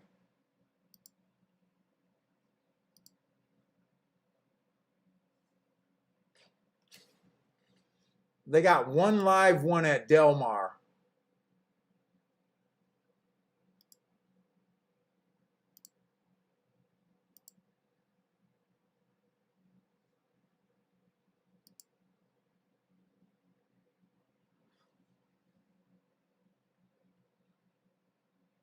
Oh, fuck that one. Free to play? No, I don't want free to play.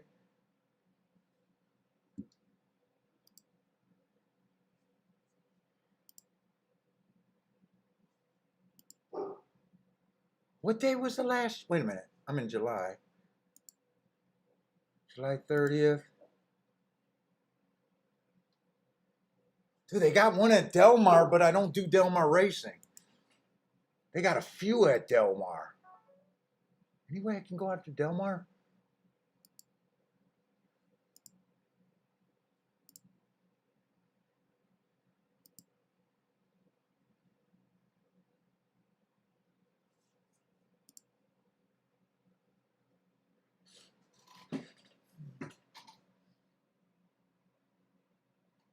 Let's see, Mono's TV likes the 7 on top of the 2-5 try at Saratoga. I'm trying to look to see if there was any possible way to try to qualify. When's the Breeders' Cup? The Breeders' Cup is until November. I'm trying to see if there's a tournament to try to qualify before August 27th. August 27th is a championship this year. The 28th and the 20, I think the 27th, 28th, and 29th is the tournament at Bally's.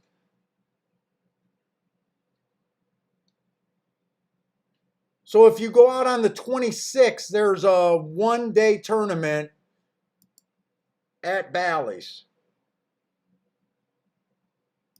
Let me look at Bally's. And of course, the NHC doesn't have like a flyer to say what it's about or the rule. Let me see if Bally's have it. Do I want to try to do that? I mean, I just got back from Vegas.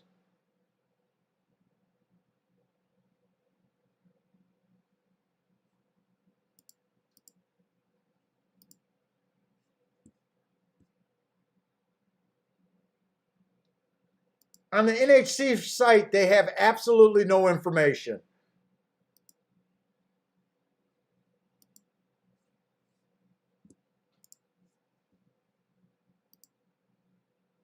It just says that there's a tournament at Bally's. No buy-in information, no nothing. It says spots awarded, but not even how many. Like I said, you got to be stupid to run horse racing. I would think you would have the thing for the entry fee, how much it would cost, how many seats are being given away, if it was based on numbers of players or if they have just 2 seats. What's the buy-in? But it's horse racing, so of course they got to keep it secret. What's up, big guy? How's my big boy? Huh?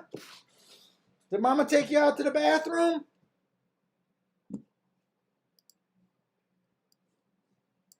Or are you bugging me because you got to go to the bathroom? Where would I go to find that information where that's at? It's not on Bally's website and it's not on the NHC.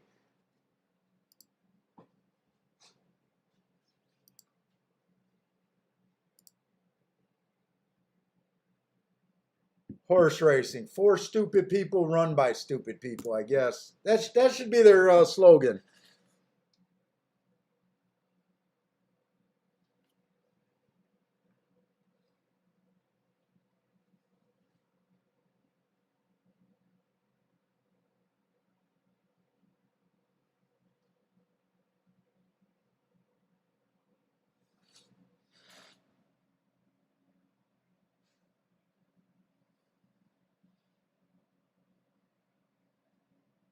Opening quarter was 27. Well, that's what you want if you're backing this 1 or 7.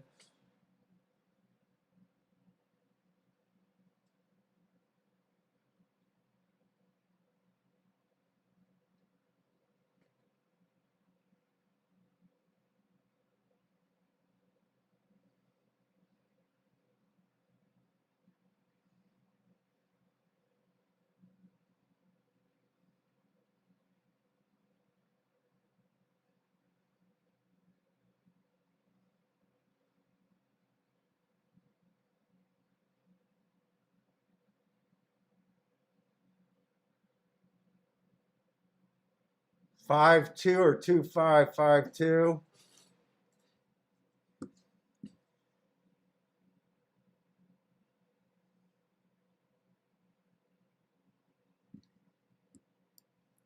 Gulfstream Park. Well, only ran in Gulfstream Park last race.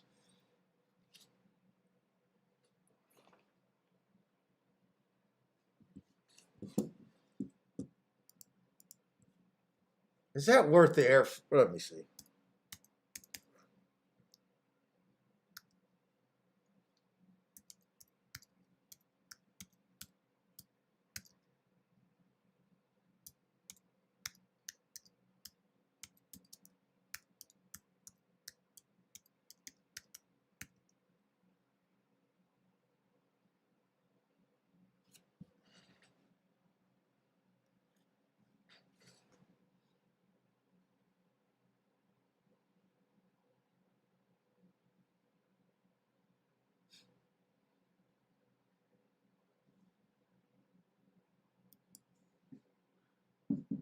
Let's see, this might be it.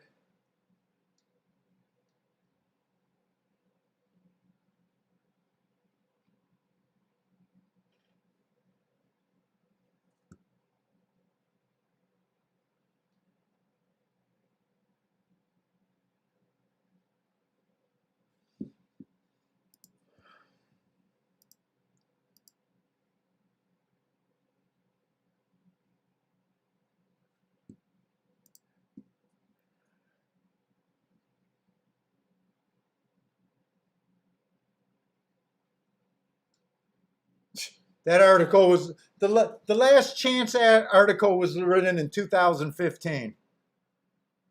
There's one January 26th of 21. That's not it.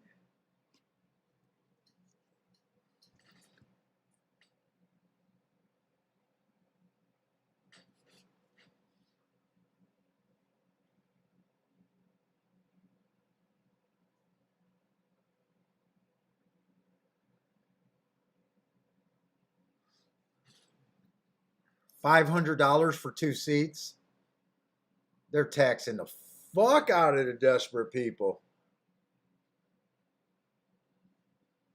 I want the one at Bally's. There's got to be one at Bally's. They have it every time.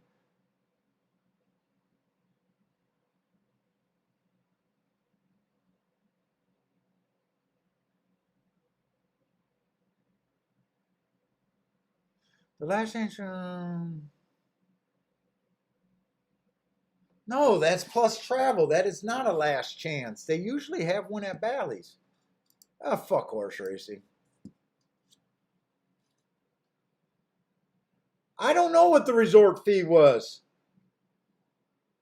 I got a feeling my wife got it waived, the resort fees.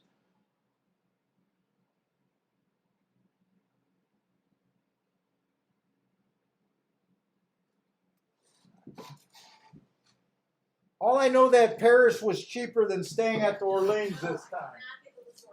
John got his resort fee. Oh, John got his waived? What was your resort fee? I don't know, 40-something bucks. What did we pay for the room total? With the resort fee for one night?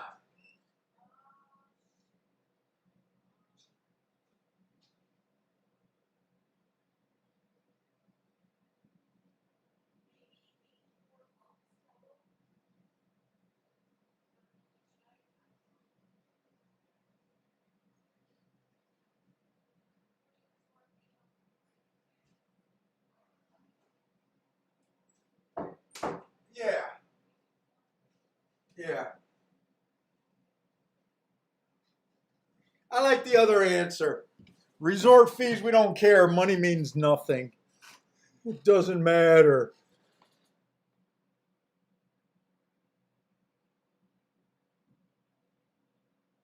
Oh, she said that all in the rooms were probably like $84 a night at Paris. Well, she's not sure. She thinks the resort fee was about 40 of that.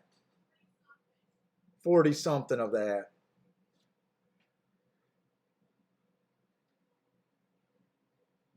Yeah, I think I'm only gonna be gambling. When we go to Florida, I think I'm gonna only do Gulfstream. I think I'll do the same thing that I tried to do whenever I travel. I think I'll download the cards before I go. I think I'll have everything marked up. But because it's going to be like more hanging out live, I don't know if I'm going to try to do 2. I don't know if my wife's going to want to get a box or pay for seating. I don't think they got cheap boxes there or reasonable boxes there. I think every box there is like starting at like 500 or more. So I don't think I'll do a box. Going to Florida, Gulfstream. I'm saying I don't know what the seating situation, so I don't think I'm going to be prepared to play a bunch of tracks. Well, I remember their grandstand was small, but obviously I can't bring all my laptops there.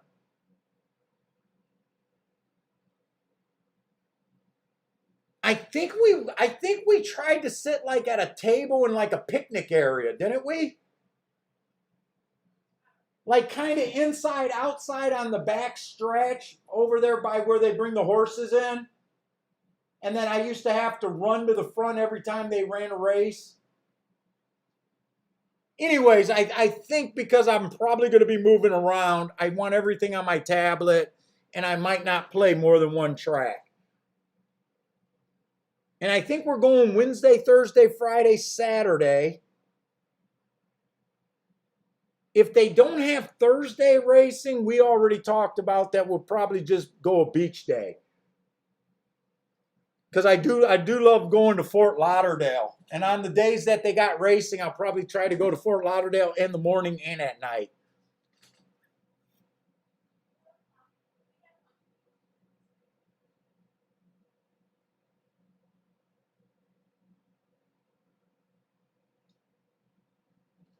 Yeah, I'll be sweating balls the whole time.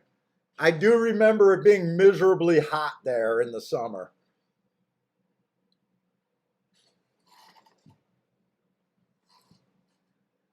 But I know I definitely don't want to be up in the casino. I'm not going to want to be up in the casino, where they got some of those roles like simulcasting centers are laid out.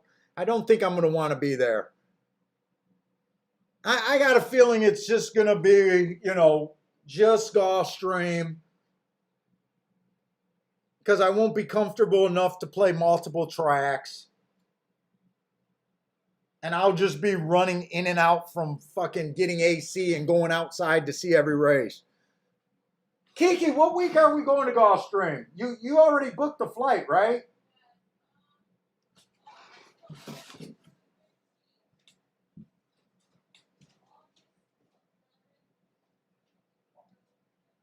August 11th through the 15th.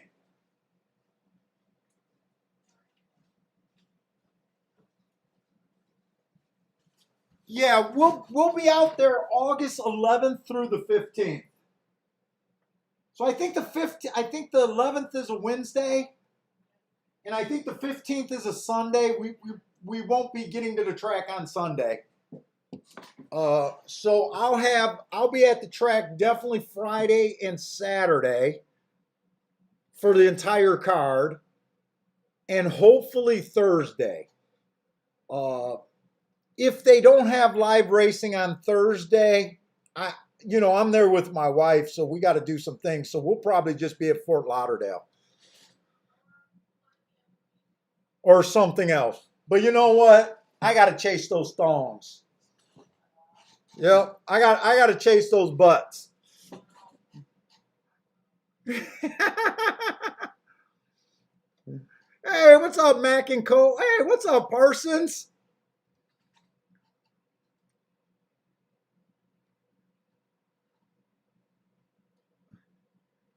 Mac and Company. I already had a couple hits, but I am holding out for the last two races at Saratoga. I don't have any pressure on me for Magic, though.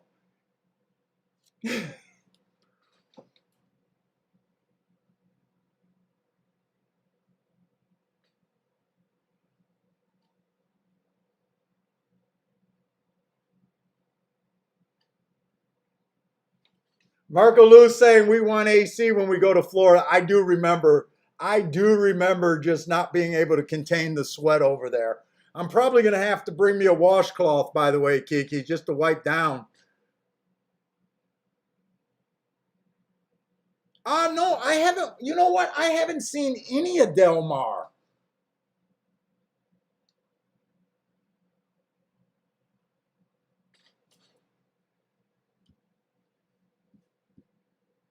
The most I might have had Del Mar on the television while I was napping,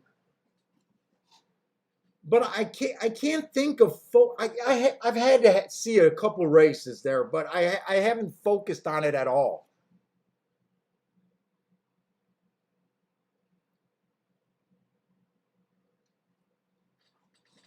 Oh, Mac and Company, you think you got a bias over there on the dirt sprints? Well, I'm going to take that hopefully you've been doing well out there.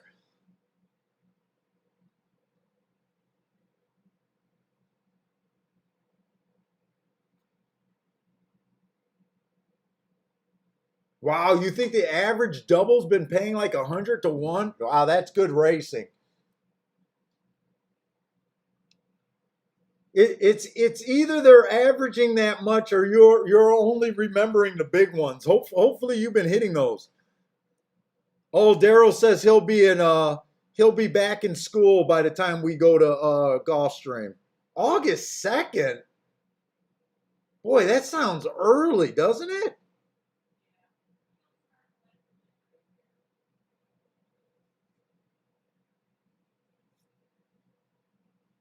So Mac and Company is telling me to look at speed at Del Mar, and the outside post has been huge.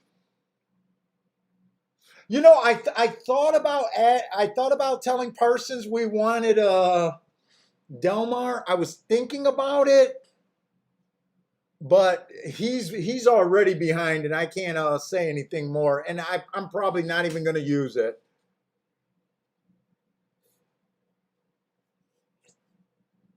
Parsons been crazy busy.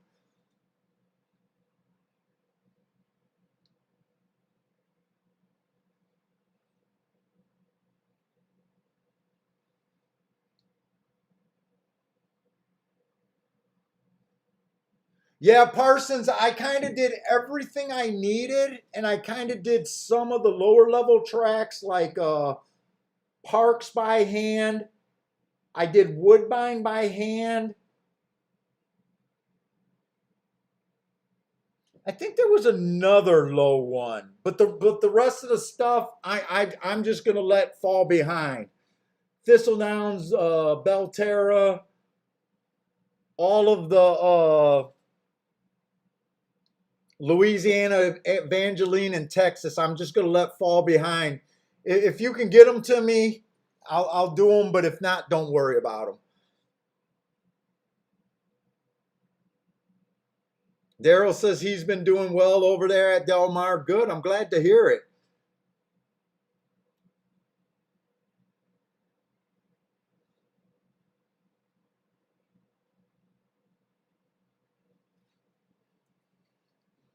Mac and Company is looking for biases over there.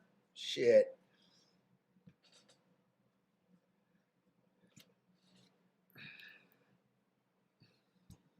Oh, I haven't seen I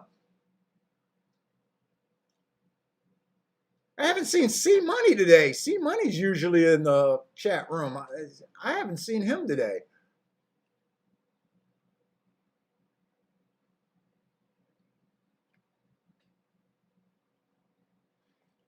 Probably because he doesn't trust me at Woodbine and Saratoga. He's like, I'm not tuning in today. Uh, yeah, Saratoga. I haven't had that many plays today there at Parsons today. I think we hit 1 7 to 2 horse. That was a bet down late, but other than that, I think I only made another. I think I might have only made one or two other bets there. One was a 20 to 1 or 16 to 1. That one horse that got beat. Oh, and maybe the first race. So not too much. Oh, really? Does C Money work at Saratoga?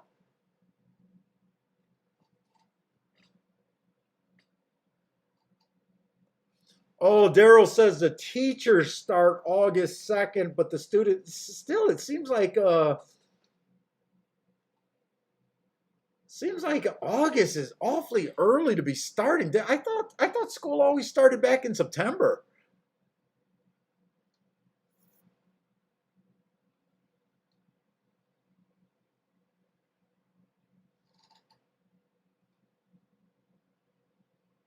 Oh, he's a paddock. He's in the paddock betting taking bets. Oh, I didn't know he worked there.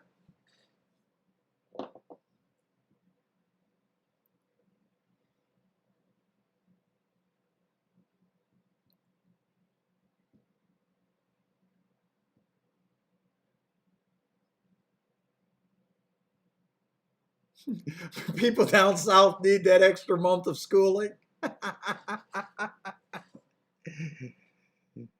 Isn't Daryl a teacher out of New York though? I thought Daryl was a New York teacher.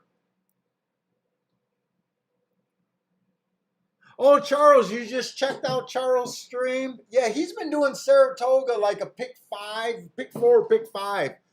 Uh, I think he's been doing it every day.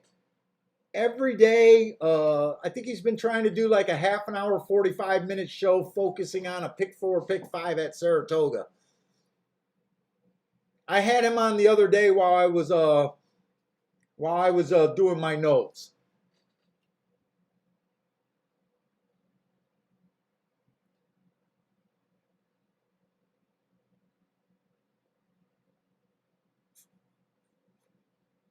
Although he liked the horse today and he was excited about, but I didn't want to say nothing. Did that horse do anything? It was the 8 horse, My Alluring Lady.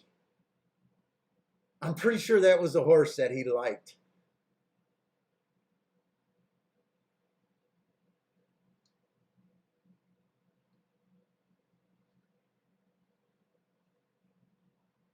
That he was thinking about doing a win bet on, I think he said. I think it was My Alluring Lady.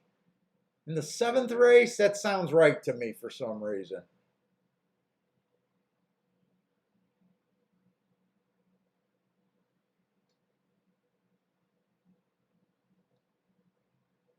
I don't even remember who won that race.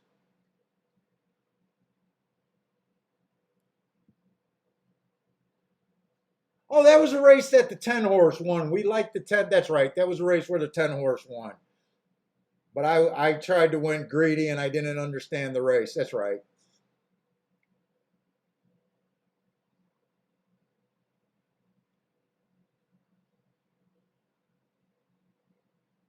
C Money says for the folks to come by and see him if we're in Saratoga. I think I'd rather go to Del Mar than Saratoga, but both of them are on my list that I'll probably never end up doing. Let's see, I got 12 minutes. Let me go to the restroom real quick and then we'll look at these last 2 races.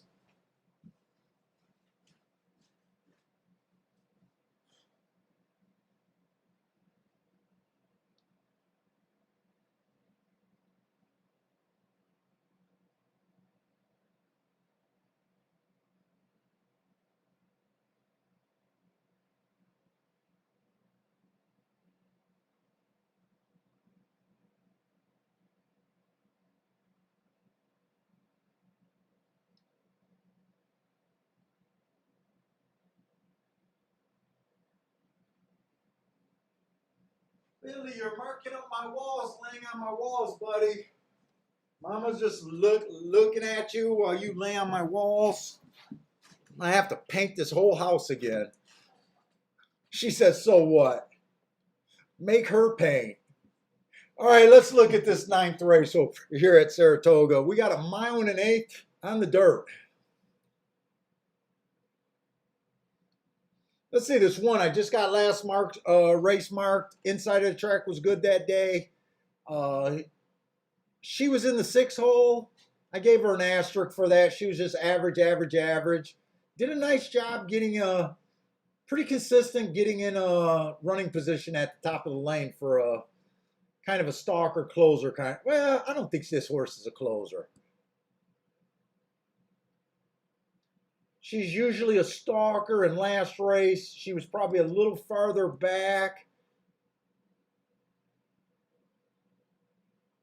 Probably had to do with the bad or the good rail, possibly. So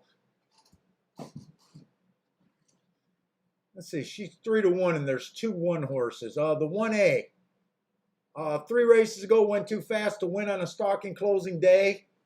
And ran a great race because on a stalking closing day, not only did she go too fast to win, she missed by a nose on a day that I didn't think the track favored her. The winner's coming out of that race is going to be in this race also.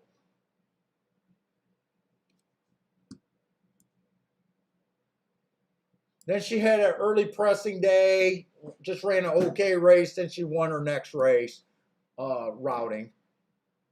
So I do like seeing a heart with an excuse and winning within 3 races. I usually think the hearts are usually good for the next 3 races, by the way. I've said that a few times.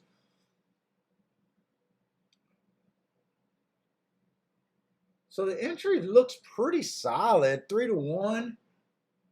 Oh, the 2 horse last race, I just got slow, slow, slow. Almost got in position.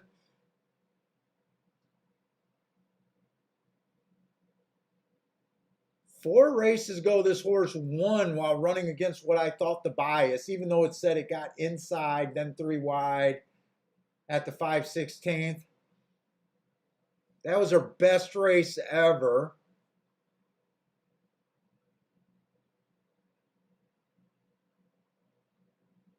Let's see, this is a $100,000 allowance race. I keep letting that money get in the way of me. I think the 3 horse ran against the inside bias last race. Well, I guess this is what I should expect at a $100,000 level at Saratoga. Every horse I feel like you could make a case for. I guess I shouldn't be surprised. 6 horse went too fast to win 2 races ago. Regressed a little bit last race. Wouldn't be surprised to see her bounce back. Actually, she went too fast to win in 2 races out of her last 3. But this is a tough. I mean, this is what a $100,000 race is supposed to look like. 7 went too fast to win while running against the bias. Boy, that's kind of impressive there.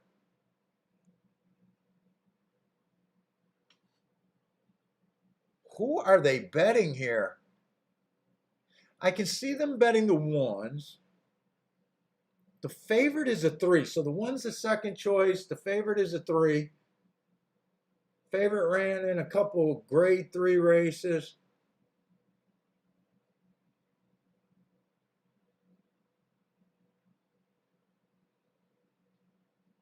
The 1 ran in the Oaks. Boy, if you think the single 1, oh, that's a Starship horse. Oh, no, that's not. Why did I think that was a Starship horse? Just because I seen an ST?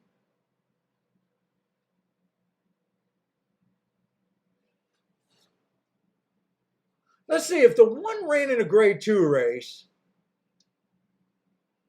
you would have thought that this horse would have won at least one of those 2 non-winners of 2 lifetime races.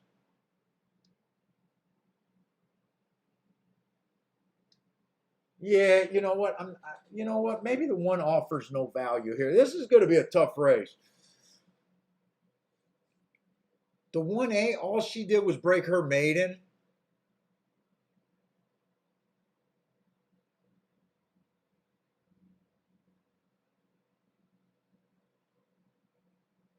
So the 3 I can definitely see.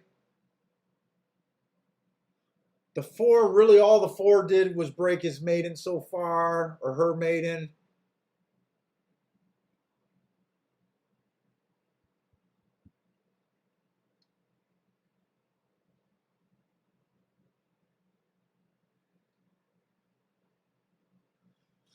Let's see, a horse is likely to get the lead are probably the 7 or the 6.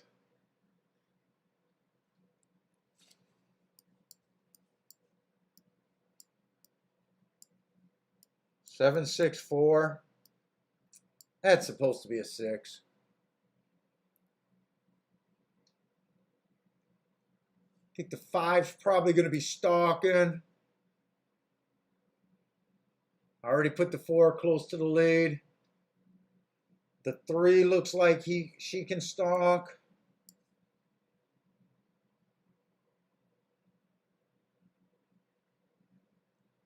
Two looks borderline stalker closer.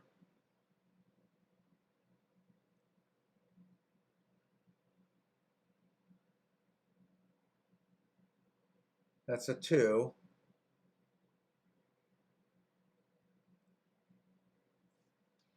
1A looks like she can add to the speed.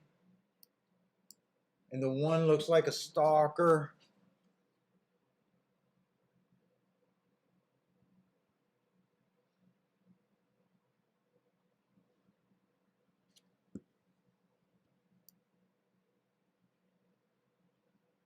Boy, the 7's been at the basement over there at Gulfstream. All the way down to 6,000. Wow, this is a horse. Who is that?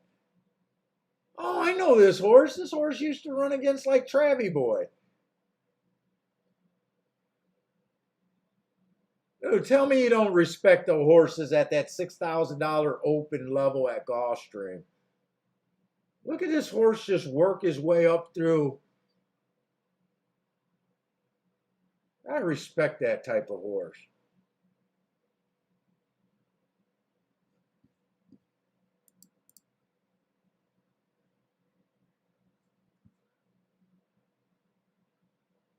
Well, I feel proud of this horse, 7 horse. If this horse could just hit the board, I was gonna try to just say I'm just gonna play the 6 and the 7 here until I seen that.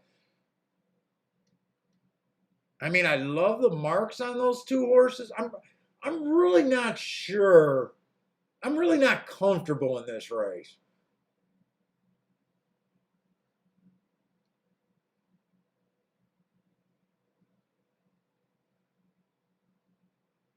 And part of it is I got to decide if this 1. I'm kind of deciding if I can beat both of these 1 entries. I kind of think the 3 horse probably deserves to be the favorite here.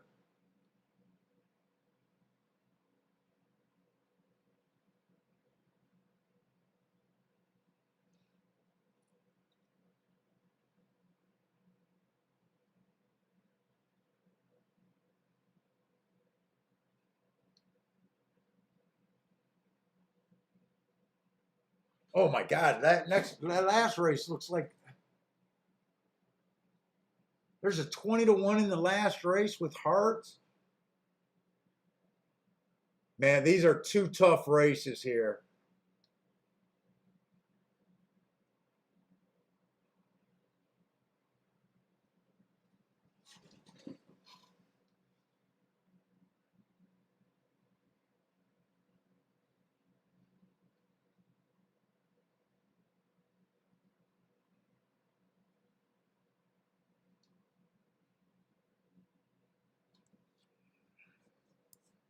Those aren't bets.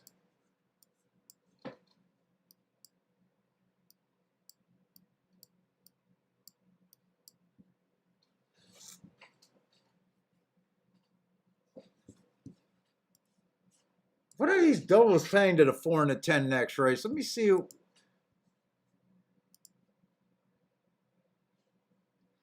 3 to the 4 is only paying $10, so I don't want that. 3 to the 10 is paying 119.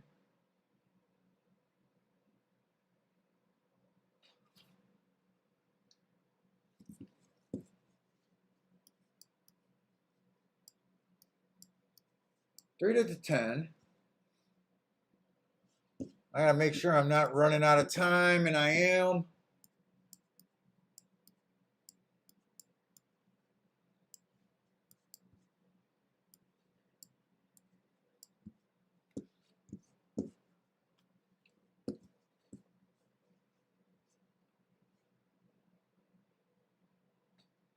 Who benefits in this race if this track backs up? The 5?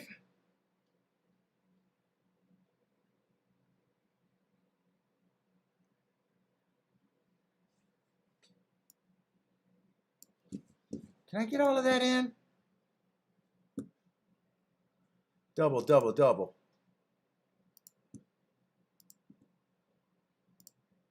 Three to the 10. 3 to the 10 is in.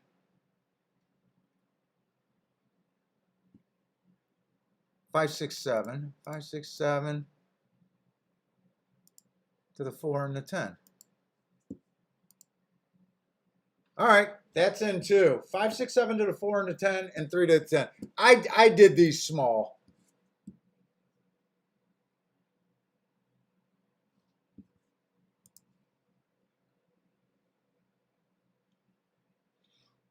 Let's see. Daryl did a try. Looks like he's starting with the 3 and a lot.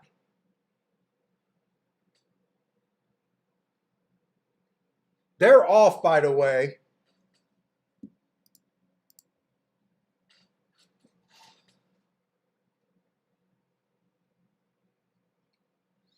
One A got the lead. I do think this is going to be a really fast pace, though.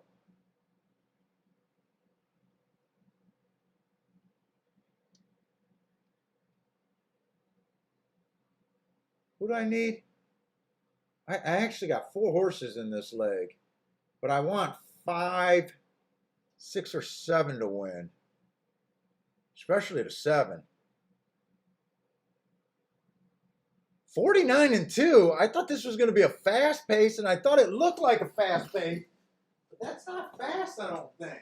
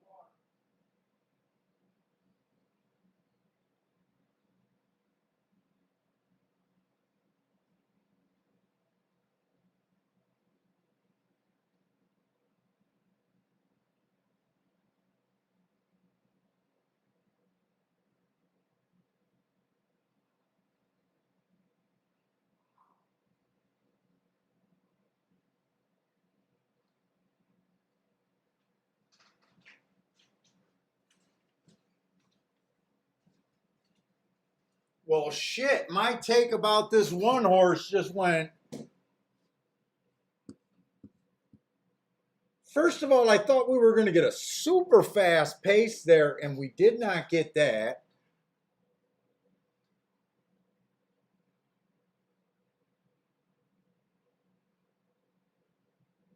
Was that the 1 or the 1A? That had to be the 1A, right? I thought 1A was the better half of the entry.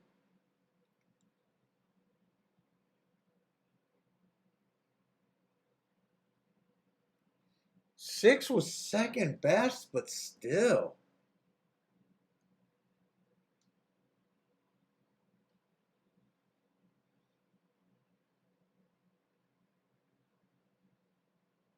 Well, 6 has been caught at this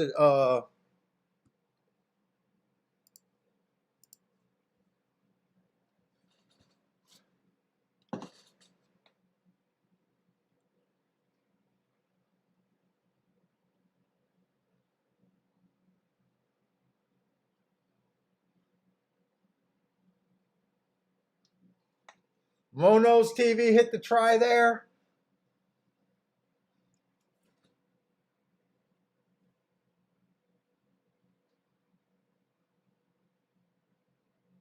Let me see something.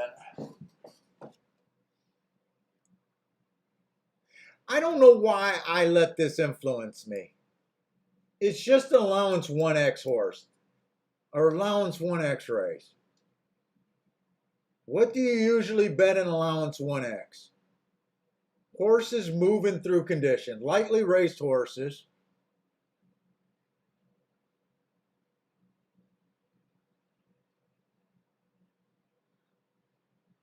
And what do you avoid? Horses that ran in claiming races and horses that are stuck in the conditions. You know what? Yeah, I don't have a problem with that. I don't have a problem with that. One is lightly raced, broke his maiden.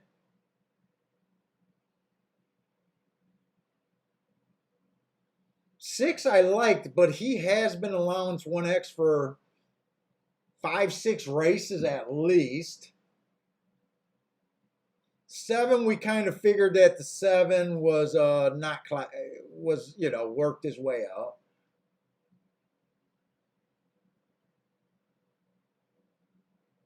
I knew that the 1 was the weaker part of the entry. Yeah, I don't have a problem with that result, really.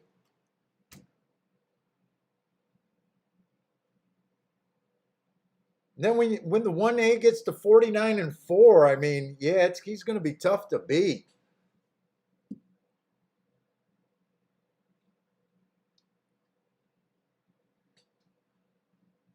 Yeah, it would have been a bit nicer if the 6 would have won. I would have been alive in a small double.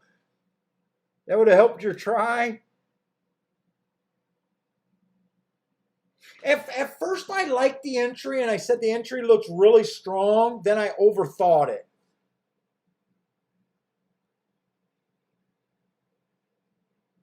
I started looking at these graded races, especially on the 3 horse, not so much the one straight one.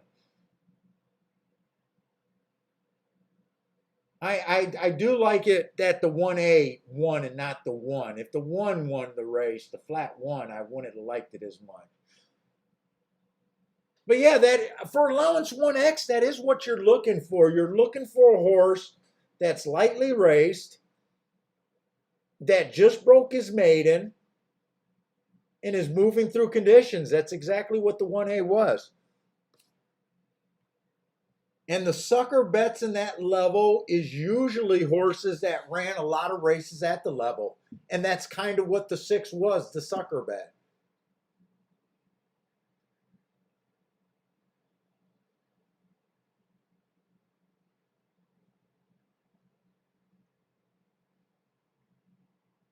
I kind of thought the 3 would have been safe there because I really thought there was going to be 4 horses across the track also. I was kind of thinking the 7, the 6, the 4, and the 1A would all hook up, and that really didn't happen. Not only did they not hook up, the 1A got a slow pace. I didn't see what the first call was.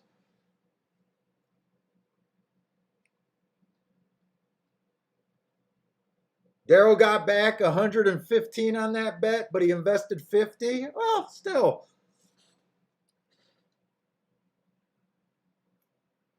You ended up with a profit there, and if the 6 would have won, you would have ended up with a little bit better.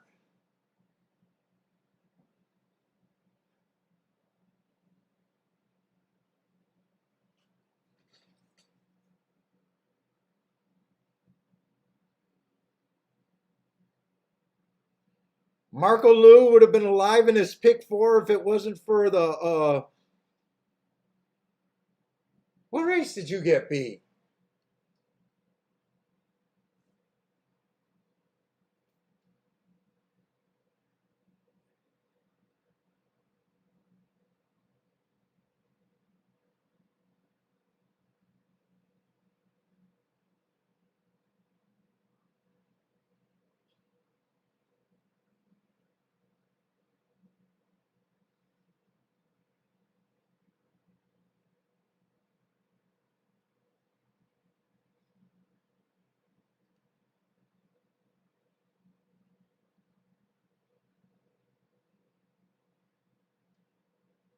Is that the horse you got beat on there?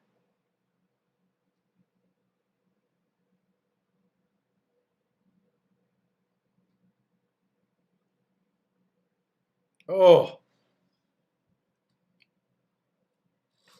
Oh, in the marathon race. Oh, that's why I was having a hard time trying to picture where a horse got beat by a nose. I didn't pay attention to that finish on that marathon race.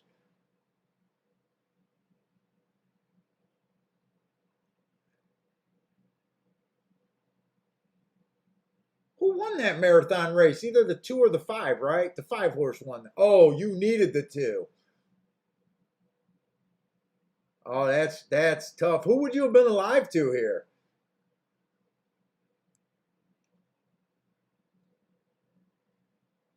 Yeah, Mono's TV. Yeah, that's what it's about. Pull a small profit if you can. Fight another day.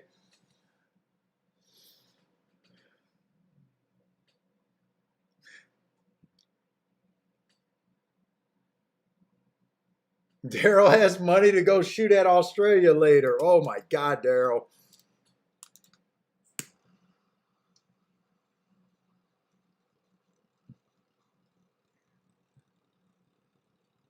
You're talking about when does Australia? Australia probably runs late at night, don't they?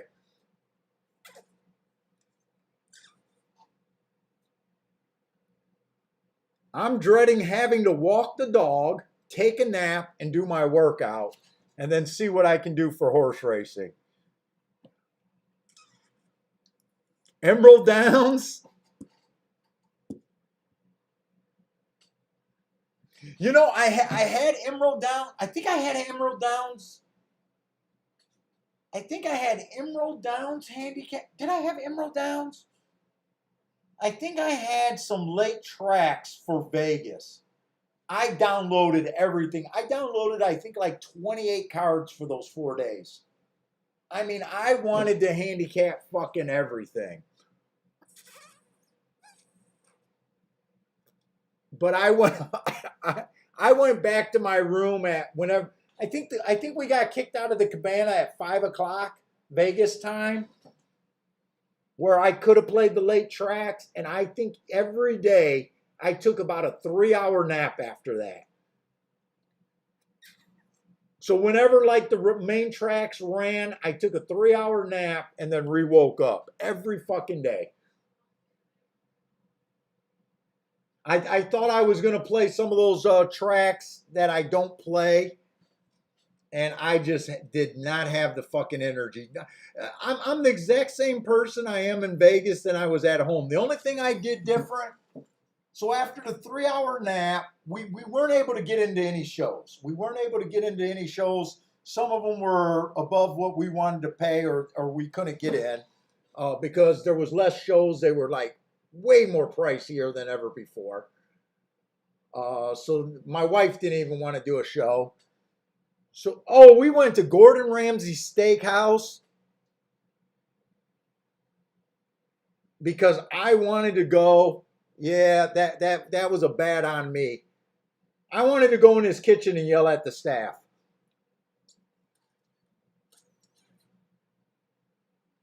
It's great paying $300 for steaks, bland and overcooked.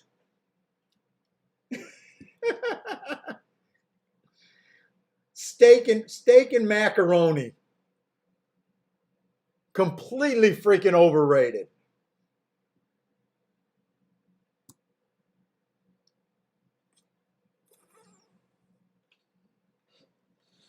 So I went to dinner, and then my wife, we met some we went because we always get an invite from one of her friends that grew up on the same street, but they moved to another state, and we meet them in Vegas.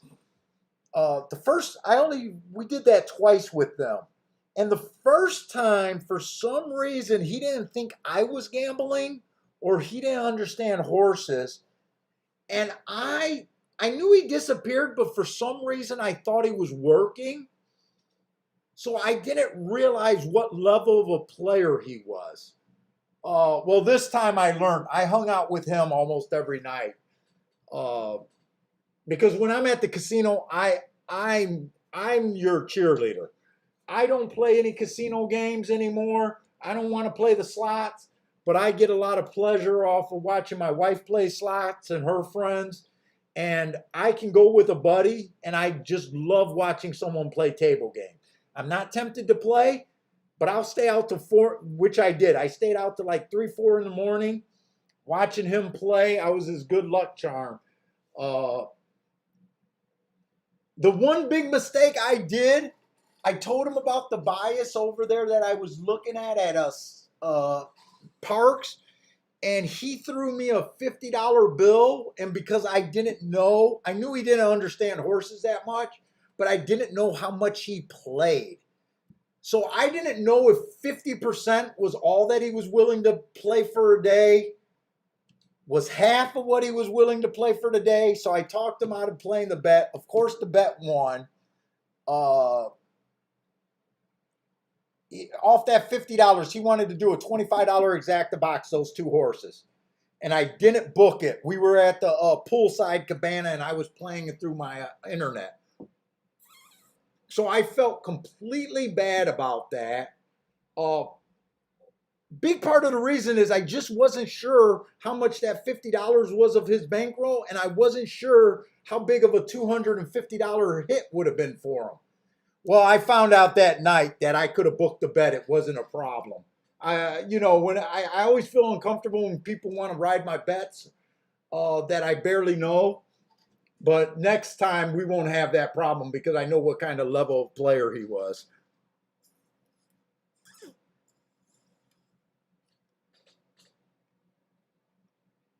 Marshall Smith says that the Flay restaurant, the food is disgusting. You know who I absolutely hate, who makes my skin crawl? That my wife and her friend loves? Guy Fieri. Oh my God. Yeah, so we did not like Gordon's Steakhouse at Paris.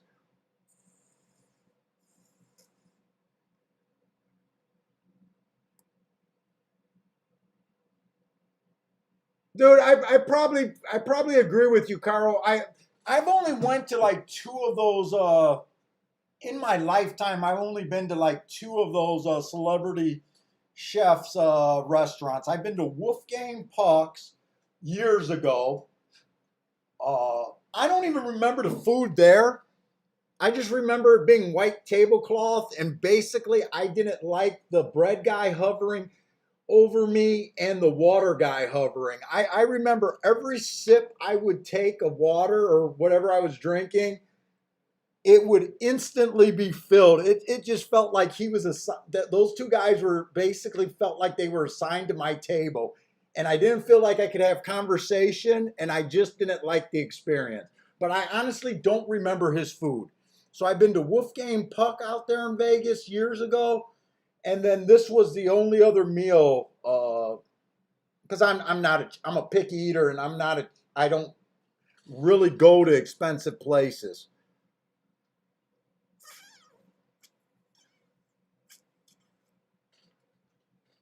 Now I like the atmosphere and the thing at Gordon Ramsay. I didn't have a problem with that. I thought it was a cool look. But Jesus Christ, if even if my steak was not overcooked, and my wife's was overcooked too. Both of ours, she gets a medium steak, and that was just that was well done. Uh, Even if the steaks were fucking cooked perfectly, I swear to God, it was just an Outback steak. I swear to God. I don't get where it was an $85 steak and a $15 side. I don't get it. If we paid Outback prices, I wouldn't have had a problem with it. There was nothing special about it. And in fact, her steak, even though it was overcooked, it was better than mine. At least they peppered it. Mine had nothing.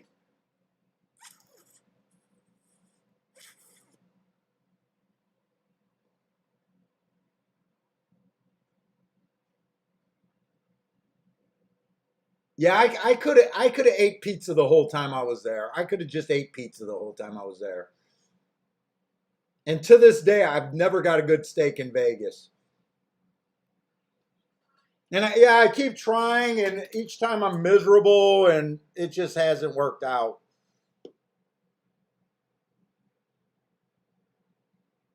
Ruth, I don't know who that is. Ruth's Chris is the best steak you've ever had. You know who that is, Kiki? Is that a celebrity chef? It's a chain. Carl's saying that Emeralds, if I'm saying that right, he said that he's good. My wife says she don't know if she believes that. Well, he had it and he said it's good. Dude, I was so mad after Gordon Ramsay. I went and looked at the reviews to see if the reviews would have got me off of it, but he had so many 5-star ratings. And the only people that really complained were just the price people. So I didn't want to be just cheap. I'm internally cheap. $300 is a lot for a steak dinner for me. In fact, if I would have realized it was that much, I wouldn't have went there. My wife was trying to give me the warning, but I was watching those videos about his restaurant and everything. YouTube channels got me in trouble. YouTube, I'm going to blame that on YouTube channel. But fuck it, don't feel that bad because she was paying $500 to go sit and sunbathe. So yeah, it was fun. Actually, that was worth it. We did the Paris pool. We stayed at the Paris and we did the pool cabana, and then we did the Bellagio cabana. And Bellagio was definitely a step up, but you expect that. But honestly, for the price difference, there wasn't much of a price difference. I want to say the price difference was about $50, less than $100. Would you say that, Kiki? Between the Paris and the Bellagio cabana? She said it was the same price. And yeah, but the Bellagio was 1,000 times better. It was fun. It was actually fun playing on the tablets and the laptop in the cabana. If it wasn't for the cabana and me having the workaround to be able to bet Ohio and the other tracks, I would have been miserable prick in Vegas.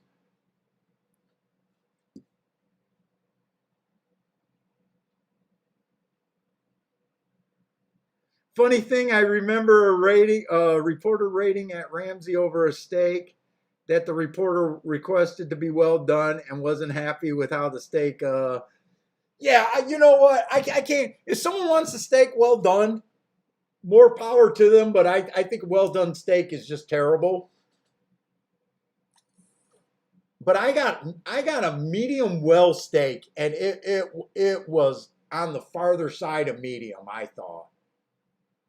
I didn't get any pink or any blood when the fork went through, not until you got to the fattest part of the steak. And so I'd say 80% of the steak was overcooked. Just for a nice center, it wasn't worth it. But even if, like I said, even if it was perfect, it had no extra thing added to it. It was like, fuck, I could have done this. I could have done this and it would have been bloody as fuck.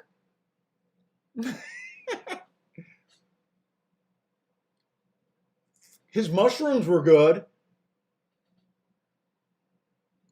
Now the 10th race, there's a bunch of horses that I was a little interested in. It's a lightly race group with some first-time starters. I thought the 4 and the 10 were the most interesting, but I do see some danger with the 2 horse. The 4 is just 3-1. I'm a little interested in the 6 horse. I could see him doing a little bit here. And then the 10. The 10.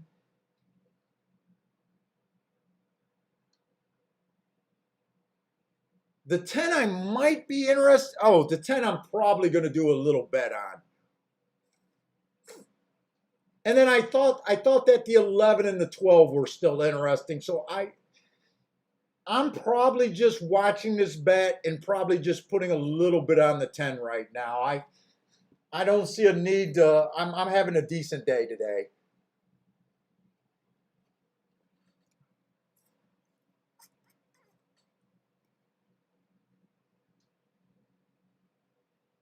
Let's see. Daryl likes the 2, 12, 4, 8. What is that? You're going. Are those just your contenders or? Oh, you're using those horses. I got you. You're using those horses and you're doing some keys with the try and everything.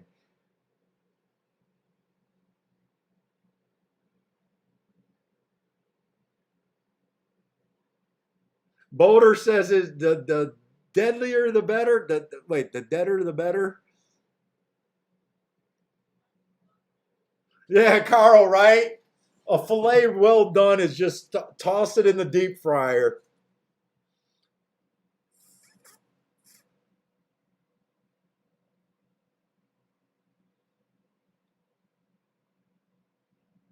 Yeah, no, it is. It is kind of my fault, right? Because so we used to go, like, I don't go to high level restaurants, and I used to just be happy with what Outback used to do. I know it's not the best steak, but I can go there, I can pay the bill, and we have a good time, and I think it's worth the money, right? And then my wife started going to Costco and getting fillets where we can have 2 or 3 dinners for the same price that we would pay at Outback, right? And we started grilling and playing around with our grilling method, seasoning method, and her steaks got pretty damn good, right? And it does get to be a part of the time where you can ruin a steak, but a lot of times, unless they do something really special to it, there's not much difference from where you can do yourself, or there's not much upside. So we've actually been trying to get me to stop ordering steak, because I have been, in the last couple years since we started doing our own good fillets, being disappointed just paying for a steak. We even stopped going to the Outback that I thought was reasonable, just because she can get the fillet and I can have it for the next 3 nights. I can cook 2 real fillets, and then the third night it's a salad with fillet. That's how much you get. So it is my fault by expecting too much by going to a restaurant. But I just got caught into seeing a celebrity chef, being at the same building, and thinking it was worth it. And it's probably going to be years before I fall into that trap again.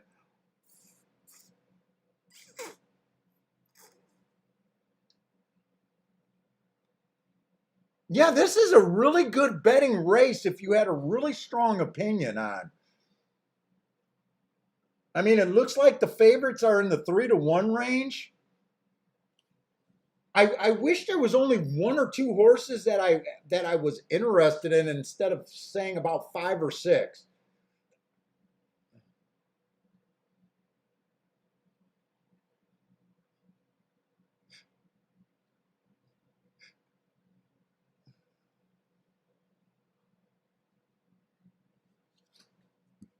Let's see, my 10 horse ran with someone on June 20th. Let me see who that is. The 4 horse. And those are the kind of my loose top choices.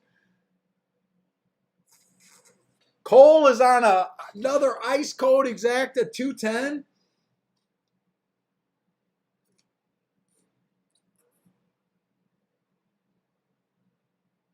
Two's one of the horses that I definitely think could win this race.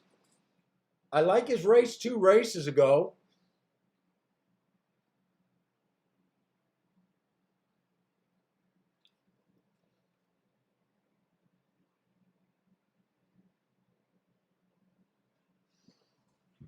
This race gets a little bit easier if I could get away from the 11 and the 12.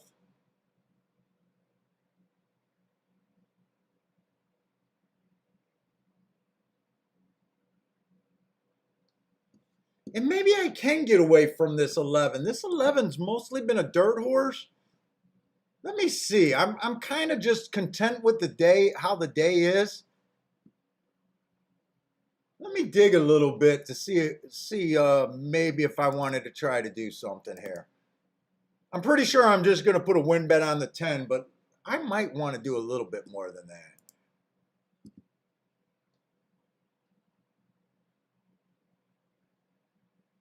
Oh, that July race I was trying to look up, that was actually a year ago, not this year.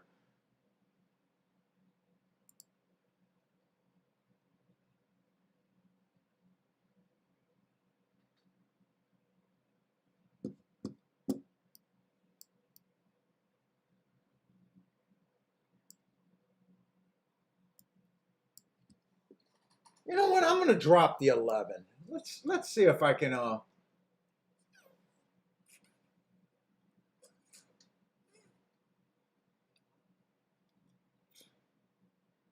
let's see if I got rid of the 10, the 11 and the 12. That means I still like the 10.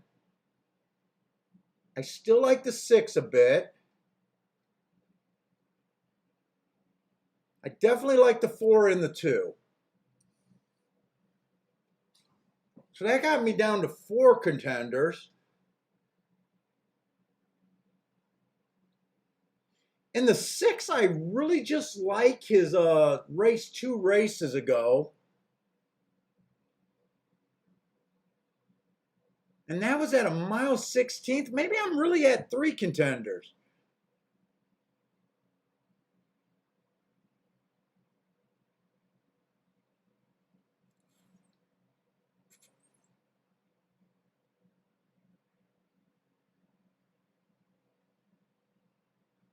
You know what? I might bet this race a little bit more than I'm even thinking.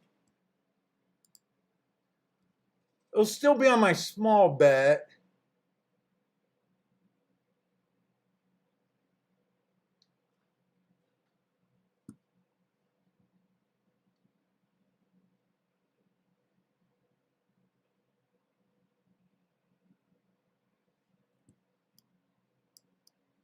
I think I can bet the 4 and the 10 to win.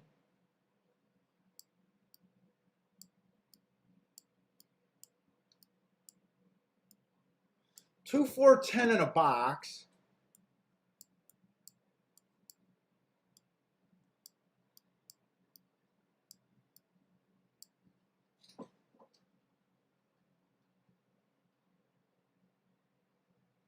That's what I'm going to do. 2, 4, 10 in a box, 4 on top of the 2, 6, 10, and 4 and 10 to win. Why not? I'm up a bit here. In fact, I'm going to bet the 10 to place also.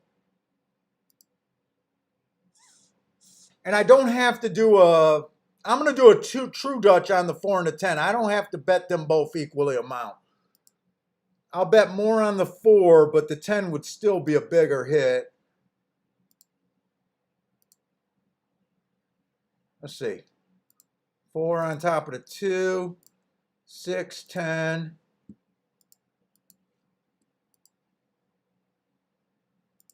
And that box, 2, 4, 10. Why not? We'll go a little bit more here.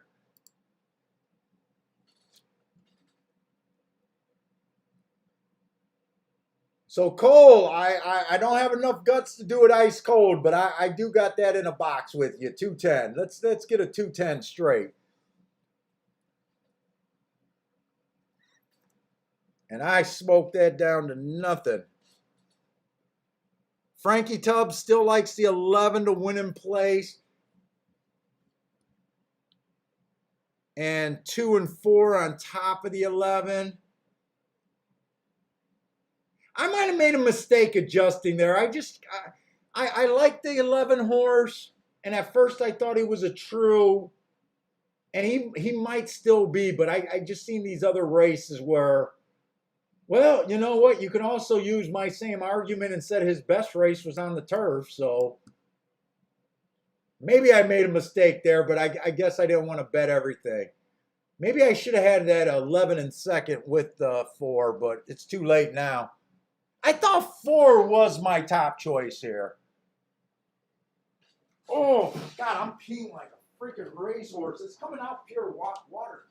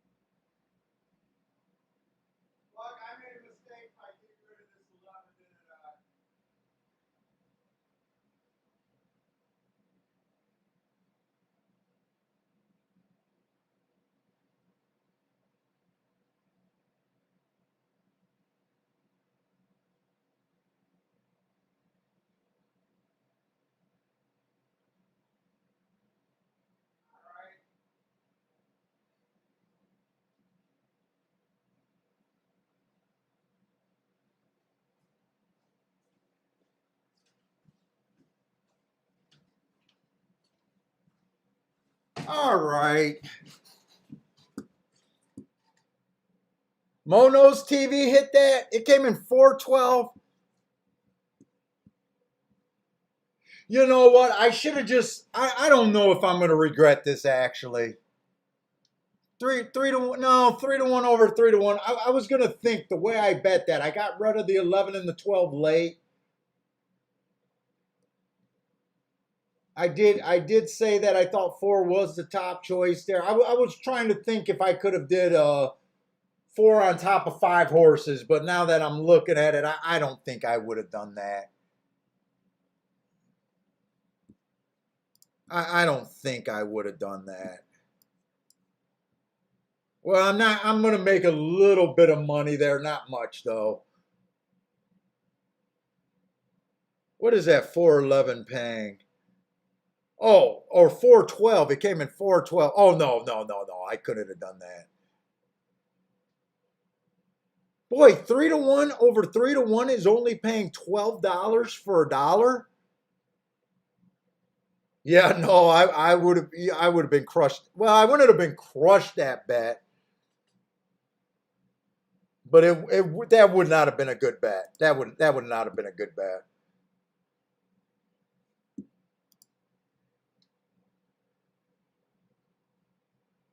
Four, 12, 11, 3.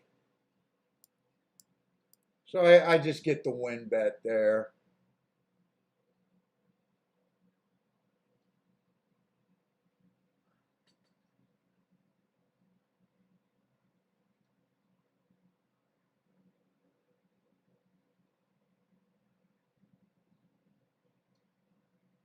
Mono's TV hit that one.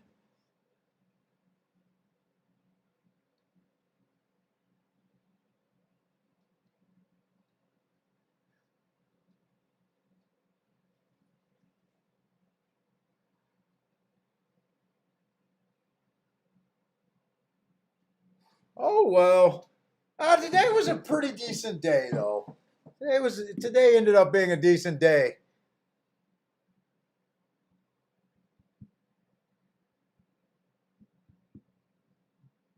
But anyways, guys, that's it for me. We finally did a Woodbine show. But anyways, tomorrow I'm not sure. I'm probably just gonna do Gulfstream tomorrow. I don't know if I'm gonna try to do a second track. Marco Lou says thank you, Delaware. So I guess Delaware is what helped them out the most today. But anyways, guys, thanks a lot for joining with me like always. Hope to see you all tomorrow. If you guys are playing, I don't even know what's running later tonight. But if you guys are playing tonight, good luck. Hope to see you guys tomorrow. Stay safe out there, guys.